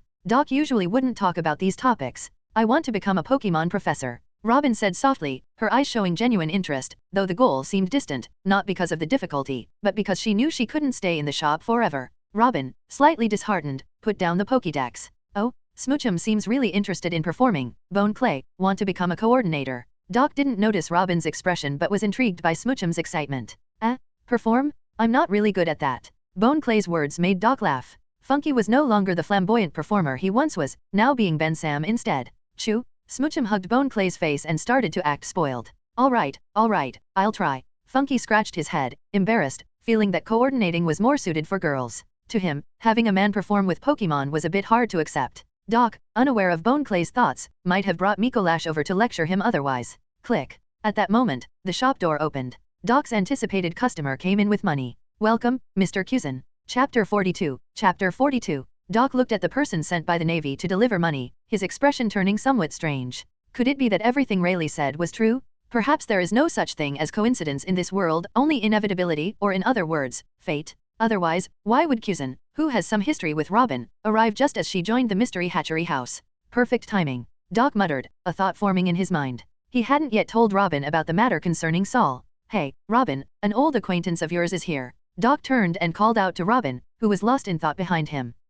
Kuzan, who had just walked in, heard his name and the sleepiness on his face dissipated significantly, revealing a slightly surprised expression. His gaze moved past Doc to meet Robin's, who had instinctively looked up. For a moment, intense emotions flared in both their eyes. Kuzan's eyes were mostly filled with surprise, but there was also a complex mix of emotions. Robin's eyes, however, held a strong fear. Doc could even see her trembling slightly, but this fear seemed to be not solely directed at Kuzan. Robin put down the Pokédex in her hands, stood up with her head down, and walked towards the door under Doc's confused gaze. She had anticipated this day would come, just not so soon. She didn't want to think that Doc had called Kuzan to capture her, but wasn't that the reality in front of her? "No, where are you going, Robin? It's very rude to leave like this. I never taught you to treat guests this way." Doc wasn't planning to enact a scene like that anime. He reached out, grabbed Robin, and caused her to stumble. Robin looked up at Doc, her eyes seemingly holding a glimmer of hope.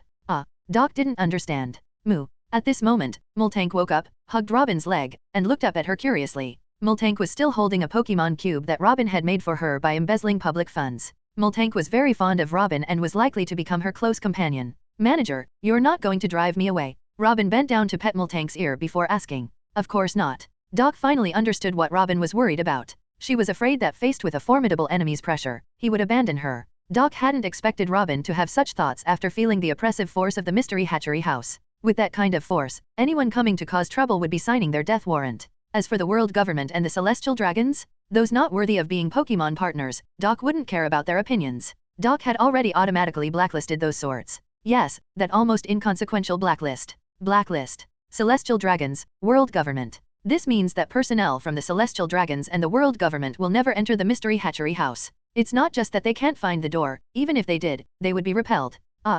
This manager, Nico Robin, is a criminal with a bounty of 79 million belly. Are you sure you want to shelter her? This will make things very difficult for me. At this moment, Kuzan spoke up, massaging his black curls and seemingly a bit troubled. Despite feeling very weak, he still spoke his mind. However, how could Doc not know Kuzan's attitude towards Robin? Look, Kuzan, not even Sakazuki coming here would take away my staff. If he dares to come, I dare to kick his butt hard. Even if Sengoku learns about this, he won't turn against me. Doc waved his hand, speaking lightly of something quite significant. Both Kuzan and Robin widened their eyes at such a statement. Only Bone Clay laughed wildly on the side. I'm actually quite looking forward to that. Kuzan raised an eyebrow and then smiled cryptically. Hey, don't cause trouble. You wouldn't want Robin's situation to be known by more people, right? Then the world government will come after the Navy. Doc warned Kuzan. Aren't you afraid? I'm not. People from the world government can't even enter this door. Don't believe me? Try sending someone. I just want to ease the pressure on Sengoku. Doc spoke sincerely. If Sengoku was pressured by the world government, it might indeed reduce the frequency of their visits to the mystery Hatchery House, potentially affecting their business with the Navy. You really make it difficult for me as an admiral. Kuzan seemed a bit troubled by this and glanced subtly at Robin. Robin shivered under Kuzan's gaze, as if hit by his ice fruit power from afar. You don't need to scare her anymore. She's already agreed to work for me for a lifetime. Doc pulled Robin behind him. Miltank, though not fully understanding the conversation, could tell Robin didn't like the very tall man. In a fit of anger, Miltank stepped forward, grabbed a Pokémon cube, and threw it at Kuzan, hitting his leg. Though it didn't have much force, Miltank's attitude was clear. I don't like you? Miltank puffed up its cheeks, glaring up at Kuzan. Robin, frightened, quickly scooped up Miltank and turned around to block Kuzan's view with her back. It seems I'm disliked. Kuzan actually liked the pink Miltank for its courage and simplicity. It seems Marshal Sengoku and Vice Admiral Tsuru were right. Pokémon are creatures that can be nurtured and will become trustworthy partners for the Navy. Unlike the former two, Kuzan wasn't interested in Pokémon's potential but their character. Mr. Kuzan, my stance is clear. Now, let's talk about your purpose here. Doc's gaze was piercing as he looked at Kuzan. He, of course, knew what Kuzan was here for.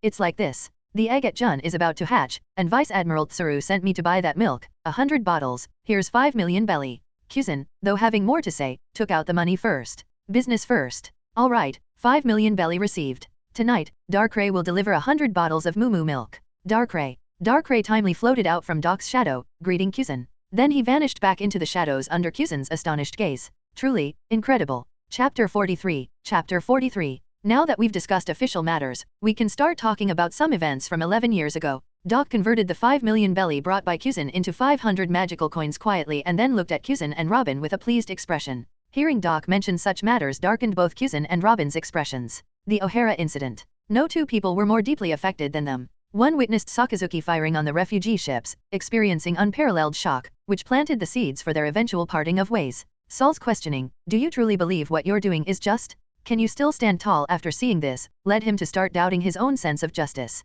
Eventually, Kuzan's act of defying orders to let Robin go, stating that absolute justice can sometimes drive one mad, proved his transformation and the deep impact of this event on him. The other lost her homeland, mother, teacher, friends, and was left with only memories, embarking on an endless dark journey until now. For both of them, O'Hara represented a past they wished not to revisit. Do you remember what I promised you before? To tell you about Saul after that? When Doc spoke these words, Kuzan didn't react much, just stared intently at Doc, his eyes filled with confusion. Robin also remembered, Doc had lured her back with this question, and 3 days had passed without him telling her anything. Is Saul still alive? Robin, recalling this question, became anxious, grabbing Doc's clothes as if she wouldn't let him go until he gave an answer. Kuzan, would you like to speak, or shall I? Doc glanced at Kuzan, who seemed to become somewhat uneasy standing in front of him. You knew too? What have you been hiding from me? Robin turned to Kuzan. Years of observing and understanding people let her see the deep meaning hidden in Kuzan's eyes. I'm curious about one thing. I was sure I was the only one left on O'Hara. Why would you know?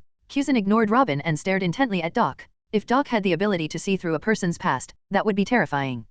There are many things the mystery Hatchery House can do, some of which might even make you question your existence. Doc frowned, pondering how to explain. Like what? Going back to the past, changing history, crossing time, going to the future, reviving the dead, flesh from bones. For instance, making someone briefly see someone who has passed away. Doc considered his words and chose not to divulge the fantastical capabilities. The power of Pokémon is indeed miraculous, capable of accomplishing all he mentioned and more, even without relying on the powers of legendary Pokémon. Bringing someone back from the dead, relying on items from the magical shop, is also possible. But Doc chose not to share these details. Such capabilities might not necessarily make the outside world yearn for the mystery Hatchery House but could instead incite fear, leading them to try and erase it from existence. Especially entities like the world government, who would worry about Doc meddling with history 800 years ago, potentially erasing them from history. Doc wasn't afraid of their malicious intentions, nor did he believe they had the capability to act on them, but it would undoubtedly cause trouble. Seeing the deceased, Kuzan's mouth fell open slightly, his breathing becoming hurried. Not that he harbored any greedy thoughts towards such a power, he didn't have anyone he particularly wished to see again. It was just too fantastical. And crucially, he knew the revelation of such a thing could stir massive waves across the seas. Even the allure of One Piece might be overshadowed for a while. Robin stood frozen, as faces of her elders from O'Hara began to emerge in her mind. Her eyes couldn't help but show longing as she looked at Doc, wanting to speak but stopping herself. You don't have to imagine it too extravagantly. This is produced from a certain Pokémon's feather, extremely precious and rare. Even we only have one, and there are no plans to sell it, so it won't be revealed to the seas. Doc's words contained a lot of information. It elevated the image of Pokémon in Kuzan's mind while assuring him not to worry too much about this causing chaos in the seas. So, you. Yes, I tried to use this feather on Sol, but it failed. Doc nodded. A statement that made Kuzan and Robin begin to speculate. Why would it fail? Robin asked. With her memory, how could she not grasp what Doc just said? But it was because she understood too well, her mind racing too fast, leading to some insecurity, yet her words revealed her anticipation and joy. Because, Sol, isn't dead. Kuzan gave up struggling and stated the fact. Robin, upon hearing Kuzan admit it, had tears welling up in her eyes, but she quickly wiped them away. Multank, seeing Robin about to cry, quickly comforted her. Even going as far as charging at Kuzan to punch him, but Robin used the powers of the flower fruit to pull her back. It's wonderful. Robin's myriad thoughts and words ultimately condensed into 3 simple words. No one could understand her feelings at that moment. I wasn't planning on telling you this. I hadn't realized the power of Pokémon could be so exaggerated. Kuzan shook his head, seemingly resigned, and spread his hands to Robin. You don't need to ask where Sol is now. Telling you would be pointless. He salvaged as many books as possible that were thrown into the sea during the O'Hara incident and took them to the library on Elbaf. With the help of Vegapunk, he read through all the materials and began researching the history of 800 years ago. Doc interrupted Kuzan's rambling and decisively informed Robin of Sol's whereabouts. It wasn't a secret, he was sure to satisfy Robin's curiosity, making his employee happier. However, Doc saw utter shock in Kuzan's eyes, which even trembled. Doc wondered, you didn't know? Doc was genuinely puzzled. Kuzan personally let Sol go and might even have sent him back to Elbaf. How could he not know? Or did the Navy and even the world government not know about Vegapunk's contact with Sol? What was Vegapunk planning? Kuzan fell silent, unaware of Vegapunk's actions. But why would Doc know? According to his earlier statement, shouldn't he only be able to confirm Sol's survival?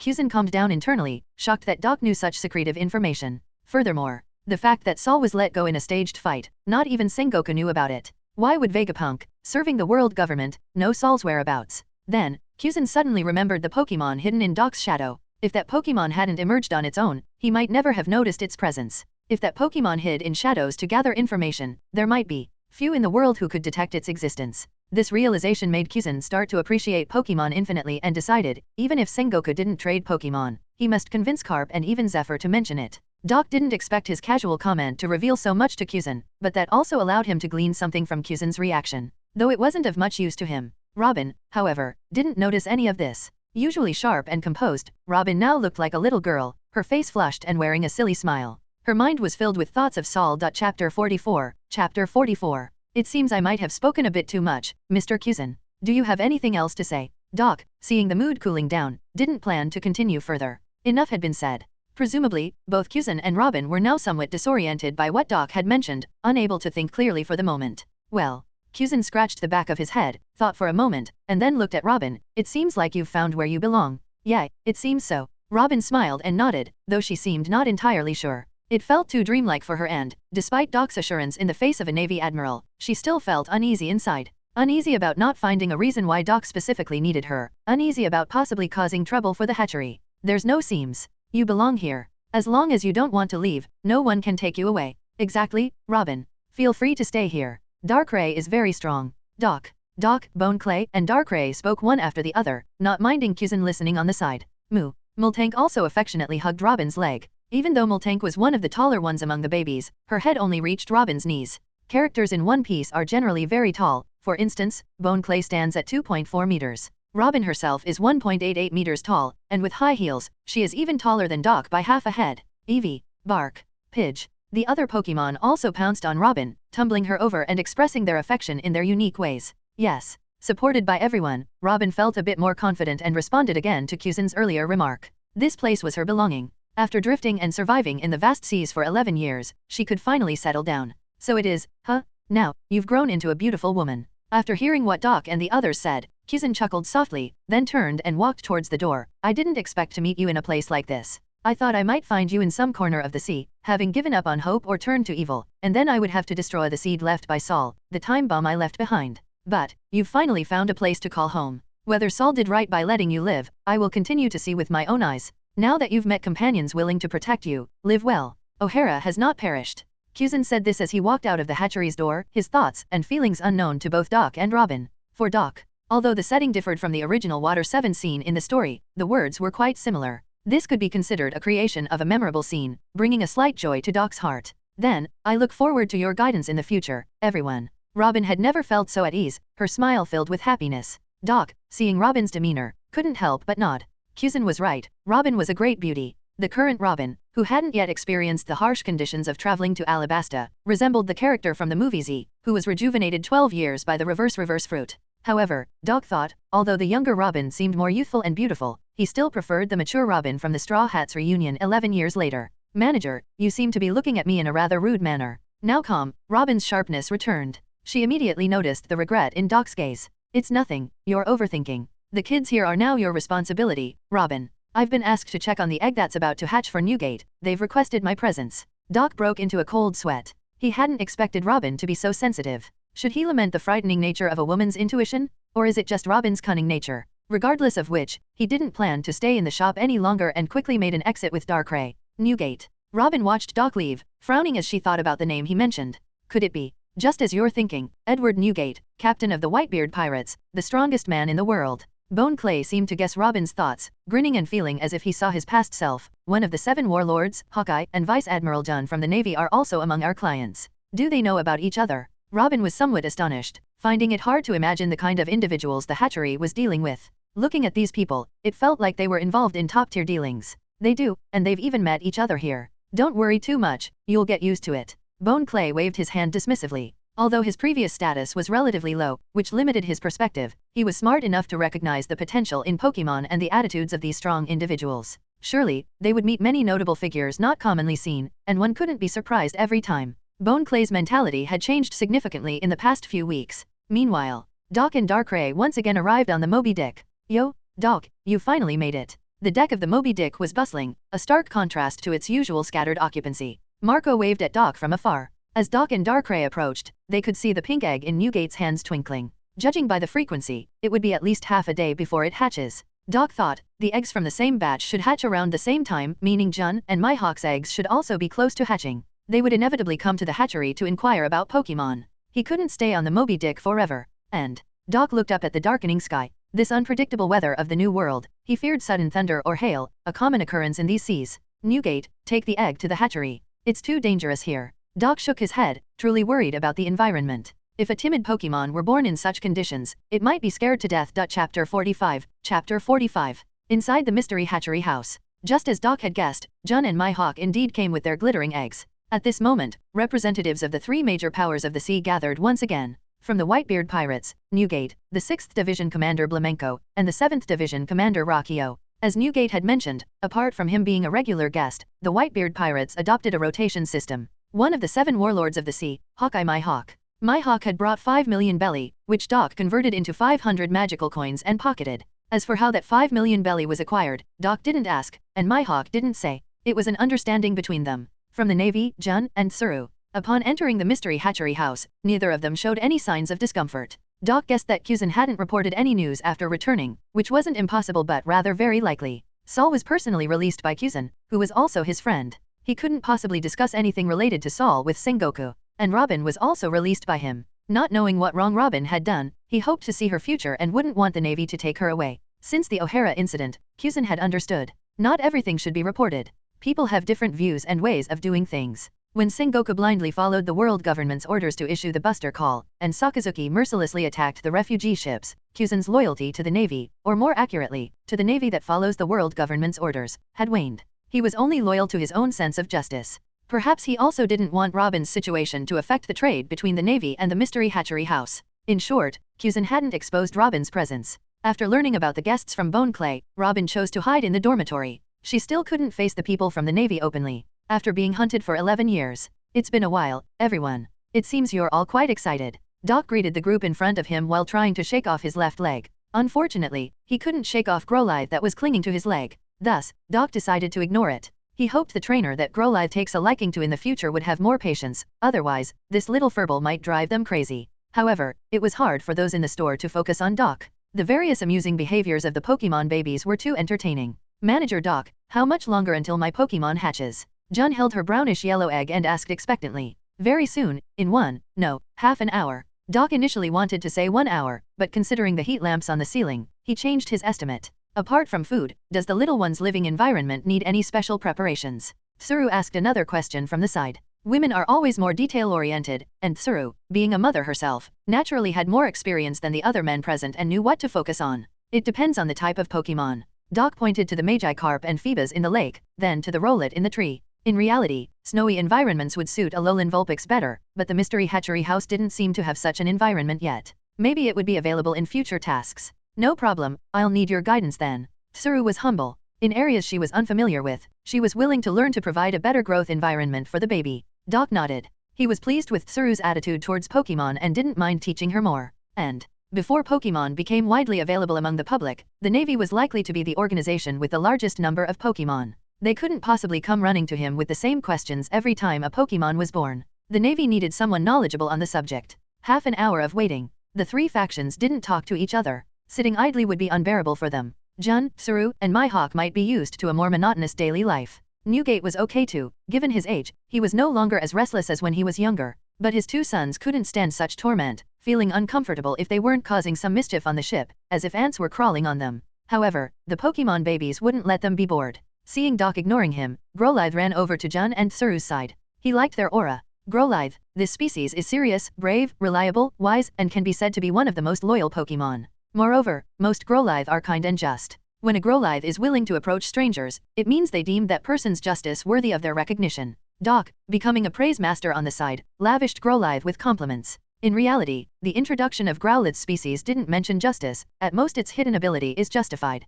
The rest of Doc's speech was made up based on the Pokemon world. After all, in that world, Growlithe is a loyal partner of Officer Jenny. He didn't think he was wrong, rather, he believed he spoke well. With such a speech, many from the Navy might want a Growlithe as their Pokemon, perhaps making it a dream partner for all Navy members. Is that so? What a lovely little one. Jun didn't know what Doc was fantasizing about. But having heard Doc's rhetoric, she indeed liked Growlithe even more. And with Growlithe being fluffy, energetic, and cute, how could anyone not like such a charming dog Pokemon? Wise. It was Tsuru who looked into Growlithe's intelligent eyes, doubting Doc's flattery. If Doc knew Tsuru's thoughts, he would surely protest his innocence. He never expected to be backstabbed by his own Growlithe baby. He was truly not deceiving. Growlithe's territorial sense and vigilance are among the top in the Pokemon world. Calling it wise was no issue. On the other side, Blamenco and Rockio somehow ended up whispering to their brother Eevee. Doc eavesdropped and was shocked. You two, who have been single for 40 or 50 years, are teaching brother Eevee how to chase girls. Stop it, you rascals! Before Doc could rescue Eevee from their clutches, Mihawk's excited voice echoed in the shop.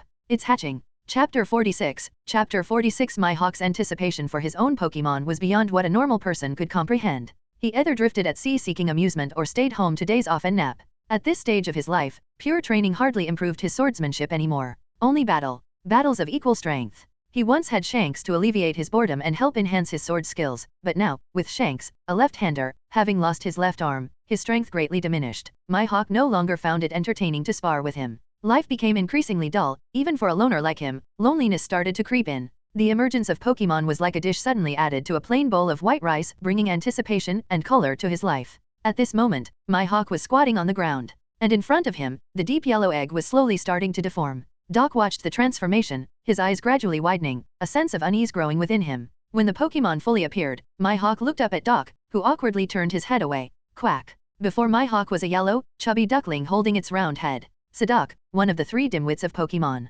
Psyduck's pupils were like 2 dots, its beak flat, with 3 strands of hair on its head, short thick limbs, and a rotund belly, making it look quite dazed. Mihawk stared at the duckling, which hardly seemed like a Pokémon that could wield a sword. His gaze at Psyduck gradually became vacant, unable to imagine his future life with this duckling. And Psyduck, too, instinctively dazed off, its eyes vacant. This dazing is their way to suppress the psychic powers in their brain. This is Psyduck, a water-type Pokémon. Although staying in water might be more comfortable for him, being on land is perfectly fine too. Seeing Mihawk stunned, Doc quickly explained, Psyduck, you see, is quite a pitiful Pokémon. Their body occasionally generates a mysterious power, psychic energy. When their brain cells become active, their psychic powers strengthen. However, since they can't control this power, they are almost always plagued by headaches. To suppress the psychic energy, Psyduck often dazes off. Mihawk picked up Psyduck, not saying much. Disappointed? Not really, since it was the Pokémon he chose. He was just slightly let down it wasn't a sword-wielding type. At least, life was no longer so lonely. He stood still, deciding to see what kind of Pokémon would hatch for Newgate and Jun. Jun's egg also finished transforming. A bouncing brown rabbit with yellow curls appeared. Buniri. So cute. Jun joyfully snuggled the little rabbit into her arms. She had worried about hatching something ugly. Being a girl, she naturally preferred cuter creatures. Had her egg hatched a Psyduck like Mihawk's, Jun would have been troubled. Buniri, a rabbit Pokémon whose mood can be judged by the shape of its ears. Its ears are its most powerful weapon, while its limbs are relatively weak. Remember this when training. Doc again spoke up, providing a simple introduction. He thought that, in the future, this type of introduction should be handled by Bone Clay or Robin, letting them study the Pokémon encyclopedia before explaining to the guests. And he would focus on completing tasks. What type is it? Tsuru glanced at Buniri, finding the little rabbit full of vitality. Normal. Doc's response made Tsuru's expression turn somewhat strange. Understandable. After all, the normal type sounds very normal. Indeed, it can't compare to the strongest attack type, ground, or the strongest defense type, steel. Can you talk about the strengths and weaknesses of this type? Tsuru was concerned about Buniri's future, hoping it could help Jun. The normal type's advantage is that it has no specific weaknesses, but its disadvantage is that it doesn't excel in any area. Doc smiled, then began to confuse Tsuru. Mediocre. Tsuru's comment was sharp and to the point. Essentially, in terms of resistance, among the 18 basic types, only one type is weak against normal, and only one type strongly counters normal. That's exactly what I wanted. As long as Buniri's individual strength is strong, there's no need to worry about type matchups. Jun was quite satisfied with Doc's explanation. Unlike her sister Tsuru, she wasn't keen on delving into complex considerations, preferring straightforward battles. Tsuru had no particular thoughts on the matter, as long as Jun was content. Doc, look at this little one, it's been crying non-stop. Newgate's anxious voice came from the side. Doc looked over to see that their egg had also hatched. It was a delicate pink Pokémon with something resembling a braid on its head and 3 small bumps on its forehead. Its lower body seemed to wear oversized pink pants, looking like a pink oval egg overall. Happiny. Chirp chirp. At the moment, Happiny sat on the ground bawling its eyes out. Newgate squatted beside it, looking troubled, almost breaking into a cold sweat. Blamenco and Rockio also looked overwhelmed as they made silly faces, trying to cheer up Happiny. Doc understood the situation as soon as he saw the Pokémon. Find a white, round pebble, about 7 to 8 centimeters long. Doc eyed the current height of Happiny, merely 0.3 meters. Rockio, go find Blenheim. Newgate hurriedly sent Rockio back to the ship to find such a stone. With so many crew members, there were naturally collectors of pretty pebbles. Blenheim, the 9th Division commander, was one such person. Doc could foresee that Blenheim's treasures would inevitably be commandeered by Happiny. Refuse? Then you'll have to see if your brothers and dad agree. Rockio was quick and soon brought back a crystal-clear white pebble. It seemed to have been specially polished, making it very smooth. Here you go. Doc took the pebble from Rockio and handed it to Happiny. Chirp. Happiny hugged the pebble. After looking at it from left to right for a while, it finally showed a happy expression, then tucked the pebble halfway into its pants. Whew, Doc, what's going on? Seeing the little one stop crying, Newgate finally breathed a sigh of relief. Happiny, a normal-type Pokémon. They instinctively try to imitate Chansey by holding an egg in their arms, Chansey being their evolved form. But since they can't lay eggs themselves, they resort to substituting with similar-looking pebbles. Doc explained briefly, also advising, this pebble is as important to them as their own egg. If they lose it, they'll cry and make a fuss, so remember to quickly find another one. Happiny's characteristics were quite clear, simple like a child, with their stone being of utmost importance. That's reassuring, then. Newgate nodded. He thought of his good son Blenheim. Chapter 47, Chapter 47 Incredible. Tsuru glanced at Happiny by Newgate's side and sighed in amazement. It's truly fascinating how each Pokémon is born with its own unique characteristics, each one different from the last. This moment was too magical, too intriguing. At this time, Mihawk's gaze also changed. Compared to Newgate's crybaby Happiny, he felt his dazed Psyduck was better. He wasn't adept at caring for crybabies. Afterward, under the guidance of Doc and Bone Clay, everyone practiced caring for their Pokémon. Newgate and Blamenco, with their large hands, watched as Rockio carefully fed Happiny with a baby bottle. Holding the tiny creature in his palms, Rockio felt the joy of fatherhood for the first time. Tsuru held Buniri in her arms, while Jun gently wiped its little face with a towel. As for Mihawk and Psyduck, as everyone knows, Mihawk is a man with all life skills maxed out, but unfortunately, Psyduck isn't a Pokémon that requires much care, so Mihawk's skills were somewhat redundant. I'll visit again when the Pokémon are out of their infancy. If they're healthy by then, you're welcome to buy more Pokémon eggs from our mystery hatchery house. Doc nodded, deeming everyone's handling techniques satisfactory. Even if someone like Rockio still seemed a bit clumsy, their effort alone was praiseworthy. Don't worry, Doc, I've never lost a child under my care. Newgate seemed very happy, confidently assuring Doc. The resilience of Pokémon is indeed strong, but it still can't compare to your sons. Doc thought of the monsters on the Whitebeard pirate's ship. If those guys couldn't be killed, that would be truly terrifying. Don't worry, Yozo and Marco will take good care of them. Newgate was aware that he wasn't quite suited to care for Happiny, because Happiny was just too small. But he knew his sons well, and some were incredibly meticulous. We'll be leaving now. Tsuru and Jun didn't wish to stay with a group of pirates any longer and prepared to leave. Wait a moment, I have a favor to ask of you all. This visit wasn't just about creating a good hatching environment. Doc also planned to discuss a matter concerning the main mission with these three. The mission required taking the little ones to 3 places for exposure. Essentially, it was like a trip.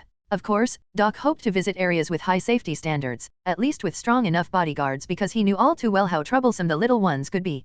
Pokémon like Growlithe, curious and full of vitality, in a strange place. It was unimaginable. The territories of the Whitebeard pirates, Marineford on the Navy's side, seemed like great options to Doc. Moreover, this could be a publicity opportunity, especially with the Navy. Perhaps some sailors would fall for the cute Pokémon. As for Mihawk, a lone wanderer without a territory, Doc wasn't ready to let go of this prime opportunity. He wanted Mihawk to act as a bodyguard and accompany them to other places. Of course, Doc would pay for the service, not expecting Mihawk to work for free. After Doc mentioned this, the Whitebeard pirates agreed without hesitation. They were absolutely confident in the control over their territory, ensuring the Pokémon babies could play to their heart's content safely. Tsuru seemed to want to discuss it with Sengoku first. The possibility of letting the Pokémon babies enter the Marineford headquarters. If Sengoku agreed, they would need to prepare in advance. Even if they couldn't enter, Doc and the others were free to roam Marineford, as they weren't pirates. Mihawk remained silent, just quietly staring at Doc, still holding Psyduck. Doc smiled. All right, call me when it's time. Mihawk eventually agreed. He had nothing else to do anyway, and accompanying these interesting little creatures might be a good pastime. As for Doc's payment, he didn't mind. Currently, there wasn't anything he desperately wanted, maybe a strong swordsman, but Doc couldn't provide that. Thank you, everyone. With their assurances, Doc breathed a sigh of relief. This way, the main mission could be safely completed. Otherwise, the task of taking 16 Pokémon babies out with 4 adults could be overwhelming. If trouble arose, they'd have to split up to handle it, and if a Pokémon went missing, that would be a serious issue. Doc then saw off his guests. They've left. Robin, leading Multank, who had been clinging to her, came out of the dormitory. Yes. Doc nodded, then remembered something. Speaking of which, that old man's Pokémon should hatch tomorrow. He'll probably come by then. Previously, an elderly gentleman had purchased a white-quality green egg. That egg wasn't part of the same batch as Newgate's, so its hatching would be a day later. The old man. Robin wasn't aware of this, and Bone Clay hadn't mentioned it. Yes, a previous client. Doc nodded. It would be a good opportunity for Bone Clay and Robin to handle the reception. Given Robin's ability to understand the Pokémon encyclopedia, explaining the Pokémon species to clients wouldn't be difficult. Bone Clay. Give me 10,000 belly.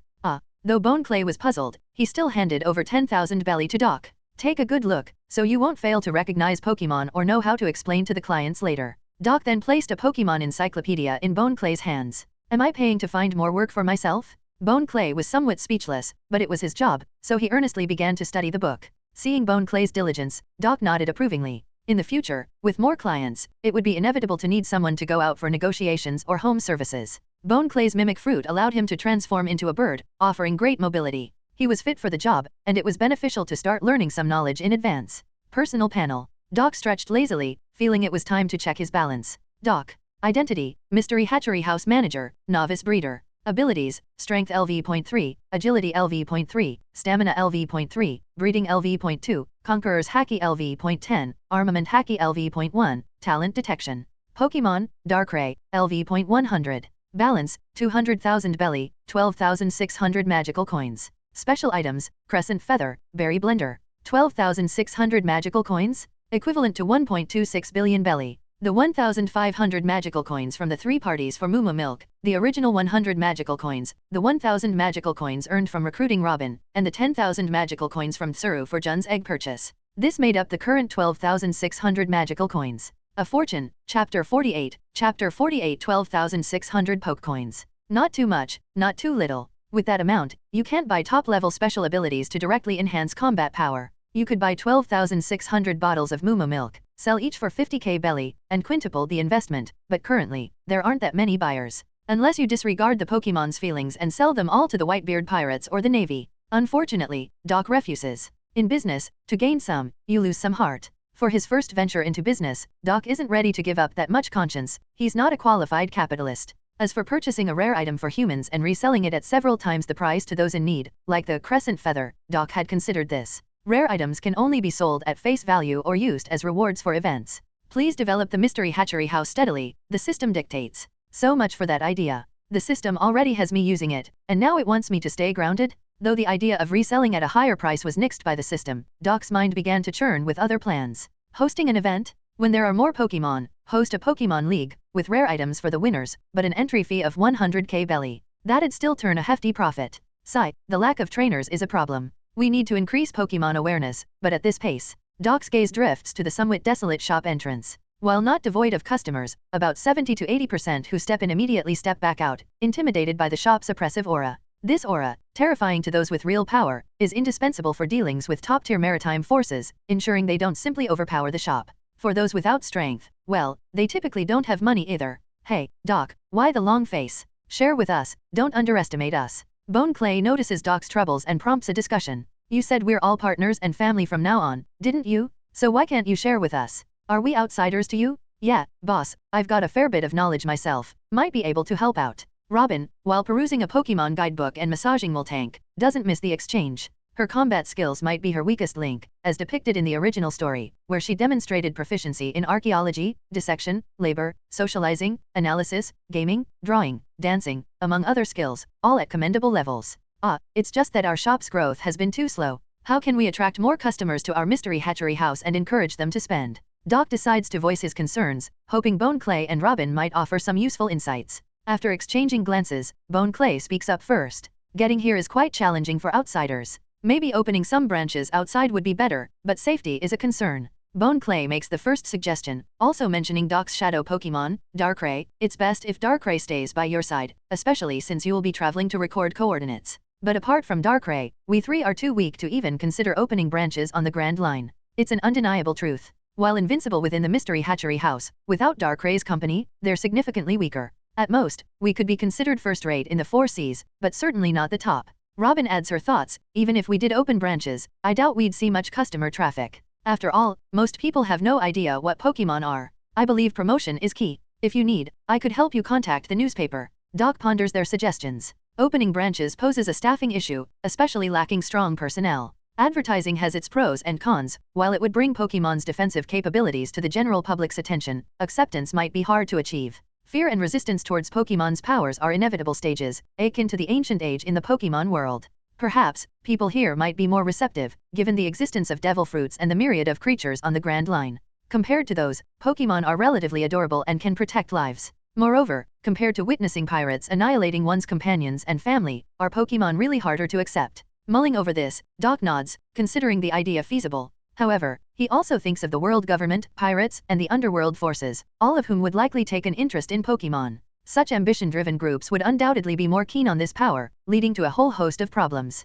Robin, contact the newspaper. Deciding not to be deterred by potential troubles, Doc believes it's all part of the Mystery Hatchery House's growth process. Similar to writing a novel, as a book gains readership, it attracts all sorts of people, including critics and nitpickers. This indicates the book's popularity. Even if it faces initial criticism, enduring this phase can solidify its status as a timeless masterpiece, with former critics turning into loyal fans. Strength. Returning to his bedroom, Doc acknowledges his need for more power. This strength is best if it's his own or, at least, belongs to the mystery Hatchery House. Whether it's for managing branches or dealing with potential troublemakers, sufficient power is necessary to maintain order. With not enough Pokecoins for a direct increase in power, Doc decides to gamble. He allocates 1,000 Pokecoins for 10 consecutive draws, keeping 11,600 Pokecoins in reserve. If the gamble pays off, he plans to purchase a high-level Pokemon from the Pokemart for branch security. Without further ado, he initiates the 10 consecutive draws. Congratulations on obtaining 200k belly. Observation Hacky X1. Berry Gift Pack X1. Pokemon purchase 90% off coupon X1. Doc's heart skips a beat, fearing the system might drain his savings with the discount coupon, only to follow with worthless draws. Armament Hacky LV +1. 100k belly. 100k belly. 100k belly. 100k belly. I knew it, you damn. Sceptile LV.100. I admit I might have spoken too loudly. I apologize for doubting your intentions, system. I was indeed at fault. Chapter 49. Chapter 49. What does it mean to be a lucky emperor? Do you understand the value of being a lucky emperor? Forget it, it's hard to explain to those who aren't. This time, Doc was hit with 2 huge surprises in his 10 consecutive draws. Among these surprises, even the upgrades to Armament Hacky and the acquisition of Observation Hacky paled in comparison. One of them, needless to say, was the Sceptile, which had reached max level in the world of One Piece. The grass-type Sceptile often finds itself at a disadvantage in the Pokemon world's various leagues, a situation that doesn't improve much even when it evolves into a grass/dragon type. But in the world of One Piece, where types don't matter, there's no such thing as being at a disadvantage. Cha! Suddenly, a voice sounded beside Doc, snapping him back to reality. He instinctively looked forward, where a 2-meter-tall Sceptile stood just a meter away. The average Sceptile stands at 1.7 meters, making this Sceptile a head taller than usual, a clear indicator of its strength. Furthermore, its bushy, vibrant green tail and the sharp, slender leaf blades on its arms indicated it was in its prime. When Doc locked eyes with the Sceptile, he felt a tightening in his heart. The Sceptile's eyes were incredibly sharp. Sharper than Mihawk's hawk eyes at this time, filled with pride and confidence, reminiscent of Mihawk 10 years later. Talent detection. Orange. This was a Sceptile of exceptional talent, at its peak condition. It was a true king among its kind. Though it appeared lonely, its solitude differed from that of Darkrai. The former's was likely due to its strength and pride, looking down on its peers, leading to its isolation. While the latter's was because it was hard to find its kind, having lived too long and become insensitive to life and death, resulting in loneliness. Hello, Sceptile, my name is Doc, and from now on, I'll be your partner. Doc reached out hesitantly, doubting Sceptile would shake hands. In the Pokemon world, when a Pokemon's strength exceeds that of its trainer, it might not obey, looking down on the trainer. Like Ash and his Charizard. Of course, such cases are rare, as most Pokemon, even if they become very strong, would obey their trainer if their relationship is strong enough. But Doc and Sceptile didn't have such a relationship. As Doc expected, Sceptile merely stared at him, its gaze sharp and evaluative. Sigh. Doc had no choice but to release his Conqueror's Hacky. This was the only thing he could show off in front of Sceptile. Darkrai might count, but Doc didn't want to earn Sceptile's approval through Darkrai. When the dark red covered the entire bedroom, Sceptile's eyes widened slightly, and it smiled faintly. Doc's Conqueror's Hacky was max level, comparable to Shank's, surely enough to earn Sceptile's approval. Cha! Sceptile, somewhat absent-mindedly, shook hands with Doc. It seemed to think Doc was still weak but saw potential in him, deeming him worthy as a companion. Sceptile was willing to fight for Doc, but not ready to take orders from him yet. Doc sighed in relief, seeing Sceptile had accepted him. Sceptile's character wasn't bad, it just had high standards for its companions. Darkrai, come out and greet Sceptile. Doc then pulled Darkrai from his shadow to introduce it to Sceptile. When Darkrai floated in front of Sceptile, the air seemed to crackle with tension. Doc wasn't sure if it was just his imagination, but it reminded him of the standoff between Ash's Sceptile and Paul at the Sinnoh League. Darkrai scratched its head awkwardly, sensing Sceptile's fighting spirit but not keen on battling. Otherwise, with its golden talent, it wouldn't be this weak. Cha! Sceptile, noticing Darkrai's reluctance, seemed a bit less enthusiastic but still greeted Darkrai, showing respect, albeit with a clear sense of superiority. Unless Darkrai proved itself in battle, Sceptile would continue to see itself as stronger. Sceptile, let's go meet the other partners. After the greeting, Doc invited Sceptile to join the others outside. Sceptile agreed, hoping to find worthy opponents but was destined for disappointment. Upon seeing the Pokemon kids causing a racket around him, Sceptile was overwhelmed. Why were these kids so noisy? Sceptile flicked its tail, accidentally knocking a Growlithe to the ground, then crossed its arms, looking down on the group from a distance. Despite its seemingly rude behavior, Sceptile wasn't really using much force. It wasn't the type to bully the weak. The little ones were initially welcoming, but Sceptile's cold gaze scared them off, keeping their distance. However, not all were intimidated. Growlithe, unaware of Sceptile's reluctance, continued to pester it, licking the round jewels on its back. Scraggy and Poniard, too, fearlessly locked gazes with Sceptile. Sceptile pushed Growlithe away, acknowledging Scraggy and Poniard with approval before leaping onto a tree to nap alone, clearly uninterested in the others. Besides Doc and Darkrai, the mystery Hatchery House had no one else Sceptile deemed worthy of recognition. Doc's Conqueror's haki and the system's affinity probably played a role in earning some approval from Sceptile. Below the tree, Growlithe was still contemplating how to climb up and play with Sceptile. Doc, what's with that guy? Boss, what Pokemon is that? I'll look it up in the Pokédex. Bone Clay and Robin asked in succession. That's Sceptile, our new partner. You've seen his personality, he prefers not to associate with the weaker ones. But he's not a bad kid. Just let him be, he's always been like that. Doc explained briefly. He didn't plan to force Sceptile to make friends. Each Pokemon has its own way of living, and they shouldn't be forced to change. Chapter 50. Chapter 50. Another great item, of course, is the Pokemon Purchase Discount Coupon X1. There's no need for further explanation about what this is, it simply means getting a discount on Pokemon purchases in the Mystery Mall. Doc could now buy a max-level Pokemon worth 100,000 mystery coins. 90% discount. However, most of these Pokemon are of lower talent, meaning their progression is very slow, and even though they're max level, they're also in the twilight years of their life. While still strong, their strength is limited, lacking unique abilities like Darkrai's Dark Void. When new worlds open and the world's level cap increases, these Pokemon will no longer be at max level, and their level advancement will be incredibly slow, possibly not increasing a level before their demise. Even in the world of One Piece, trying to learn new abilities, such as Haki, would be clumsier. Pokemon worth around 500,000 mystery coins are of orange talent or above. Mostly these are starters, pseudo-legendaries, or Pokemon with high base stats. There are also a few exceptionally talented common Pokemon, like an orange-talented Pidgeot, but they are very rare. Sceptile falls into this price range. These Pokemon still have room for rapid improvement in strength. Even returning to the Pokemon world, they could continue to grow at a not slow rate. The 1 million mystery coin price point is exclusively for legendary Pokemon. At this price, what's being sold isn't just the Pokemon's strength and talent, but more so the unique abilities that legendary Pokemon possess. For example, Ho-Oh's ability to resurrect the living, Dialga's ability to travel through time, and Cressalia's ability to induce pleasant dreams, among others. Regardless of the practicality or functionality of these legendary Pokemon's unique abilities, they all go for 1 million mystery coins, excluding Arceus. Doc's goal is naturally among these. This discount coupon must be a very rare item, and Doc wouldn't just use it casually. His targets are naturally the strongest Tier 1 gods. Of course, in this world, considering Kyogre and Lugia isn't out of the question. Needless to say, Groudon is definitely not considered, for reasons best left unsaid. The discount coupon will just have to gather dust for now. Doc took his eyes off the discount coupon. Now that he has Sceptile as a powerful force, he can start thinking about opening a branch. It would be a good time to scout for locations nearby when Mihawk is out playing with the Pokemon kids. Sceptile would likely enjoy guarding a place where no one disturbs it. Doc glanced at Sceptile resting on the tree, seemingly irritated by the noisy Pokemon kids. Doc's gaze shifted to the leaf blade on Sceptile's arm. He wondered how Sceptile's close combat skills were. Using the leaf blade on its arm for combat is an innate skill for Sceptile, making it a qualified swordsman from the moment of evolution. It's just unknown how skilled Sceptile's swordsmanship is.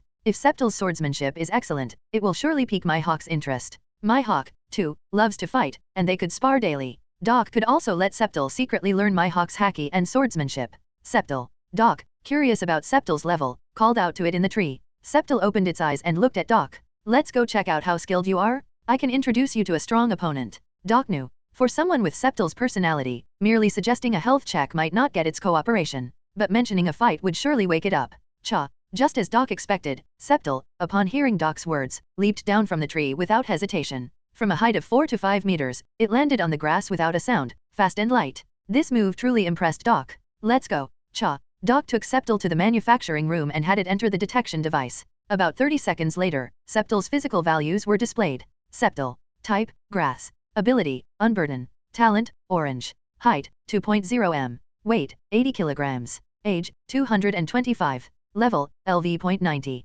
Skills, Dual Chop, Leaf Blade, Fury Cutter, X Scissor, Solar Blade, Cross Poison, Swords Dance. Alright, no need to look further. It's certain that Sceptile's swordsmanship is not ordinary, at least at the level of a swordsman. Doc only needed a glance at Sceptile's skill set to get an idea. His battle-loving Sceptile seems to enjoy head-on fights, using the leaf blade on its arms and the tail behind it for most skills. If including the tail, it could be considered a three-sword style. As for the age of 225 years, it might sound a lot, but except for bug types, most Pokemon live much longer than humans, especially ghost and psychic types. Grass types also tend to live long. A Venusaur of the same level can easily live for 1,000 years, and Torterra even more so. Basically, any Pokemon with turtle in its name tends to have a long lifespan. Sceptile's lifespan is relatively short among grass types. This age is just about its prime, similar to a human in their 30s. Looking at the level, Sceptile's real level is a full LV.90, 5 levels higher than Darkrai. As for who is stronger, that's hard to say. The level of legendary Pokémon, even if the same as that of ordinary Pokémon, represents a big difference. Could a max-level Caterpie fight a max-level Rayquaza?